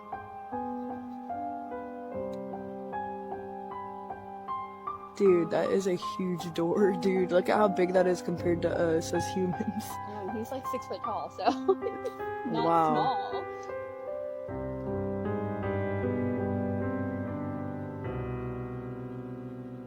They didn't tell you about this giant door on the Oregon Trail, did they? He's just like roaming around now.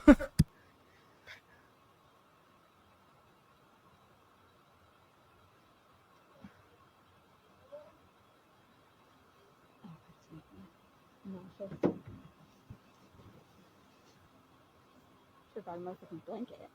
Yeah, I bet he's freezing. He doesn't have shoes on and he has no coat or anything. I bet he's cold. this adrenaline is probably going. Yeah. No big footprints.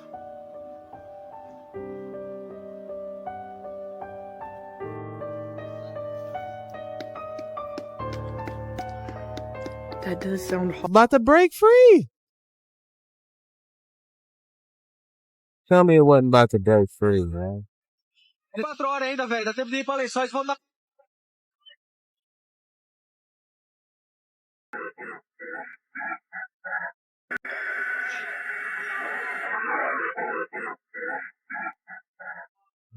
Velho. 4 horas ainda, velho. Dá tempo de ir pra Lençóis. Vamos dar pra Bauru ainda. Olha isso, velho. Olha isso. Got one. Got him.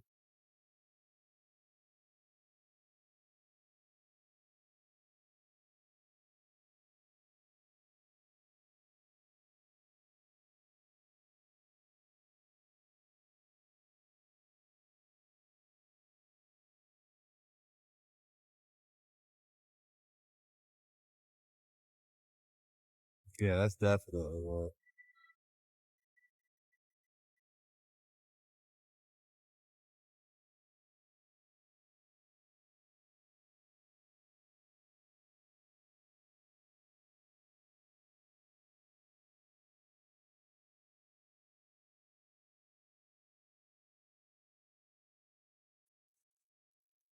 Yeah. That looks like the pyramid. Oh, it says Germany.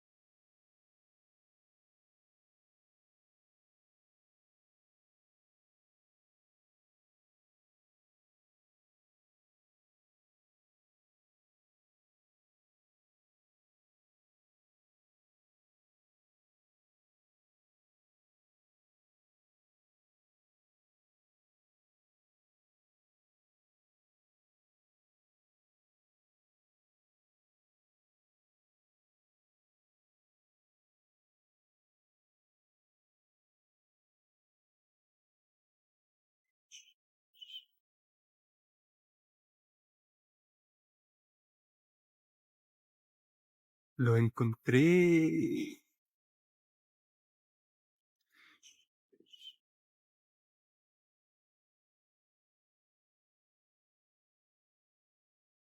Come on, bruh. Lo encontré.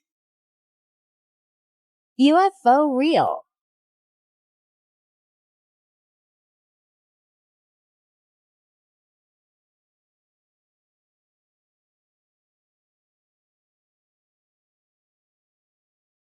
UFO real.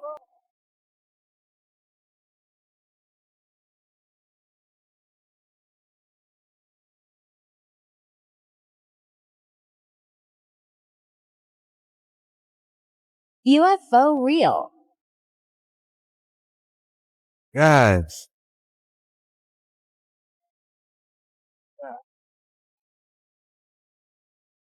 I wouldn't say that's real, but I wouldn't say so. UFO real. But I can see them having something like a close season running outside. I want to see them doing something like that. UFO. I could see him doing something like that though. That's the scary part. It looks like a sky train. We've been seeing those sky buses on my earlier videos, if you watch them, and that's what they look like. A literal train, UFO. That's crazy.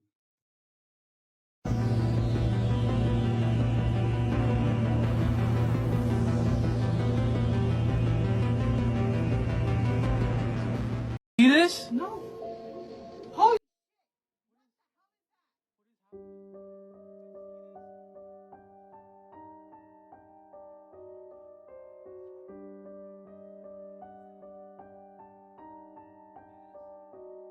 UFO Claudette gas station.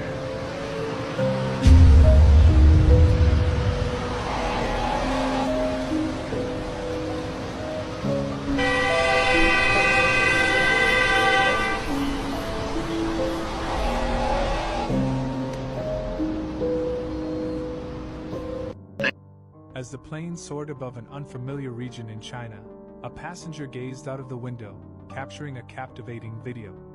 A sense of awe and curiosity filled the air as the passenger's camera focused on a peculiar sight. A disc-shaped object, about the size of a small car, effortlessly gliding in parallel to the airplane, near one of its wings. The crispness of the video allowed the viewer to perceive the details of the disc distinctly. As seconds passed, an intriguing occurrence took place. The mysterious object seemed to activate a device of some sort, creating a mesmerizing effect. Space and time itself appeared to fold around the disk, as if the laws of physics were being bent to its will. The passenger's video captured the surreal moment in all its glory, a testament to an encounter that defied conventional understanding. As the object sped away from the aircraft, its velocity accelerated to a staggering 24,000 miles per hour, leaving an indelible impression on the mind of the witness. This is going to be a juicy one.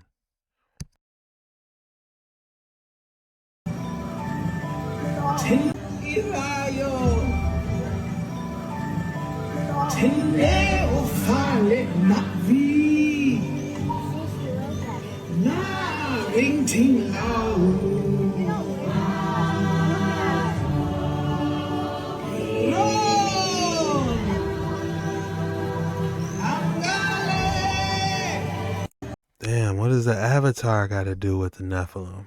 That's interesting.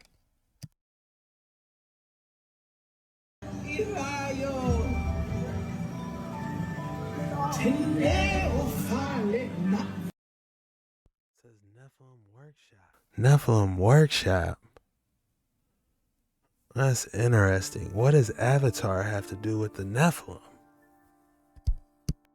Did you know the movie Avatar is actually based on truth?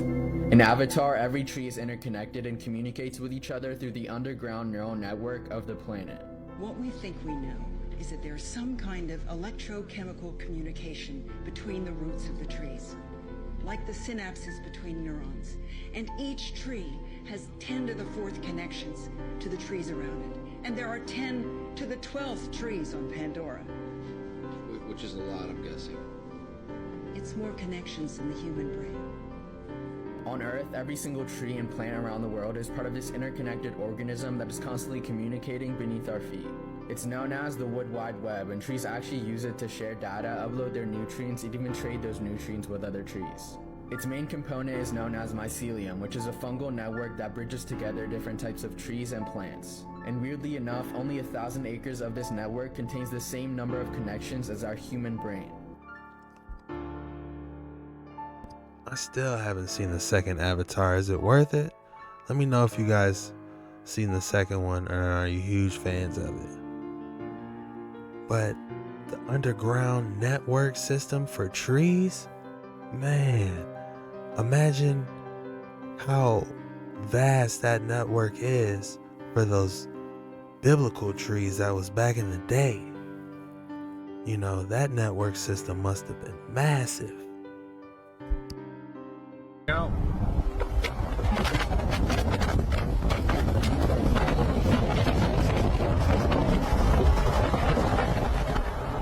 Sorry, but in my 29 years of living, I ain't never seen some shit like that. Never seen some shit like this.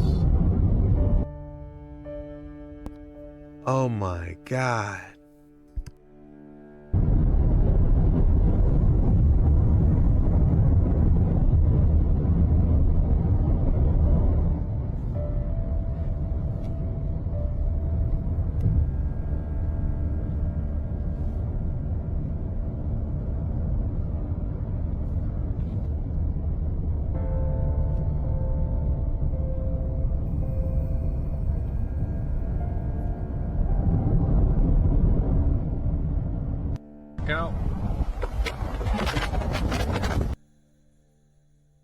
At first I thought it was a joke, like if someone just tried to CGI some type of star ship in there.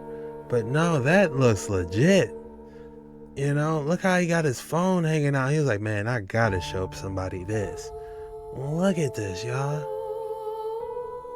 I think it's some type of cloaking device or something. You know, they just got the temperature set off wrong. You know, the hue set too high. If you ask me, some type of cloaking device.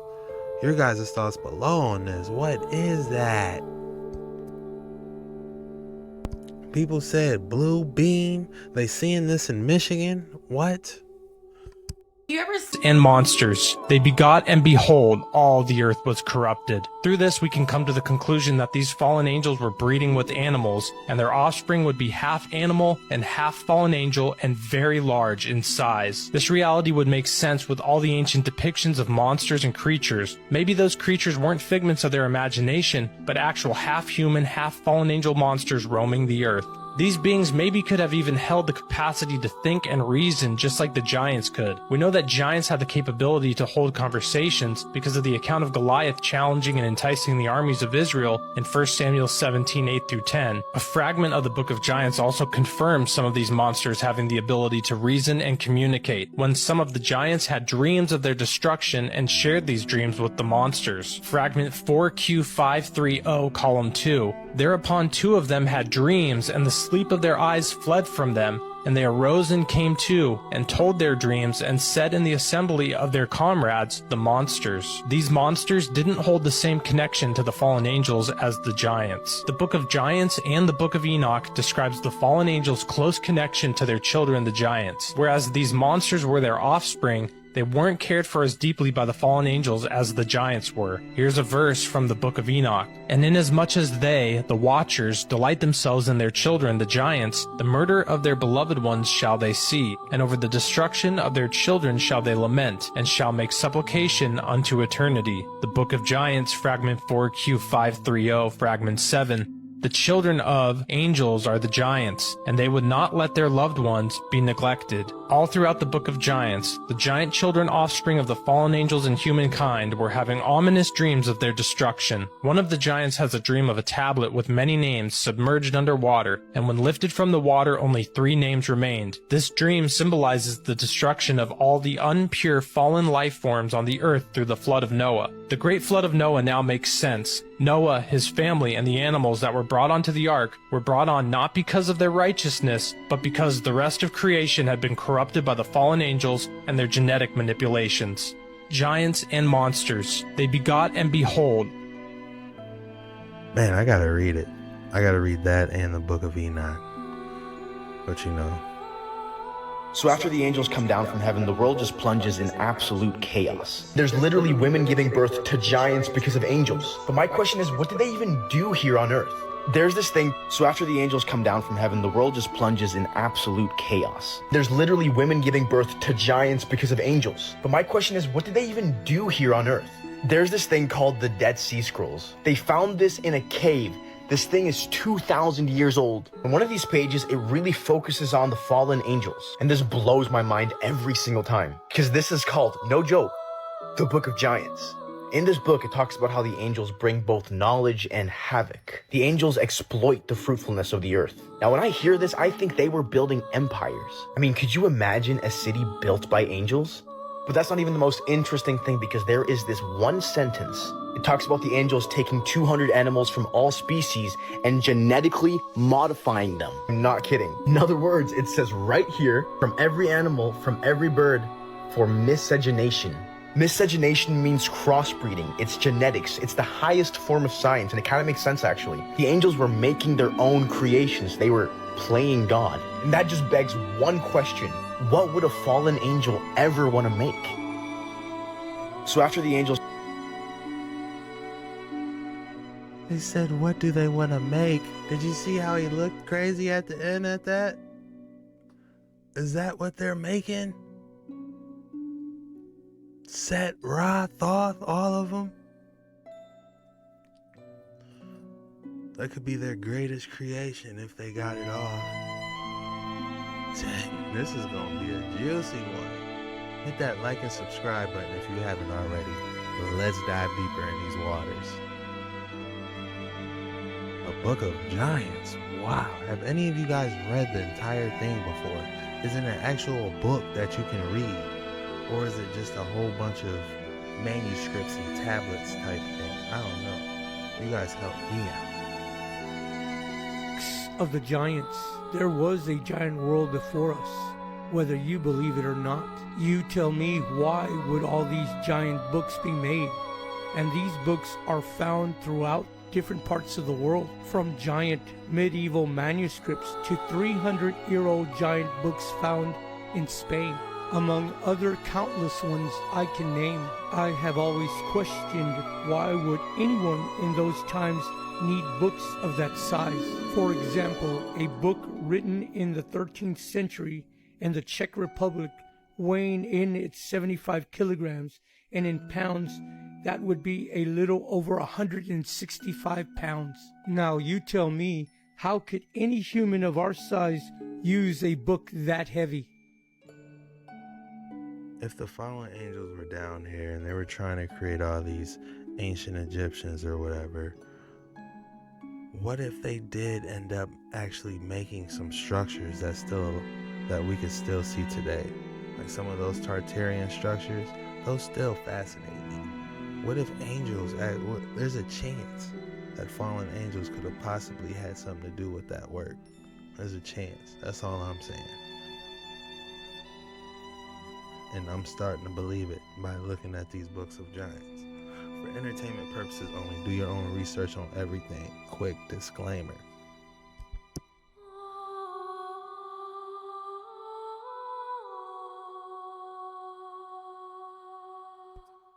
Now they're saying these are mushrooms. Could possibly be. That looks like one for sure.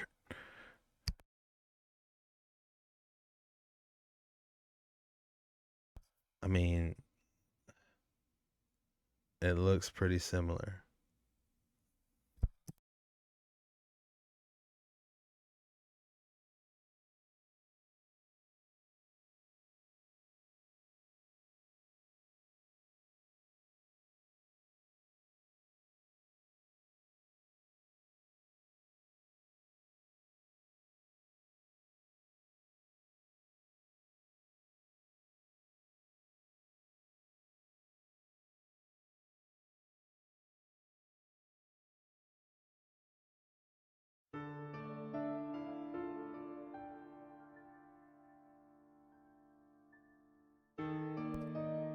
Wow. Where is this at?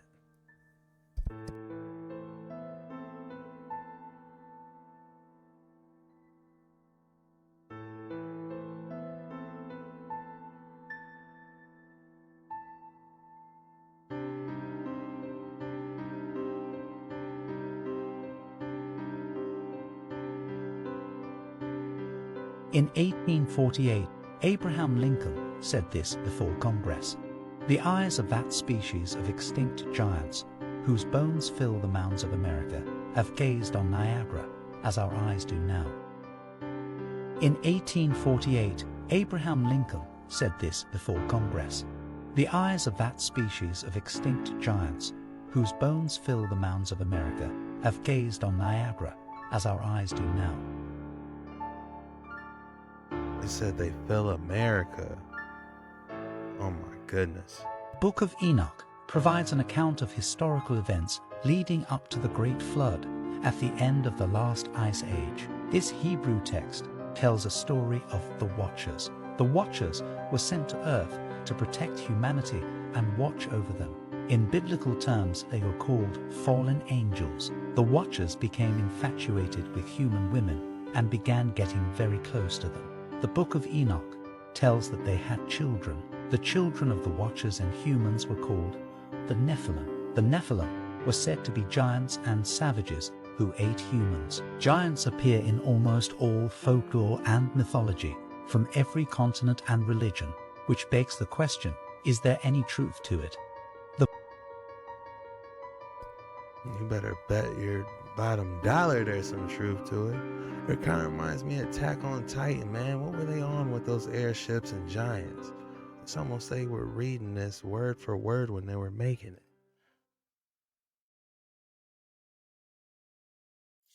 Watch what this guy had to say about the military hiding giants, the Nephilim, in military bases underground. Watch this.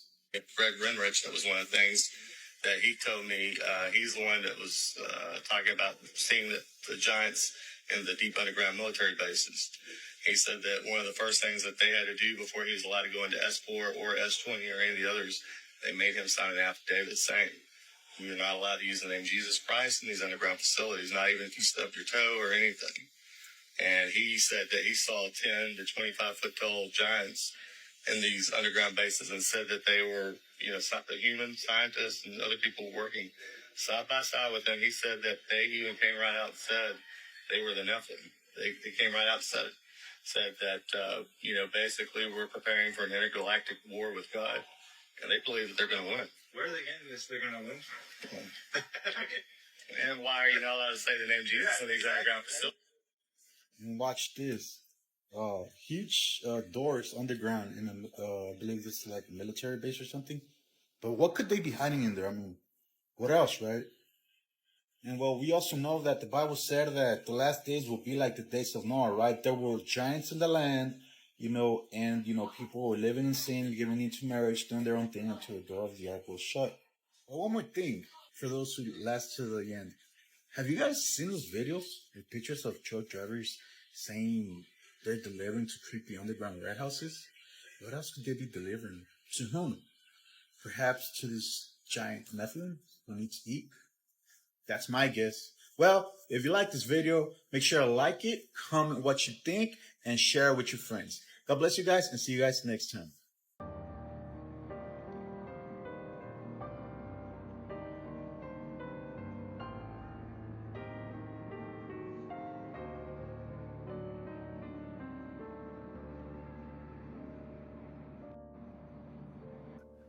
Dad, are you sure you know what Following you're the New doing? York City police detectives through the underground tunnel to the abandoned synagogue. Come on. Yeah. Down lots of steps into the darkness we went.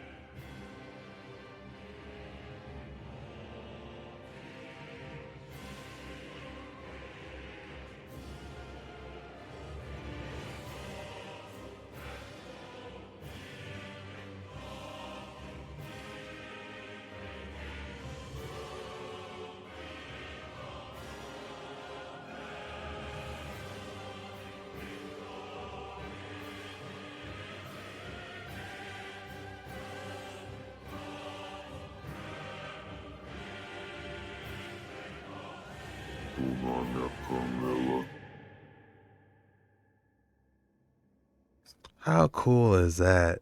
They found artifacts underground in Chicago. Did you see all that stuff? It looked like it got snatched straight off a Tartarian building. I want to see it. Let me know your guys' thoughts below on that one.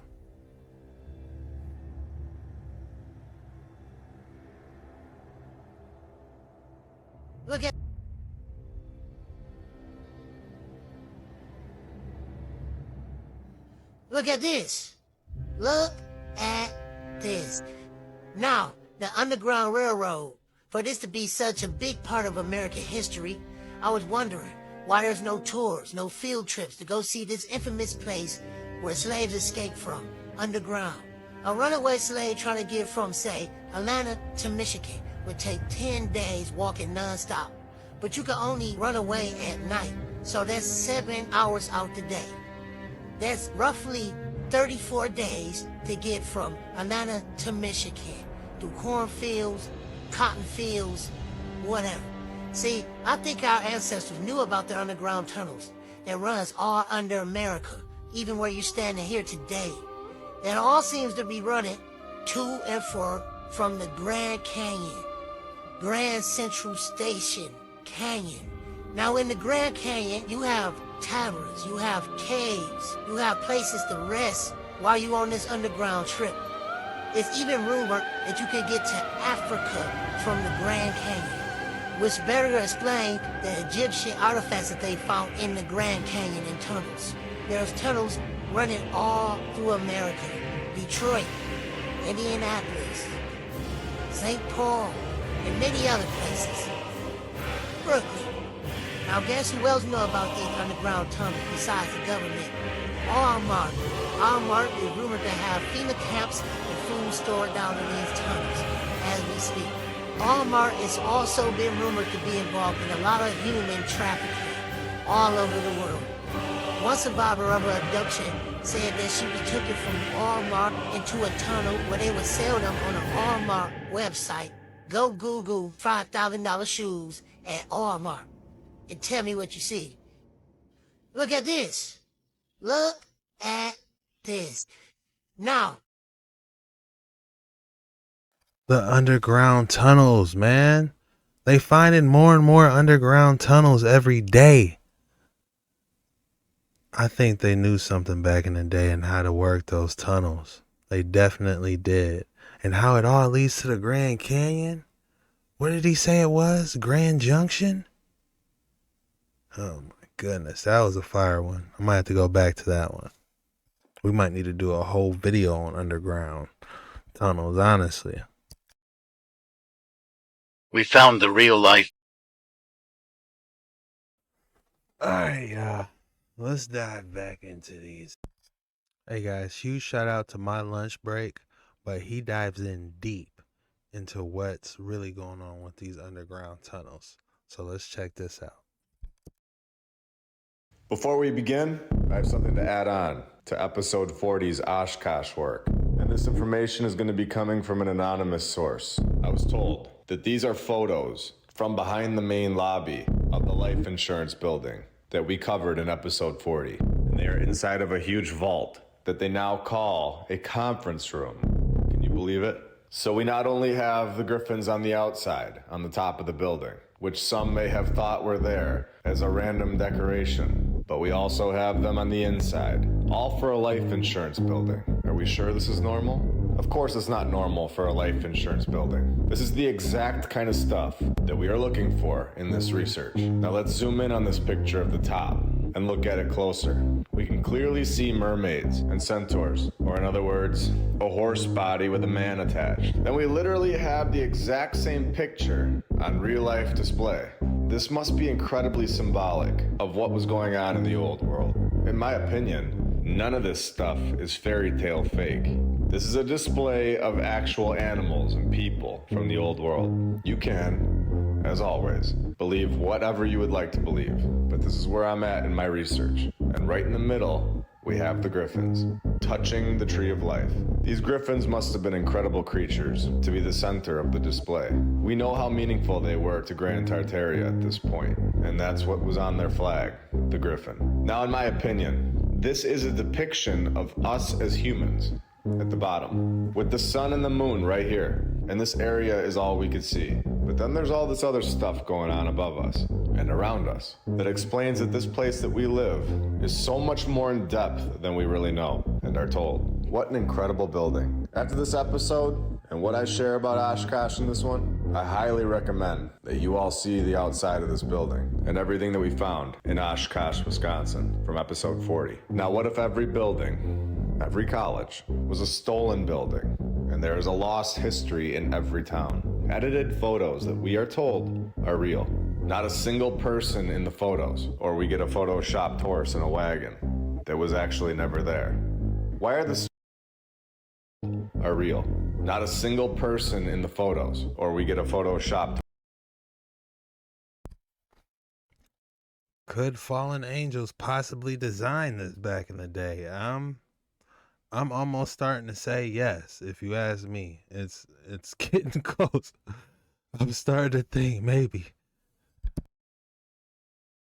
Horse in a wagon that was actually never there.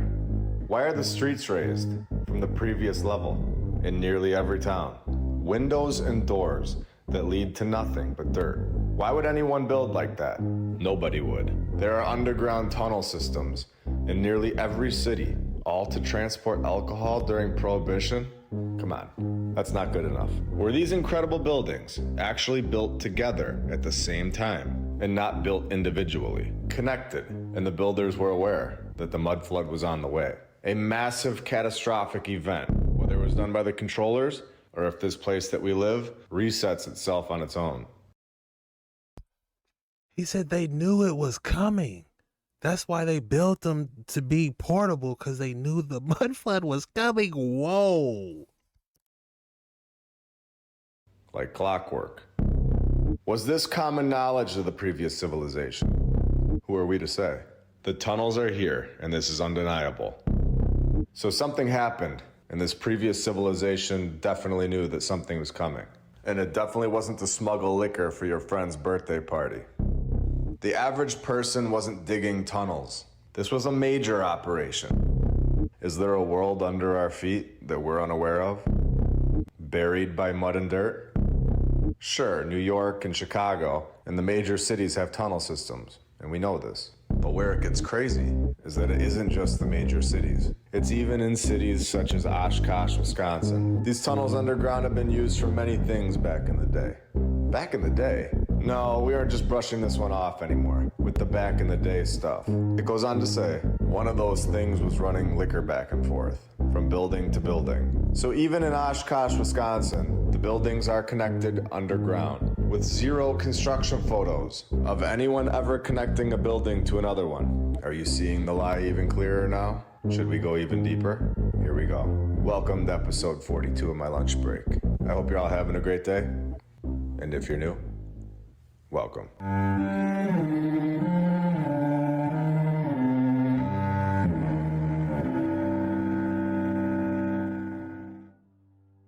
And I want to thank all of our sponsors over on Patreon. Thank you to FlatEarthDave.com. You can check out his app. I'll put the link in the description. Of operations and massive is going on in Oshkosh, Wisconsin. When you have mass are all below the. Thank you to Rebecca K. Awesome and helping this channel out a lot. Now we know this town also has a tunnel system that connects all the buildings together. So when I was showing how the windows are all below the current ground level, this is what I'm talking about. There is a tunnel system. These buildings are so much bigger than we can see. And how deep are these tunnels? What is down there? And you know something crazy is going on in Oshkosh, Wisconsin when you have massive military contracts awarded to Oshkosh Defense. On December 16th, 2022, Oshkosh Defense LLC announced that the U.S. Army placed a $543 million order. So this is a town that is funded by higher powers, and they're taken care of. We are always told to trace the money, right? A massive military corporation providing aid to the Army, Marines, Air Force, and Navy. Who is really in charge of this town? setting up these kind of operations and massive contracts. So we have tunnels, massive military contracts, griffins on the buildings, pillars and columns everywhere. This place is just unbelievable. And there is a book called Oshkosh Down Under. And look at this stuff. We have photos of the entrance to the tunnel from the Old Mercy Medical Hospital. Tunnels in the 1800s? Not only were they building above ground, but also below? This is insane and opens up so many more doors for us. Here we have the tunnel from the hotel to the opera house. And there's even a sign saying tunnel to the courthouse. Remember, these tunnels connect all of the buildings, not just one. There is a massive tunnel system right below the sidewalk. So when you go back and watch episode 40, remember that there are now proven tunnels below where I was standing. This is crazy stuff. In the future, if you guys like this kind of stuff, I'll go back to Oshkosh and see if we can get inside the tunnels. And so we're clear, these tunnels were found and repurposed by our current civilization, in my opinion. This book states that they used the tunnels to transport prisoners from the jail to the courthouse, which they no longer do. But this is not what it was originally used for, of course. Here we have a photo of the entrance to the tunnel from the county safety building, taken by the city of Oshkosh. So these tunnels were no secret. It's incredible. Now in 1944, we have a witness that states she was working for Gateway Valley Wholesale Liquor, located next to a private garage. She left for lunch one day and saw an area that was going down into the hotel. And this opened up into a tunnel, leading underneath the alley and into the hotel. She says that she remembers seeing glass cubicles that brought light down into the tunnel, by using the sun, of course. And to prove her story to be true, there is a map below from the Sanborn Fire Insurance map of 1903. So they had to report their map to the insurance company. And the map shows that there are in fact tunnels under the hotel. So when I was showing you all the windows that were at the current ground level in episode 40, and also the exact same thing most likely going on in ancient Champagne, episode 36, in my opinion, I think that all of these tunnels in all of these cities and towns lead to a central point. And I think that this point is where the Freemasons set up their lodge. I think the lodge is the central point of all the tunnels. Oh my goodness, I might have to.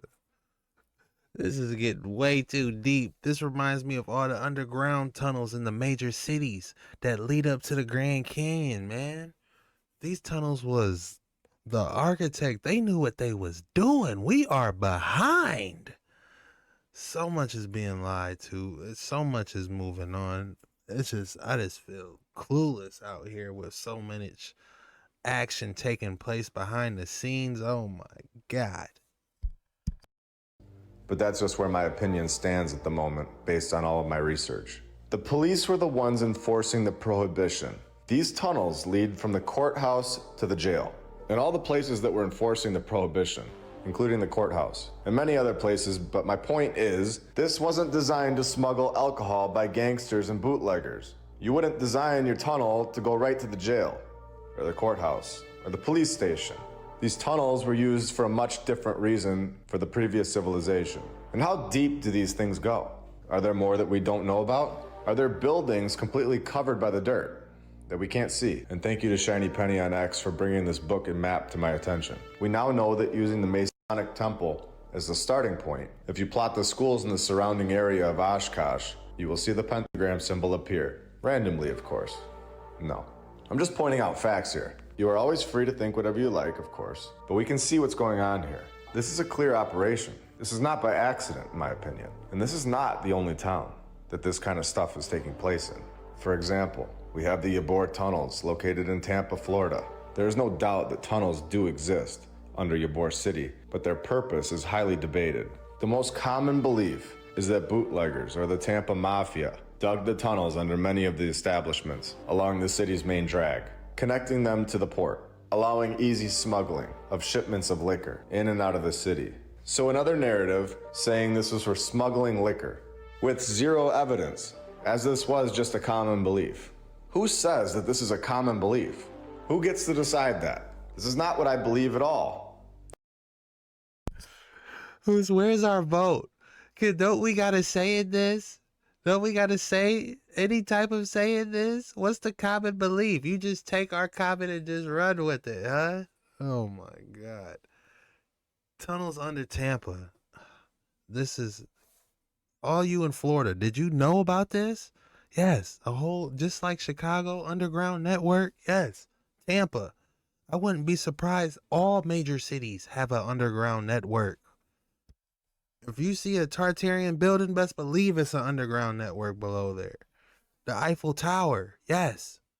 Giant radio transmission center, if you ask me.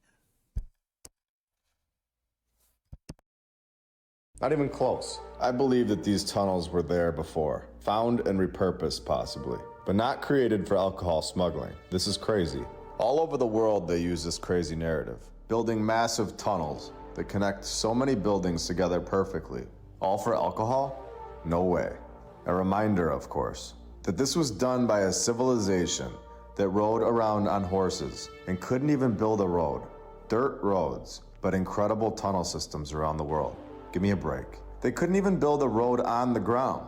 Why should we believe that they could create connecting massive tunnel systems below the ground, all over the world? All for alcohol? Did the prohibition even happen? Or is this just an attempt to explain away the tunnels that are everywhere? I know which way I'm leaning. And was there something that these tunnels had under? He said, did it even happen? Hey, I'm with you, man. This dude is the GOAT. He said, did it even happen? They just trying to cover something up.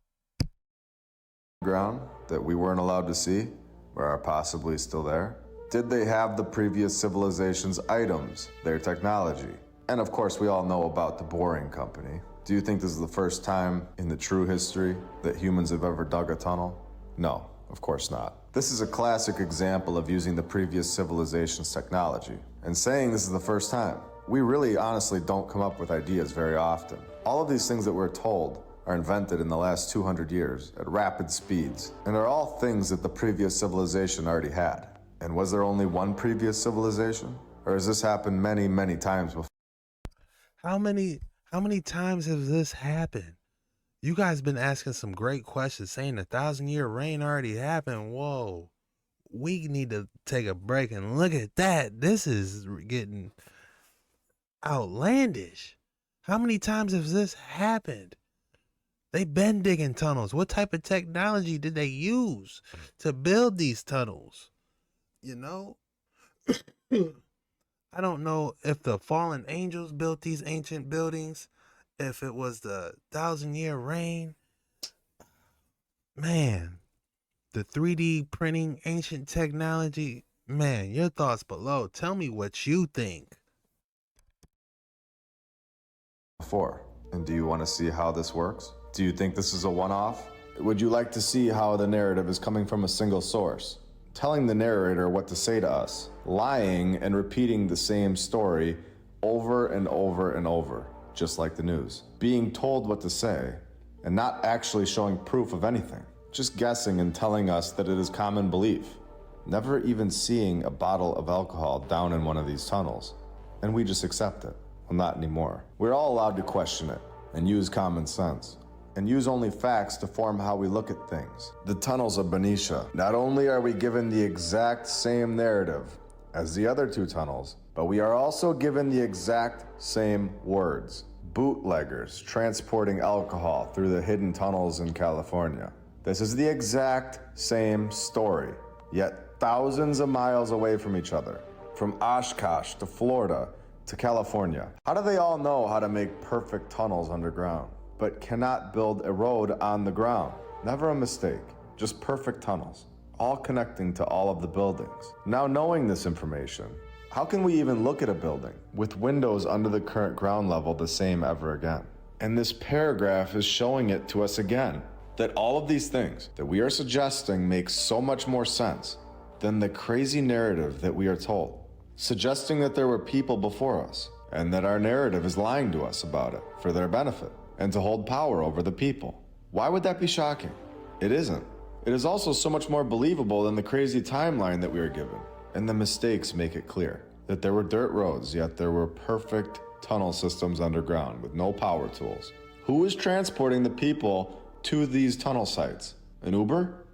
No. They were supposedly riding their horse home in time for dinner. Now this paragraph states that arguably a more proper and kid-friendly explanation...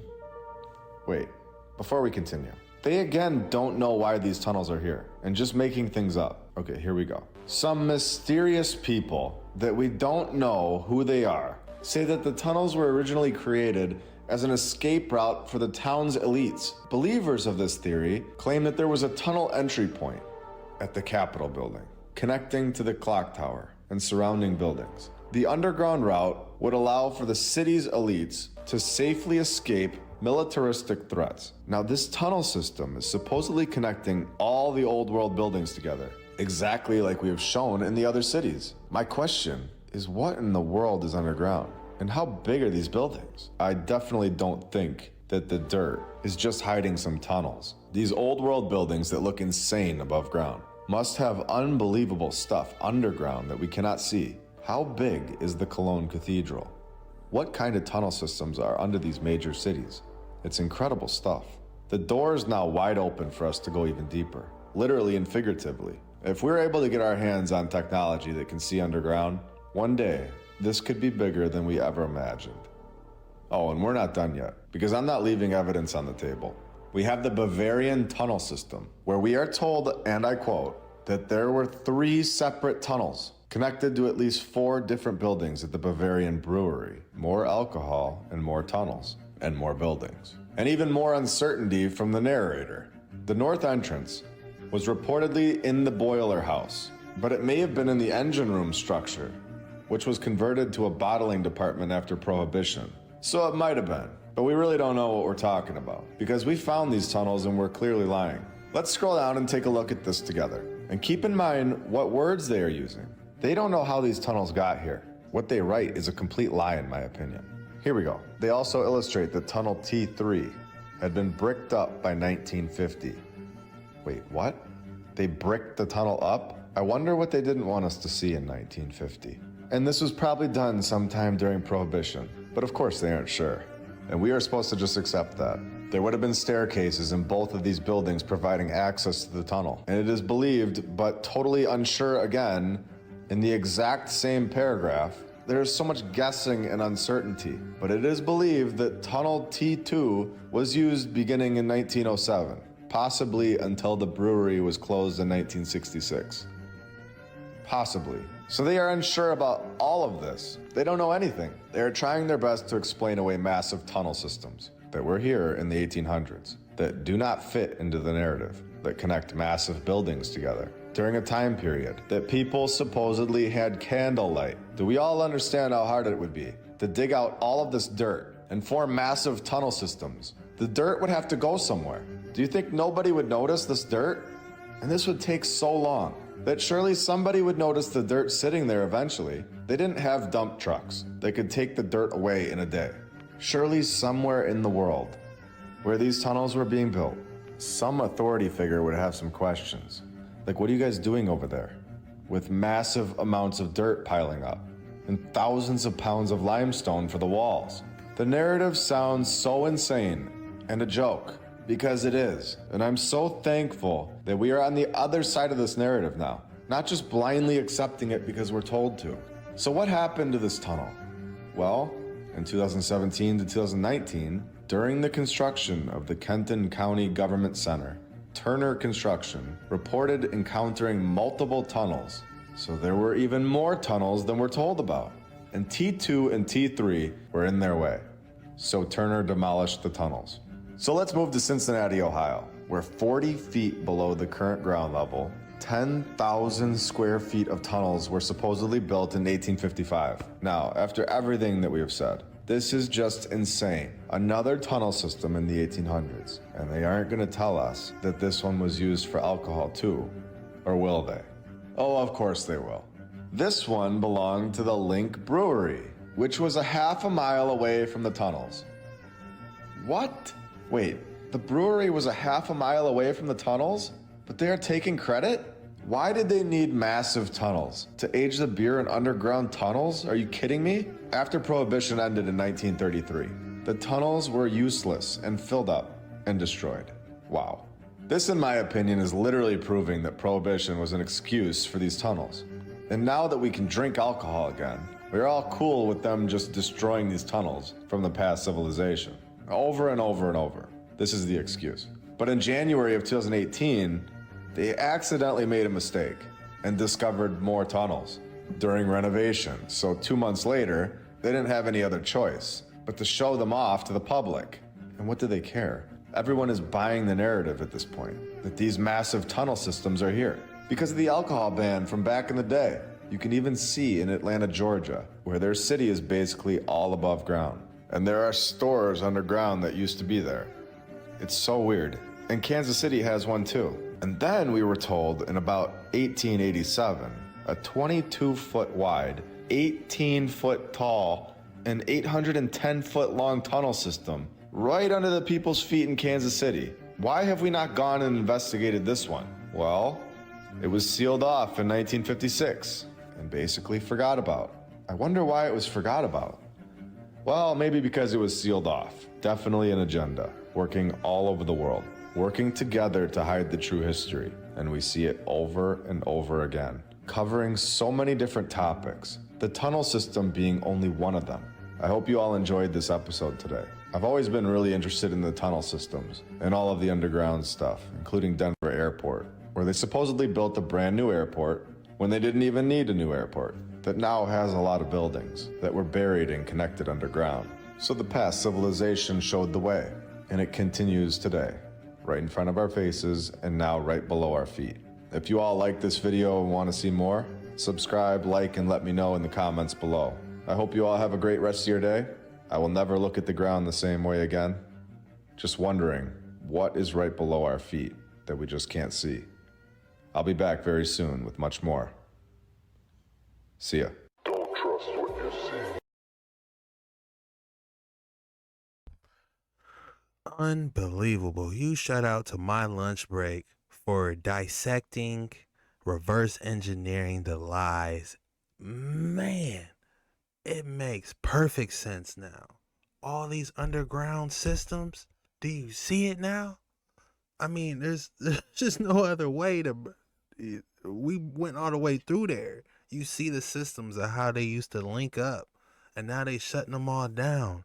Just like every old Tartarian building, you know, and all these old world fires in Chicago, man. Come on.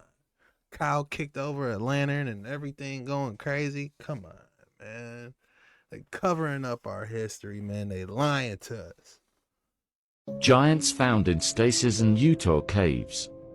A giant pharaoh in stasis was found in a cave in the desert southwest. Since I've been on talk radio for 25 plus years as a host and interviewing some interesting people, one of the things that's afforded me is the ability to have people who've seen this stuff that everybody else says are crazy to contact me.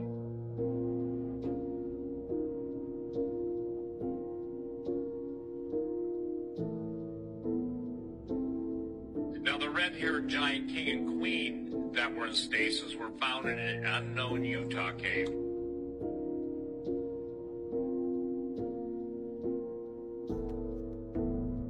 The presence of giants in the caves of southern Utah and the desert southwest are so numerous that you can't turn anywhere to the east, west, north, or south and not encounter somebody that knows not only the myths and legends but has seen. Giants found in stasis in Utah caves. I found it, you guys. The lost doorway, the hidden doorway. This one that opens and closes to the land of the giants here at Zion National Park. I'm going to start panning from left to right. Show you guys all of the mountains here. I'm going to bring you guys all the way around and show you that we actually found it. The tunnel entrance. Oh my gosh. Look, there it is. Can you believe it? There it is, the tunnel entrance, all the way in. Was this made by giants? Who put this there, you guys? Clear up there. It looks like some kind of an ancient temple in the mountainside. Oh, we found it. There it is.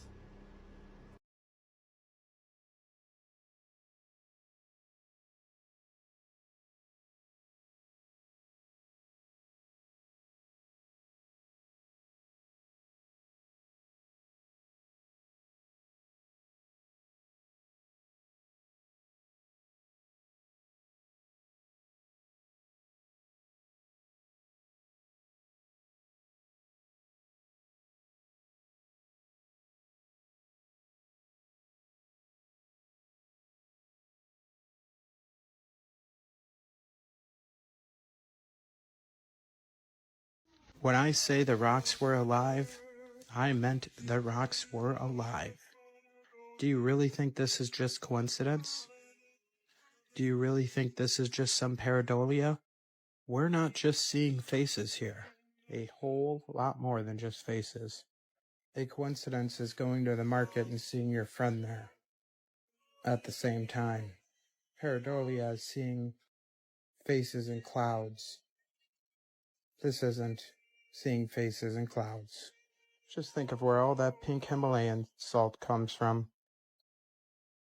Now people say that's not how fossilization works, or we got carbon dating, but how accurate is it? You know they lie to us about everything. Just look at some of this petrification. Some of these artifacts that have no explanation. Petrification and fossilization takes a lot shorter than they tell us. And in the right scenario, like one big, massive cataclysmic event, you have a perfect petri dish for what you see here. Geology. That is nothing more than hardened biology. Question everything, friends. Geology, nothing but hardened biology. I like that one.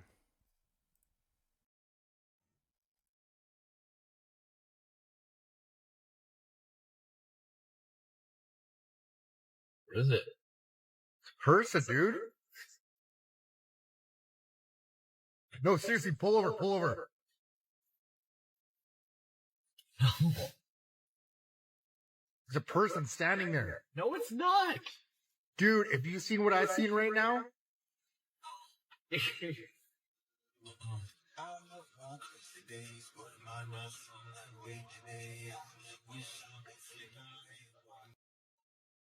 It looked like somebody's up there walking. Look at this, you guys. Y'all, have y'all seen this? Look at this. Knowing what we know about mountains and rocks now, right? Petrified wood. Look at this. This is apparently a temple in China, y'all. But look at that, right? Now what we know about, giants and petrified wood and the rocks and the mountains. Look at it's a whole being, y'all. It's a whole being. Look at the face. You got the arms. Look at the torso, the legs over here, y'all. Look at that. And what is it? I guess that's the stairs, but look how megalithic this thing is, right? And to say this probably comes alive at a certain point in time, right? Just like everything is alive on Earth. We knew giants to be real and they were being used to be manipulated in these ancient cosmic wars. But look at that, y'all. Right in our face. Truth in plain sight, just like everything else. There are some things in the earth that you cannot hide, y'all. And this right here is literally one of them, y'all. Look at this big, beautiful.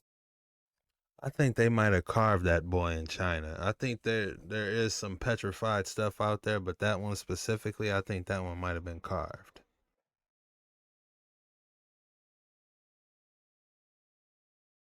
According to a Gnostic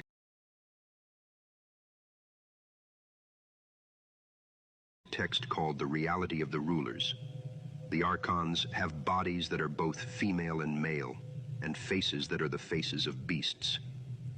Thus, they're not truly male nor female nor human nor animal. The ancients found this kind of boundary crossing to be deeply threatening, and this description of the Archons implied that they were forces of chaos, so mixed up as to be the farthest that a created being could be from God. because the Archons had created humans in the first place. They had created humans to be extremely susceptible to their influence and to be almost unable to resist it. Only the divine spark from heaven, which had slipped into creation despite the Archons' intentions, gave people any kind of a chance of resisting the Archons. It looks like a cool movie, like a cool Star Wars, you know. I would watch this. Is it out there? Yes. John's temptations. But only a few, the Gnostics, were even aware of that divine presence within themselves. And even for them, it was a tremendous ordeal to act in accordance with that presence rather than the wishes of the Archons. Most people were just the puppets of the Archons. Thus, the normal, default state of humans was literal demonic possession. The number of Archons varies across the Gnostic texts, but there are commonly said to be 7 Archons, whose identities and names vary as well. These 7 corresponded to the 7 planets that had been identified in antiquity, whose movements were credited with producing astrological fate. Strangely, we see correlation with the Anunnaki and the 7 great gods of Sumerian texts. The Archons.